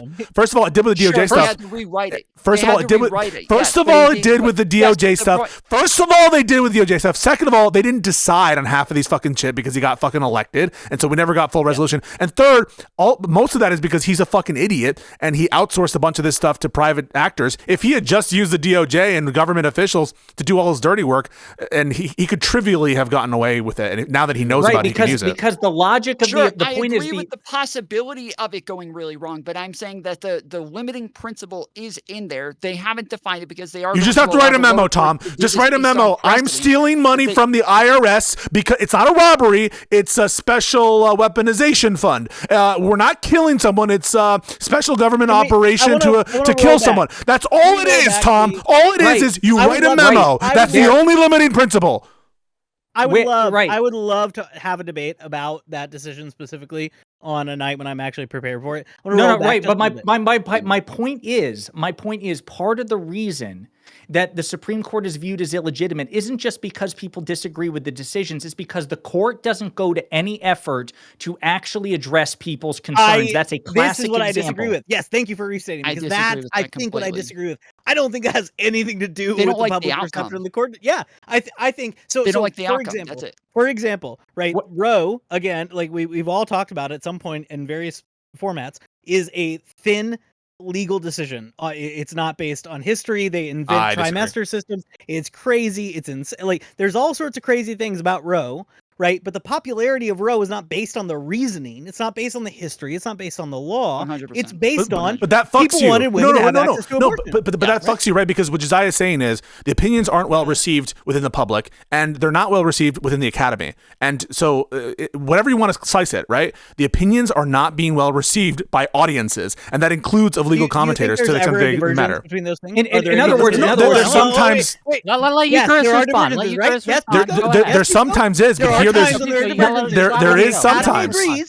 You You gotta agree, right? respond. There are Yes, times yes, when I the do Academy agree. Yes, yes, there are I do agree with bad Thomas. decisions, and the public likes them. You agree? Yes, so I my agree. Point stands. Yes. What that point the is that? Public perception and the No. actual legal basis are different. No, right? but they're both bad right now, is what I'm saying. They're both bad, right? Okay, that's fine. You can say that. You Oh can my say that. goodness. No, no, just I saying am what saying the that, thing yeah. is. Hold on. Just saying they're both bad doesn't mean anything, because what Jessiah is saying is that the reason people are upset with them is Yes, because yes, they're not that's- giving No. good legal explanations. No, no, no, which no. is not true. They I don't said like no, no, no. they Wait a don't minute.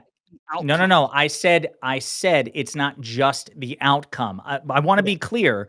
My argument is not that they would be viewed as hyper legitimate if they give an unpopular outcome and also make a persuasive case. He started by saying that. He gave this whole spiel about how that's not his position. I don't know how you guys forgot that. Right. Sorry, Right. I'm That's just my triggered. problem. But there's more evidence than that too. When the Senate, when they are drowning in ethics scandals, and the Senate's like, come here and explain what the fuck is going on, and the chief gives the Senate the finger. Nope. And then the binding code of conduct, they finally were forced to go, fuck, I guess we'll write it down. And then they continue to violate the binding code of conduct.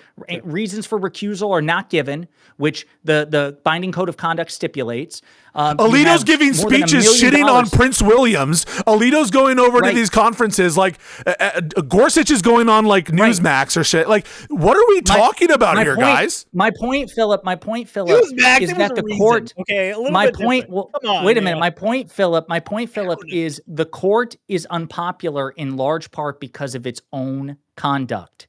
It is not distrusted. convinced of that, but I'm also so Wick. Wait a minute. You're not Well, convinced. wait. No, when it comes to like some of the accusations Wick, of why corruption, me? when Are it you comes to talking to like me? the yard sign for Sorry, man, Philip. Yeah. you know, for what was it, like the January 6th This- yard Yes, sign? Hold on, yes, why the are yard you- sign. Like Why there's- is every there time are a you're bunch of yelling and things mad that at are someone else, actually you guys use Wick? Is this like some Wick, kind of Wick Freudian is thing? Wick is the target of all. Yeah. the Sorry. Yes, Yeah. Hold Yeah. on, It's but a Freudian there slip. are, hold on, wait. But Tom, go ahead. There Tom is are, talking. hold on, Philip, there are real reasons for why like that people are distrusting of them because Yes, of their own their own Yeah, behavior. the Thomas scandals, the Alito yard signs, 100%. These are all reasons why people should approach these decisions with skepticism. 100% agree. No. But I thought you said that the Supreme Court isn't contributing to its own unpopularity. No. That wasn't what I was saying. I guess let me back. Said the decisions. Yeah, the decisions. Yes. No, I'm sorry. When I say the decisions they're making, I mean their conduct. Okay. Okay, Then okay. I was thinking about the Supreme court Court decisions. decisions Okay. are Yeah, the rulings. court decisions suck the too. court They rulings- all suck. Yes, the court rulings are often Okay, we got it unpopular, now. but We're on also the their same own page. conduct. Gotcha, okay. Okay. Yeah. So let me separate two things, right? You have their conduct outside of the hearings, the questions, the opinions, and then you have the hearings, the questions, the opinions. So that Can I address that real quick? conduct, I Wait. agree. Just real quick. Go ahead. Their behavior is worse when they're actually doing their job. I'm more offended by their fuckery on the shadow docket. I'm more offended by their ignoring of like the factors when applying stay, the whether or not to grant a merit stay. I'm more offended by this inconsistency that they have in their analytical frameworks for a range of issues. I'm more offended by that. It's worse when you look at their in-office conduct. I almost don't even give a shit about the sign anymore. I actually never really gave that much of a shit about the sign. And so like put all that to the side. All the Then stuff let's is just worse focus on the at their in-office job. Yeah. conduct. Let's focus on the in-office conduct, and I disagree with Jessiah that the actual articulation of opinions or the basis of these opinions has much influence, if at all, on public reception of the court. I don't think any of that has I really like people like the level of discourse that happens around these court cases. Whether it's a unanimous opinion, whether it's not, whether it's a clear-cut case, whether it's not, whether it's one that we've predicted for years or not, I don't think the way the opinion is written, way it's reasoned, I don't think it has any influence at all in public reception. And so I think what's happening right now is general decline in institutional trust and general attaching of that distrust to the court, whether, on the basis of mostly affective partisanship. That's basically what's happening in all of American politics. So how is this going to affect it? How is our proposal going to affect it negatively? If no one really gives a shit about that, then you're kind of making our argument. More affectively partisan, how will it affect it? Worse. No, but if you're saying that Well, I mean, opinion even right is now, like following part of the, hold on, partisanship, part of the issue is that right now, like it's only even like 70% of Republicans who even Good job, approve you, of the Chris. court right now, and there's 30% of them. Like when we're saying 30% of them disapprove, the reason they disapprove is because again, like the court's just not making the decisions that they want, and they start talking about like impeaching. What was Trump it? is Coney Barrett or yes. whoever. Like They're they weak on start talking about tariffs. impeaching different people based on, or that they're that they're just radical It's insane. feminists pretending It's to be insane. conservatives and shit. Like it is both liberals and Republicans who both dislike the court just because they're not making the decisions that they want based on partisanship. And by packing the court to 13, you would be increasing the likelihood of a moderate opinion, right? So if your fear I is agree. I think it would improve it. Yeah. right, so like if I your don't fear is, I really think that follows. I think it by definition does. If the most moderate members of the court are the ones that are having the dispositive vote on what the opinion is, wouldn't that by definition increase the likelihood of a ruling that is more middle of the road, or maybe sometimes more Democrat, sometimes Republican, and so you have more than what we're seeing now? The problem I have with some of the things you guys are saying is like you're conflating older arguments that have been around for a long time for expanding the court with your partisan proposal to pack the court. These are different things, right? There are people for decades who have been making arguments to expand the court for various, I think, excellent reasons. And I've explained this to all sorts of people in all sorts of venues, especially my students. There are lots of good reasons to expand the court. But what you guys are arguing for is not that. Wait, hang on a second. I come in bringing up we're arguing legitimacy, on your right? terms. So you're raising some concerns, and what I'm trying to say is, in response to your concerns about legitimacy, whatever that concept means, that at least we have no intuition to think that court packing would make that interest worse. But our argument isn't foundational to those interests. Why? Our arguments. Wait, no. What is the good argument that, for example, if you make a court that's more, what question am I not answering? Like, why? You said you have no reason to think that this would make it worse. I'm coming in asking, why wouldn't it make it worse? If you say, hey, because of what the Republicans did to us, we are going to expand the court specifically to achieve our own ends, to appoint our own justices, I'll to explain. achieve those goals. How does that not affect the legitimacy I thought of I the explained. court? So let me explain. So if the interest that's being trying to be catered to right now is public perception of the court, that is the interest that you're calling out. How wouldn't it hurt that? Correct. So we're agreed on that, right? At least part of it. It's at least part of it. Yes. So let me address that part of it. My strong intuition is nobody but me and 0.0001% of the population reads these fucking opinions, and that people's perceptions on the Supreme Court relate to outcomes and the news they read that fundamentally relate to outcomes. That's my strong perception. The news they read relates to, though, the idea of expanding the court, right? And so what we saw historically with FDR's threatened court packing plan, what we've seen recently with polls on court packing, is the public perception includes the actual activity of expanding the court before the decisions come down, right? People forget. People remember when Roe v. Wade. Wait, hold and on. You were just earlier in this stream. You were accusing people of saying that people have this long memory and they're going to remember the injustices that Republicans did and they're going to come back and get them for it. And now you're saying, no, people I didn't. No, Whick. No. You're not understanding me. So you're not. So let me finish what I'm saying then. Let me finish what I'm saying, and I'll explain it. So I have never argued that people have a long institutional memory of the harms done by Republicans. I think exactly the opposite. That's why I think it's a ridiculous notion that Whick offers that like we won the Merrick Garland Mitch McConnell debate. We got no benefit from. That's not what I said. Okay. What I said was that we have been making a more successful argument. In other words, it is more successful than it was before when it initially happened, that this makes the court, right, suspect, that the current makeup of the court has been fucked with because the Republicans have done a bad thing. Before that argument did not sell as well, it has gained traction. We have whatever. Whatever. Put that.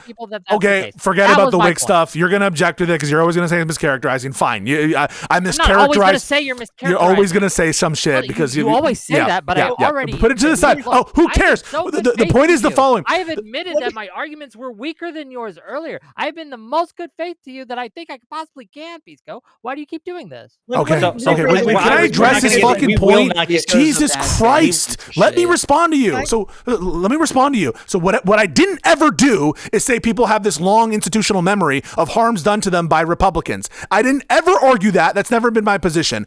What I'm saying to you is in response to public loss of legitimacy or public perception and public approval of the Supreme Court, that my very strong intuition is, irrespective of the fact that the plan itself might be unpopular, overall in the mid to long term, the approval of the Supreme Court is going to go up. And the reason is very clear.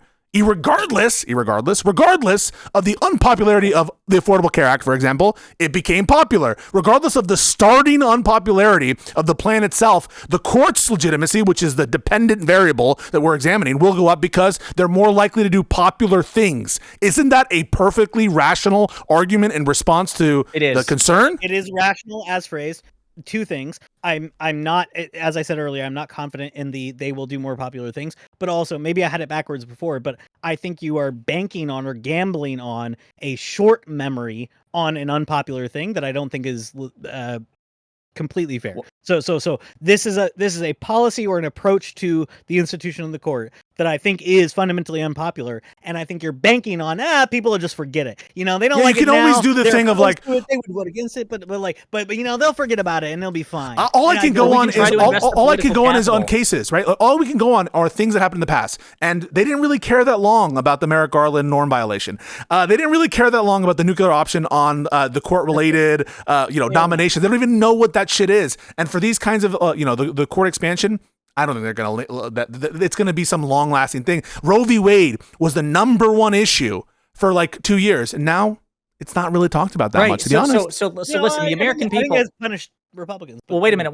No. So a couple of things. Okay, let's synthesize this. So the American people, with our short attention span, I think we can get used to just about anything. Okay, so the Dobbs decision, for example, contributed to stymieing a red wave in 2022, even though President Biden was unpopular and inflation was at 9%. Lasted 1 year.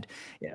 It lasted 1 year because Republicans were banking on that momentum carrying into 2024. It didn't really manifest. As a matter of fact, with the exit polls in 2024, abortion, which Democrats thought would be like a number 1 or number 2 issue, was like barely top 5. Okay, so number 1, the American people can get used to things. It is an unpopular decision. They're not happy with it. They just bake it in and move on. The reason the court continues to be unpopular, and by the way, we actually see its popularity increase and decrease. It's still relatively low, but it got really low after the Dobbs decision, and then it started to tick upward, and then they would do something else. It went down. Thomas Yes. corruption scandals. It would go down, and then it would go up again. And now that's my point. The American people get used to anything, all right? But the Supreme Court keeps behaving in ways and doing very unpopular things, which keep its approval rating relatively low.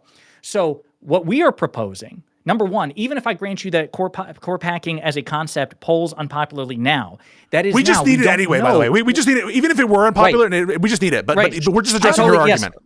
I totally agree. I stand by its necessity, even if it's unpopular.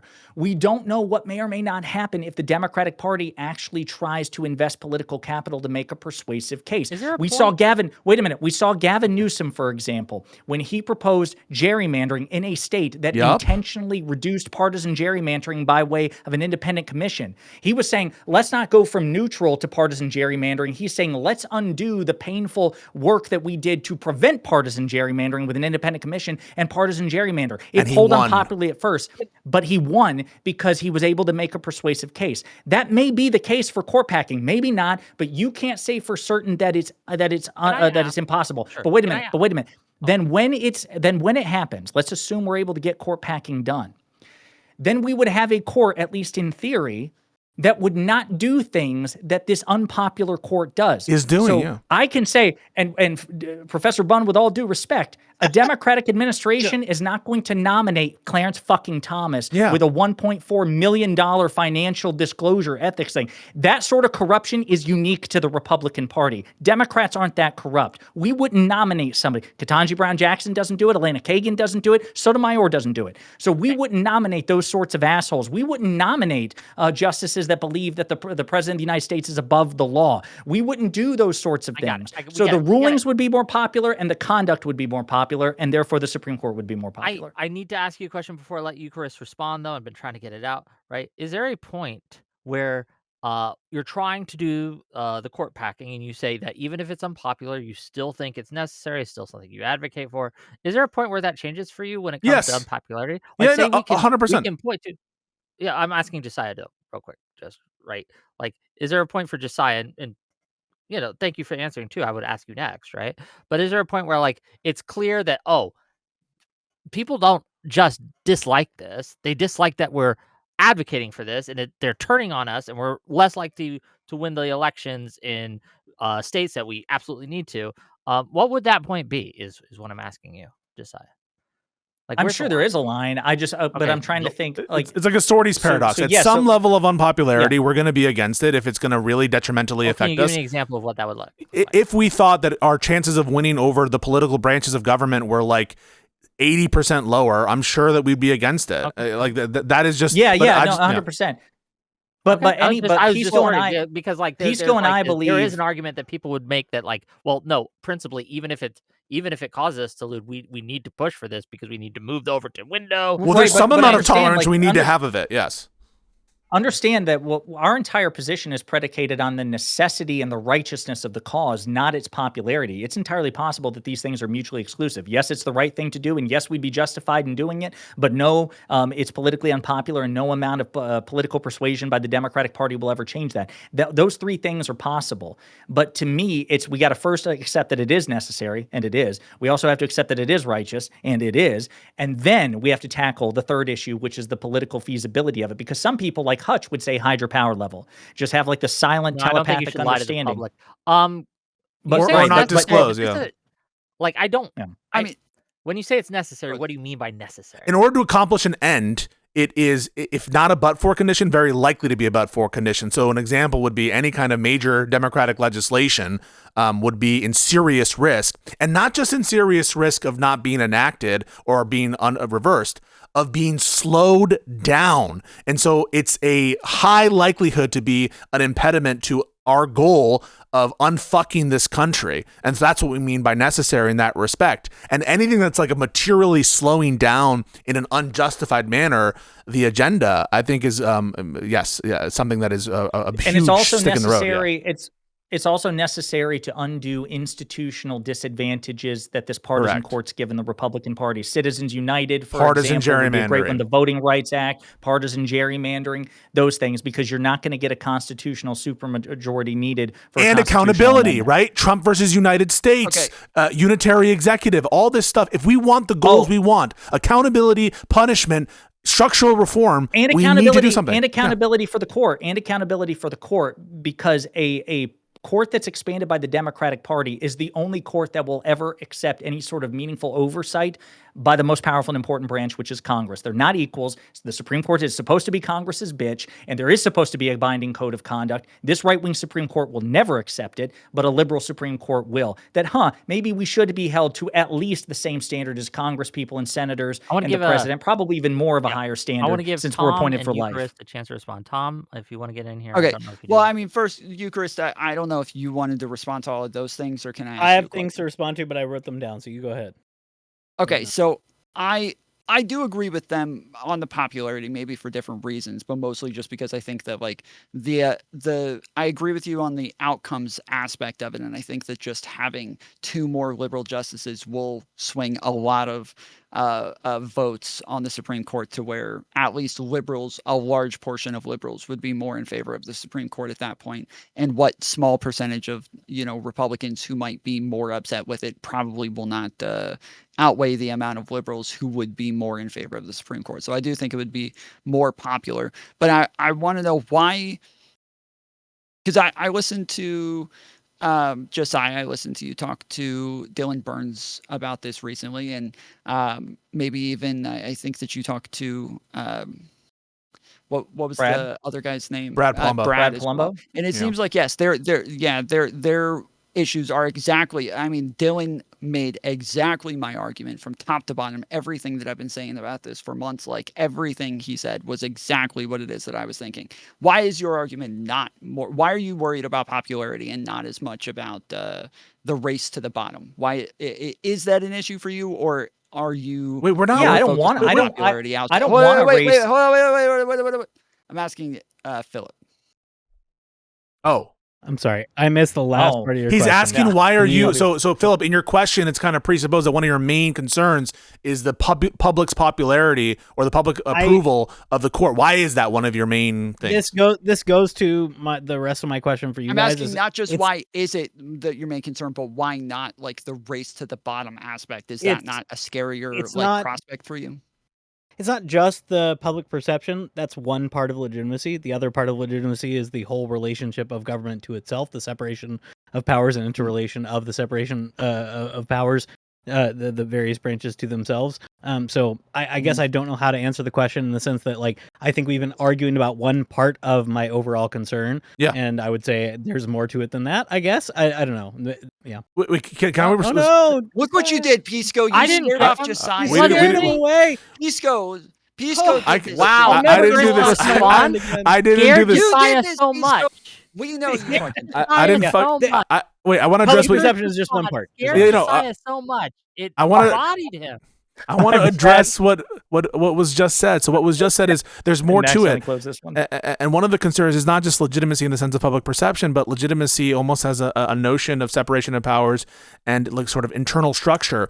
And that's where this is at its strongest, right? Our arguments on reform of the court and expansion of the court are at the strongest, at their peak, at their maximum when we're concerned about separation of powers, because that's the very thing the Supreme Court has fucked up the most, right? Nowadays, the executive basically has a blank check to do whatever the fuck they want, with some exceptions when there's some other interest involved that the Supreme Court like deigns to care about. But they've totally skewed the proper, by proper here, I mean just in the constitutional structure, and what is also, by the way, incidentally, something that as a policy interest we'd want, separation of powers. That is on appropriations. That is on the ability to hold executive branch officials accountable. That is as a matter of immigration law, where they're given great substantive law. So on every possible issue of separation of powers, almost consistently to a point of, I don't know how you wouldn't see it, the Supreme Court has fucked up this basic skew. And the worst example is Trump versus United States. I mean, that just to me is the worst example of how they fucked up separation of powers, to say nothing of the CASA decision, the Section 3 case. There's so many examples of this. So if your concern is a proper, good separation of powers analysis and relationship, this court has been the absolute worst at it. I agree that those are concerns. I don't think there's a solid case to be made that this court is the worst at it. But what we're talking about right now is the idea of not just court expansion, but packing the court in a partisan way. And this is why I wanted to bring up the second part of legitimacy, which is like you have the sort of like public facing side of it, which is just like, do people generally say, oh yeah, I trust what they're doing and it's fine. That's part of legitimacy. But then the normative side of legitimacy, I think interior to our structure of government, is we have a court that is, according to our founders, our framers, our, the Federalist Papers, relatively toothless, but nonetheless has, for most of its history, been relatively well regarded. How would this sort of thing disrupt that? And so I am not a romanticist. Have you lost trust in this Supreme Court? Yes, he has. Personally lost it? When you say well regarded, you're appealing to popularity again. Oh, I have so many other things to say. I'll get there. Hold on. Okay, but when you say well regarded, wait, shut up, appealing to popularity. I want to hear you say. Shut up. Eucharist was giving a great answer. I'm not appealing to popularity. Go ahead. I'm not appealing to popularity. I'm appealing to presidents who do things that the court doesn't like, and the court slaps them down, and then being like, I guess I can't do that. Right? I'm not appealing to popularity. I mean, within the structure of government. That's specifically the part that I turned to, was that sometimes, at least, both other branches of government will sometimes say, look at the court and be like, yeah, they said we can't do that. We got to find another way at the minimum, or so Trump has been really good at following the court's orders. No.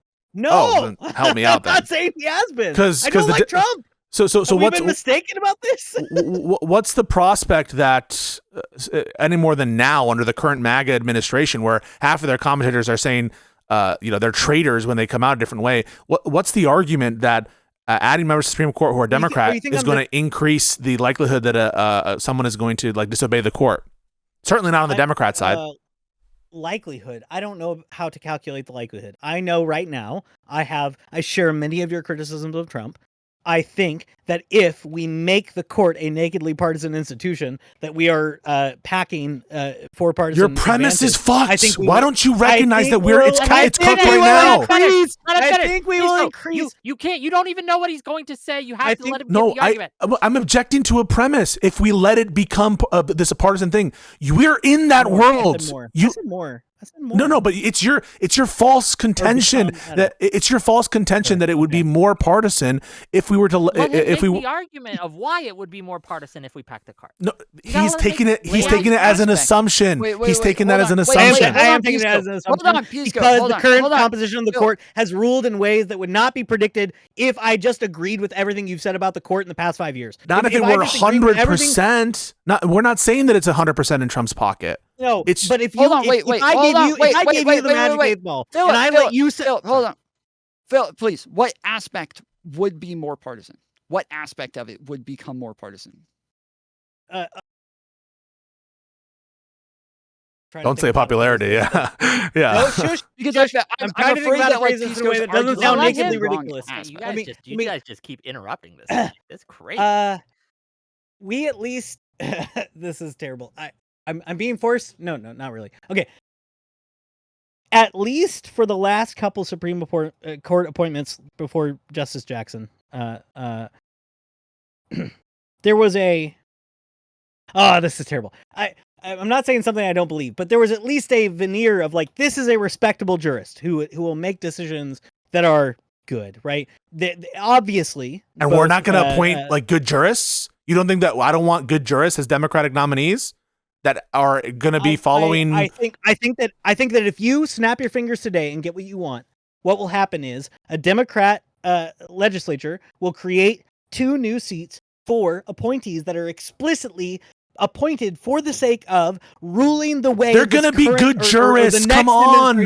They're going to be good jurists. We're going to nominate some people that come out of great law schools who are currently Court of Appeals judges, and they're going to do a good job. You said earlier, Pisco, there are MAGA people calling for the head of Gorsuch and ACB, right? Yeah. Like, there are MAGA people right now who are pissed about it, right? Yeah. What do you think will happen? Do you think the justices appointed in your hypothetical ideal world court packing plan do you think they're ever going to rule against your preferred liberal jurisprudence? Why would they be? Yes, they will. Wait. Yes, they will. Why would they be? Yes, Anderson decision. If they have term limits, if they have why would they be on them, if they're restrained to promise, like Kamala Harris said, I'm not advocating. We're not here to. Wait. Stop. We're not here advocating for term limits. You are. Why would they be any different from Elena Kagan, Sotomayor, or Ketanji Brown Jackson? Because none of them were held explicitly to promises that they made in Senate hearings. None of them. We wouldn't hold them to those promises in their hearings. So that's a different thing. We're not saying that we're going to hold them to partisan promises. Wait, can you clarify what you mean by that? What do you mean they weren't held? What did Kamala Harris mean when she said it? Said what? She said that's a proposal on the table. She said we should hold them accountable if they lie to their Senate confirmation hearings and then do something different. That's the opposite. That's saying that we're holding the people who she says lied, the conservatives who lied. Yeah. So you're saying if okay, do you think somebody who's appointed by a Democrat majority legislature who promises to rule in accordance with all the things you like, they shouldn't promise that? I'm not going to demand that. That's a different thing. That's like a different set of things. Yeah, that is, Philip. I'm sorry. No, Pisco's right about that. Listen, no, if she's saying if you make a commitment to, if you lie under oath, you should be obligated to follow through. And I think you would agree with that. What fucking Supreme Court? Listen, let me put you like this. If for whatever reason, I don't even know why this would work. I think it just hold on, Jessiah, please. Eucharist, you had a question for Jessiah to clarify that. Can you ask it? I'm going to give some room to Eucharist here. He's being ganged up on. No, it's okay. I like being ganged up. He needs up. a little room. Eucharist, ask Jessiah. The reason that I'm jumping in is only to clarify things. Shut up, a couple of times Tom. Shut up. Hold on. Shut up. I'm not making an argument. I don't care. I'm not making an argument. I'm trying to clarify something. Let them I'm not argue. making arguments. The problem is that they're arguing past each other numerous times, and they're not actually like arguing with what it is that he's saying numerous times. That's why I'm asking the clarifying questions. In order to correct this, let him do that. Eucharist, ask a clarifying question to decide. Here, let me set the background, okay? I think if you all snapped your fingers and achieved your court packing plan, you would have a Democratic majority Senate that would ask of their appointees questions about their loyalty to certain principles of law that they want to see ruled on the court. Yeah, principles. That's fine. And so what I'm saying is that based on at least the bare, it was a soundbite. I agree. It's not this big of a deal. But if I just snap my fingers and agree with Kamala Harris, I think what happens is we get 2 or 3 or 4, who knows how many Democratic appointees on the court who are committing to rule in a certain way on an issue. No, we put them through the same process. I don't think that's not entailed. Please go. Shut up. I'm not done yet. Dude. Please, I will listen to whatever you have to say when I'm done talking. Just let me finish my sentence. That I don't think has been the case with our Gorsuch and Barrett appointees, right? Who have on several occasions gone explicitly against Trump in ways that are disadvantageous to them in terms of death threats and Trump going against them and everything else. I don't think we would see that in the world you guys want. That's all I wanted to We're not committing. We're not committing to any additional commitments for justices that are being proposed other than what is normal and adequate and regular in the process, the same kind of commitments that we either asked or not asked to Sotomayor, Elena Kagan, and Justice Jackson. So it's a total waste of your fucking breath to make any additional claim about our PAC, which doesn't entail this vision that you're presented, this fantasy that we have not committed to. Why would you expand it if you couldn't have some sort of assurance? We have partisan goals, but we're not going to. We have partisan. Wait. Why, Philip? Yeah, why do they nominate Democrats them? or Republicans ever nominate particular people? Justice. No, you're too smart for this, man. You know this. No, I'm asking about the case of we are going to create new seats to rectify it past for the same reason Obama nominated Kagan. For the same reason. Philip, the logic doesn't change at all. I'm surprised you believe that. No, the logic y'all are presenting tonight is not the same logic as an ordinary court appointment. Otherwise, we wouldn't be having this debate. This debate wouldn't exist. No, wait. Oh, wait, hold on. Wait. Hold on. Hold on. In normal procedure, right? In a normal course of procedure, that we have these processes, and he points to Amy Coney Barrett, he points to Gorsuch, he points to these other things that have been comfortable ruling against the president, ruling against the party that appointed them, because that's the thing. But if you are changing the procedure, if you are changing the context in which these things happen, and putting a position where we are for the explicit purpose of fixing the court to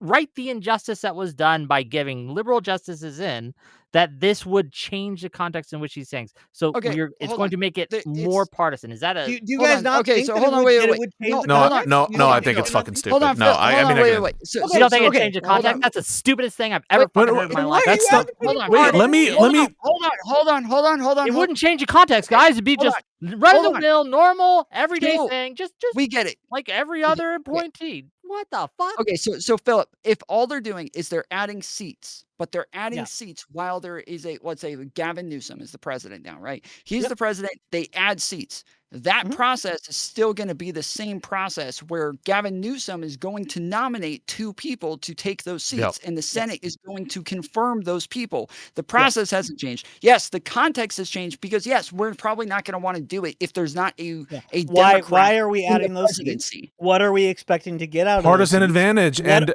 unskewing? Yes. But that's but what Jessiah says to you, that's the same rationale that's always activated whenever anyone makes any moves in this area. Sure. Okay. But what we are talking about are previous appointments when there were vacancies, or as you all have aptly pointed out, withholdings of appointments when it by norm shouldn't have happened. I agree with that 100%. Right. But what you all are talking about is, well, we need to rectify this by adding seats to adjust the balance, and I just cannot believe of good justices, of good judges, of loyal judges, of good judges, of ones who aren't. Oh, they're not just hacks. We want to nominate good people. I'm not saying they're bad justices. This is extremely important. Do you think that some of the partisan judges in the past haven't been good judges? You're trying to ascribe to us like we're gonna put or our actions are gonna cause the judges to be like too scared to rule against Democrats, but that's not gonna happen. Put in the people who you expect to rule exactly as you do. That's what every president does. Yes, but I think they'll be punished? Okay, I'm sorry, Josiah. You've been saying lots of stuff that I haven't. So heard, two go two ahead. things here real quick. Somebody in Pisco's chat says, it's so weird to see Pisco debating my old poli-sci professor. Wait, really? Yeah, I had him. Get the fuck I had him for intro to political theory. I don't Han believe it. Solo wild. 318. Okay, Han no, Solo- no, he's got to prove it. He's got to prove it now. Han Solo wild. 318. He says, yeah, I had him for intro to political theory my freshman year. Wow. Oh, I think I know who this is actually. Oh no. That's fucking. Oh shit. That's hilarious. That's That's so great. funny. That's So great. anyway, We I just love it. wanted to show that. So Wholesome yeah, moment. shout Moment. out to you, Professor. Shout out. But the other thing is, Professor, it's the same paradigm as when we nominate justices or presidents nominate and senators confirm justices under the current 9-court rule. There's nothing special about the 10th, 11th, 12th, 13th seat in terms of the calculus involved.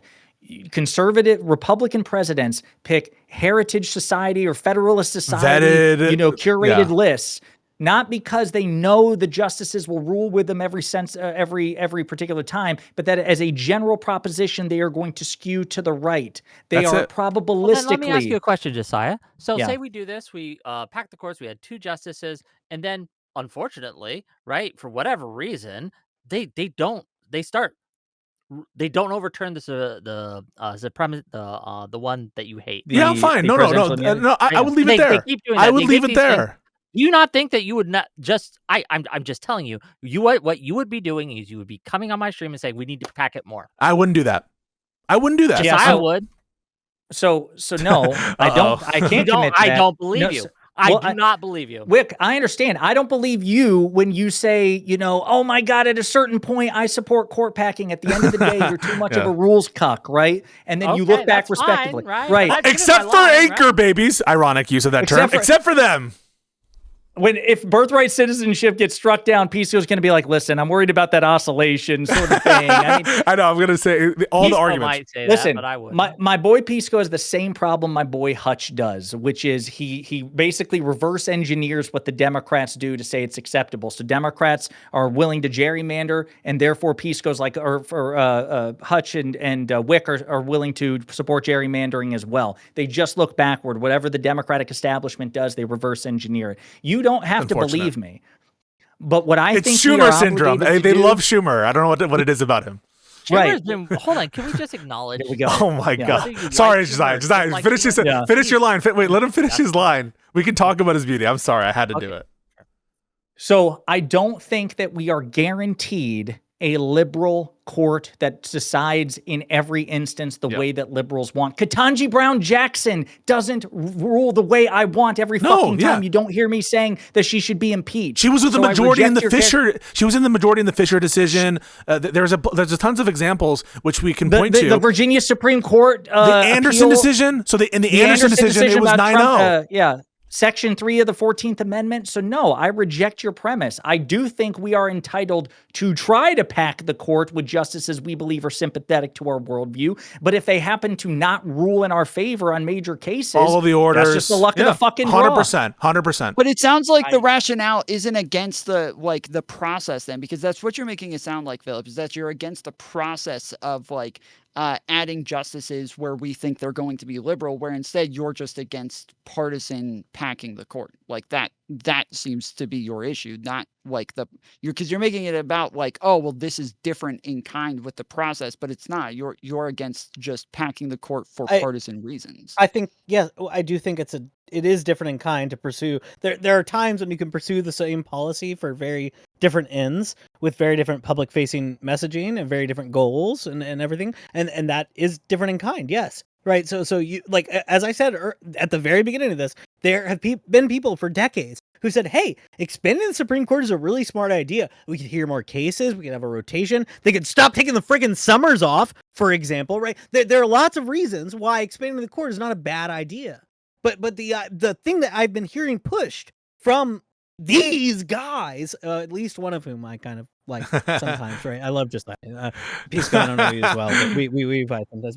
But like the thing I've been hearing has been just like, yeah, we gotta stick it to them Republicans because they screwed us over, and we're gonna use every mechanism and every power available to us to just stick it to them with every legal tool available, maybe even extra legal. Not hold on, Jessiah, that is wait a minute. I don't see any of these are mutually exclusive. Incidentally, it has the benefit of it has the benefit of screwing over the Republicans. I'm not going to apologize. But they're saying you can do whatever legal mechanisms are available to you, and I'm free to say I think these are the reasons these are bad. Wait, but Philip,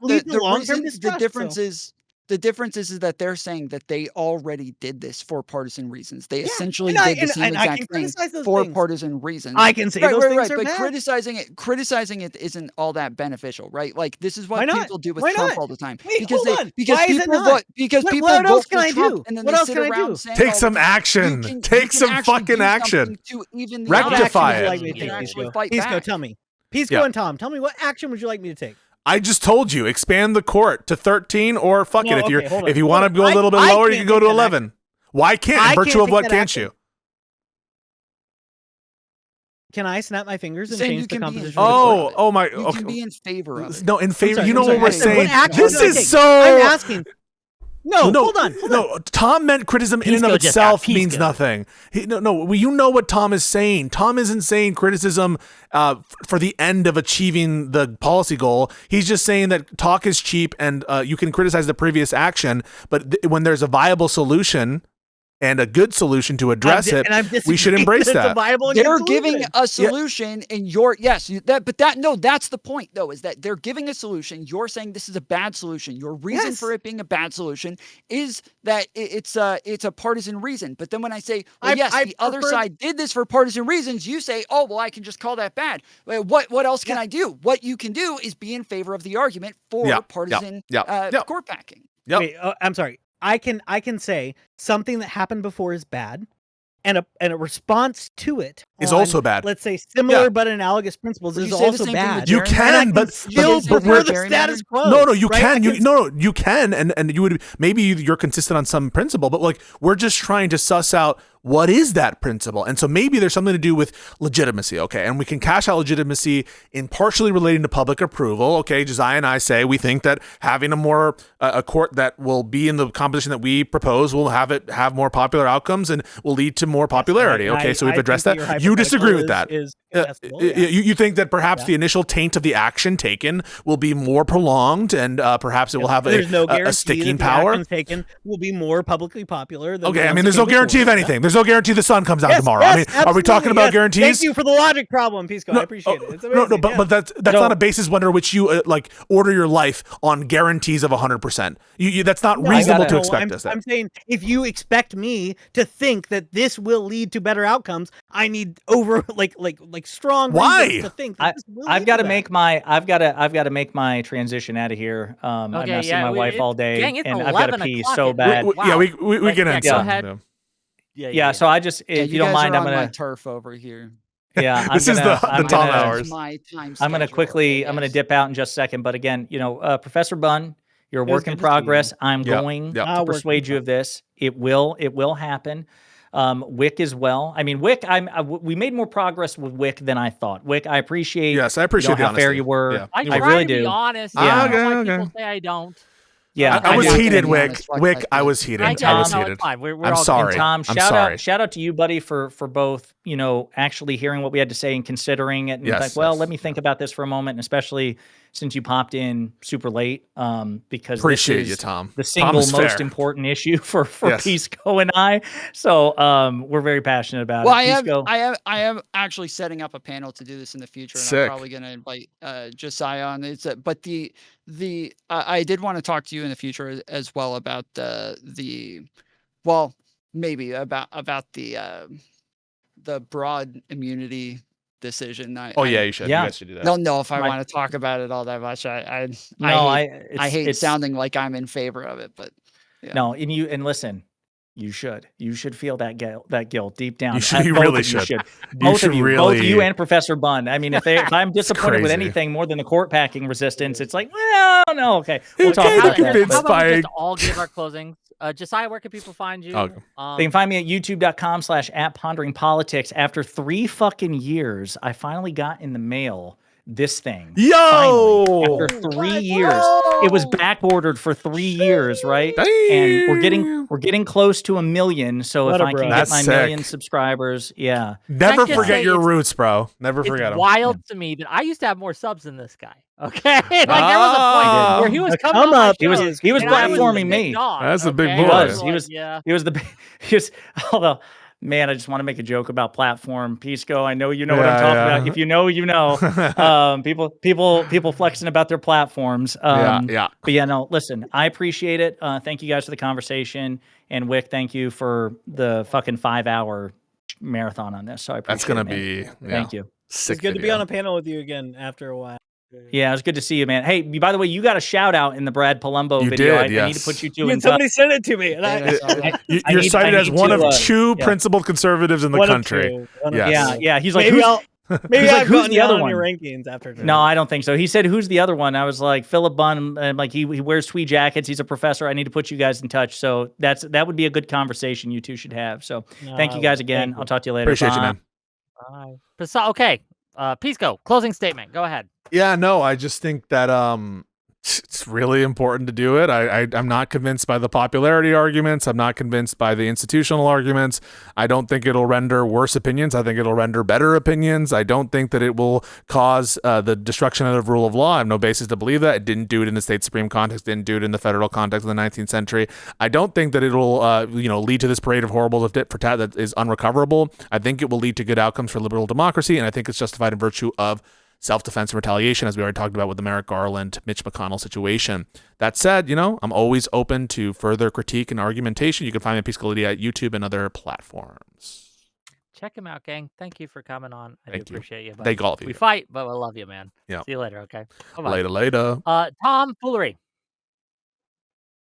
Yeah, I was happy to help Pisco with his arguments and teach him. Fuck, Tom. Hey guys, we gotta go. It's gotta be over. Absolute domination, absolute, complete, total domination. I don't know what to say about that. There's just like no good arguments being rendered. I don't know what to say. On everything. I mean, it starts with Connor just giving the game away, where he's like proposing solutions that are Democratic court packs. To the extent that they're engaging instantly folding on self-defense, there was no argument attempted for why legislative court packing is worse than non-legislative court packing. None, right? Trust in the virtues. The virtues are there. Bicameralism, presentment, judicial review, not present for Mitch McConnell. I don't know what to say.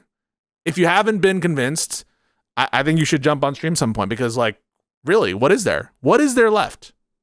Absolute vindication, completely cooked. And we're going to do this again. And we're going to do it again. You'll see on my Twitter timeline, it'll be a one-on-one, which I prefer. Against Ryan Mullally himself. He was colluded against. They tried to indict me. Oh, I should never do that impression again. But I love you guys. Thank you. Love the channel. Like the channel. Sub to the channel. Stay cool, my hombres and mujeres. Damas y caballeros. Konbanwa. Pisco-san. Konbanwa. Stay cool.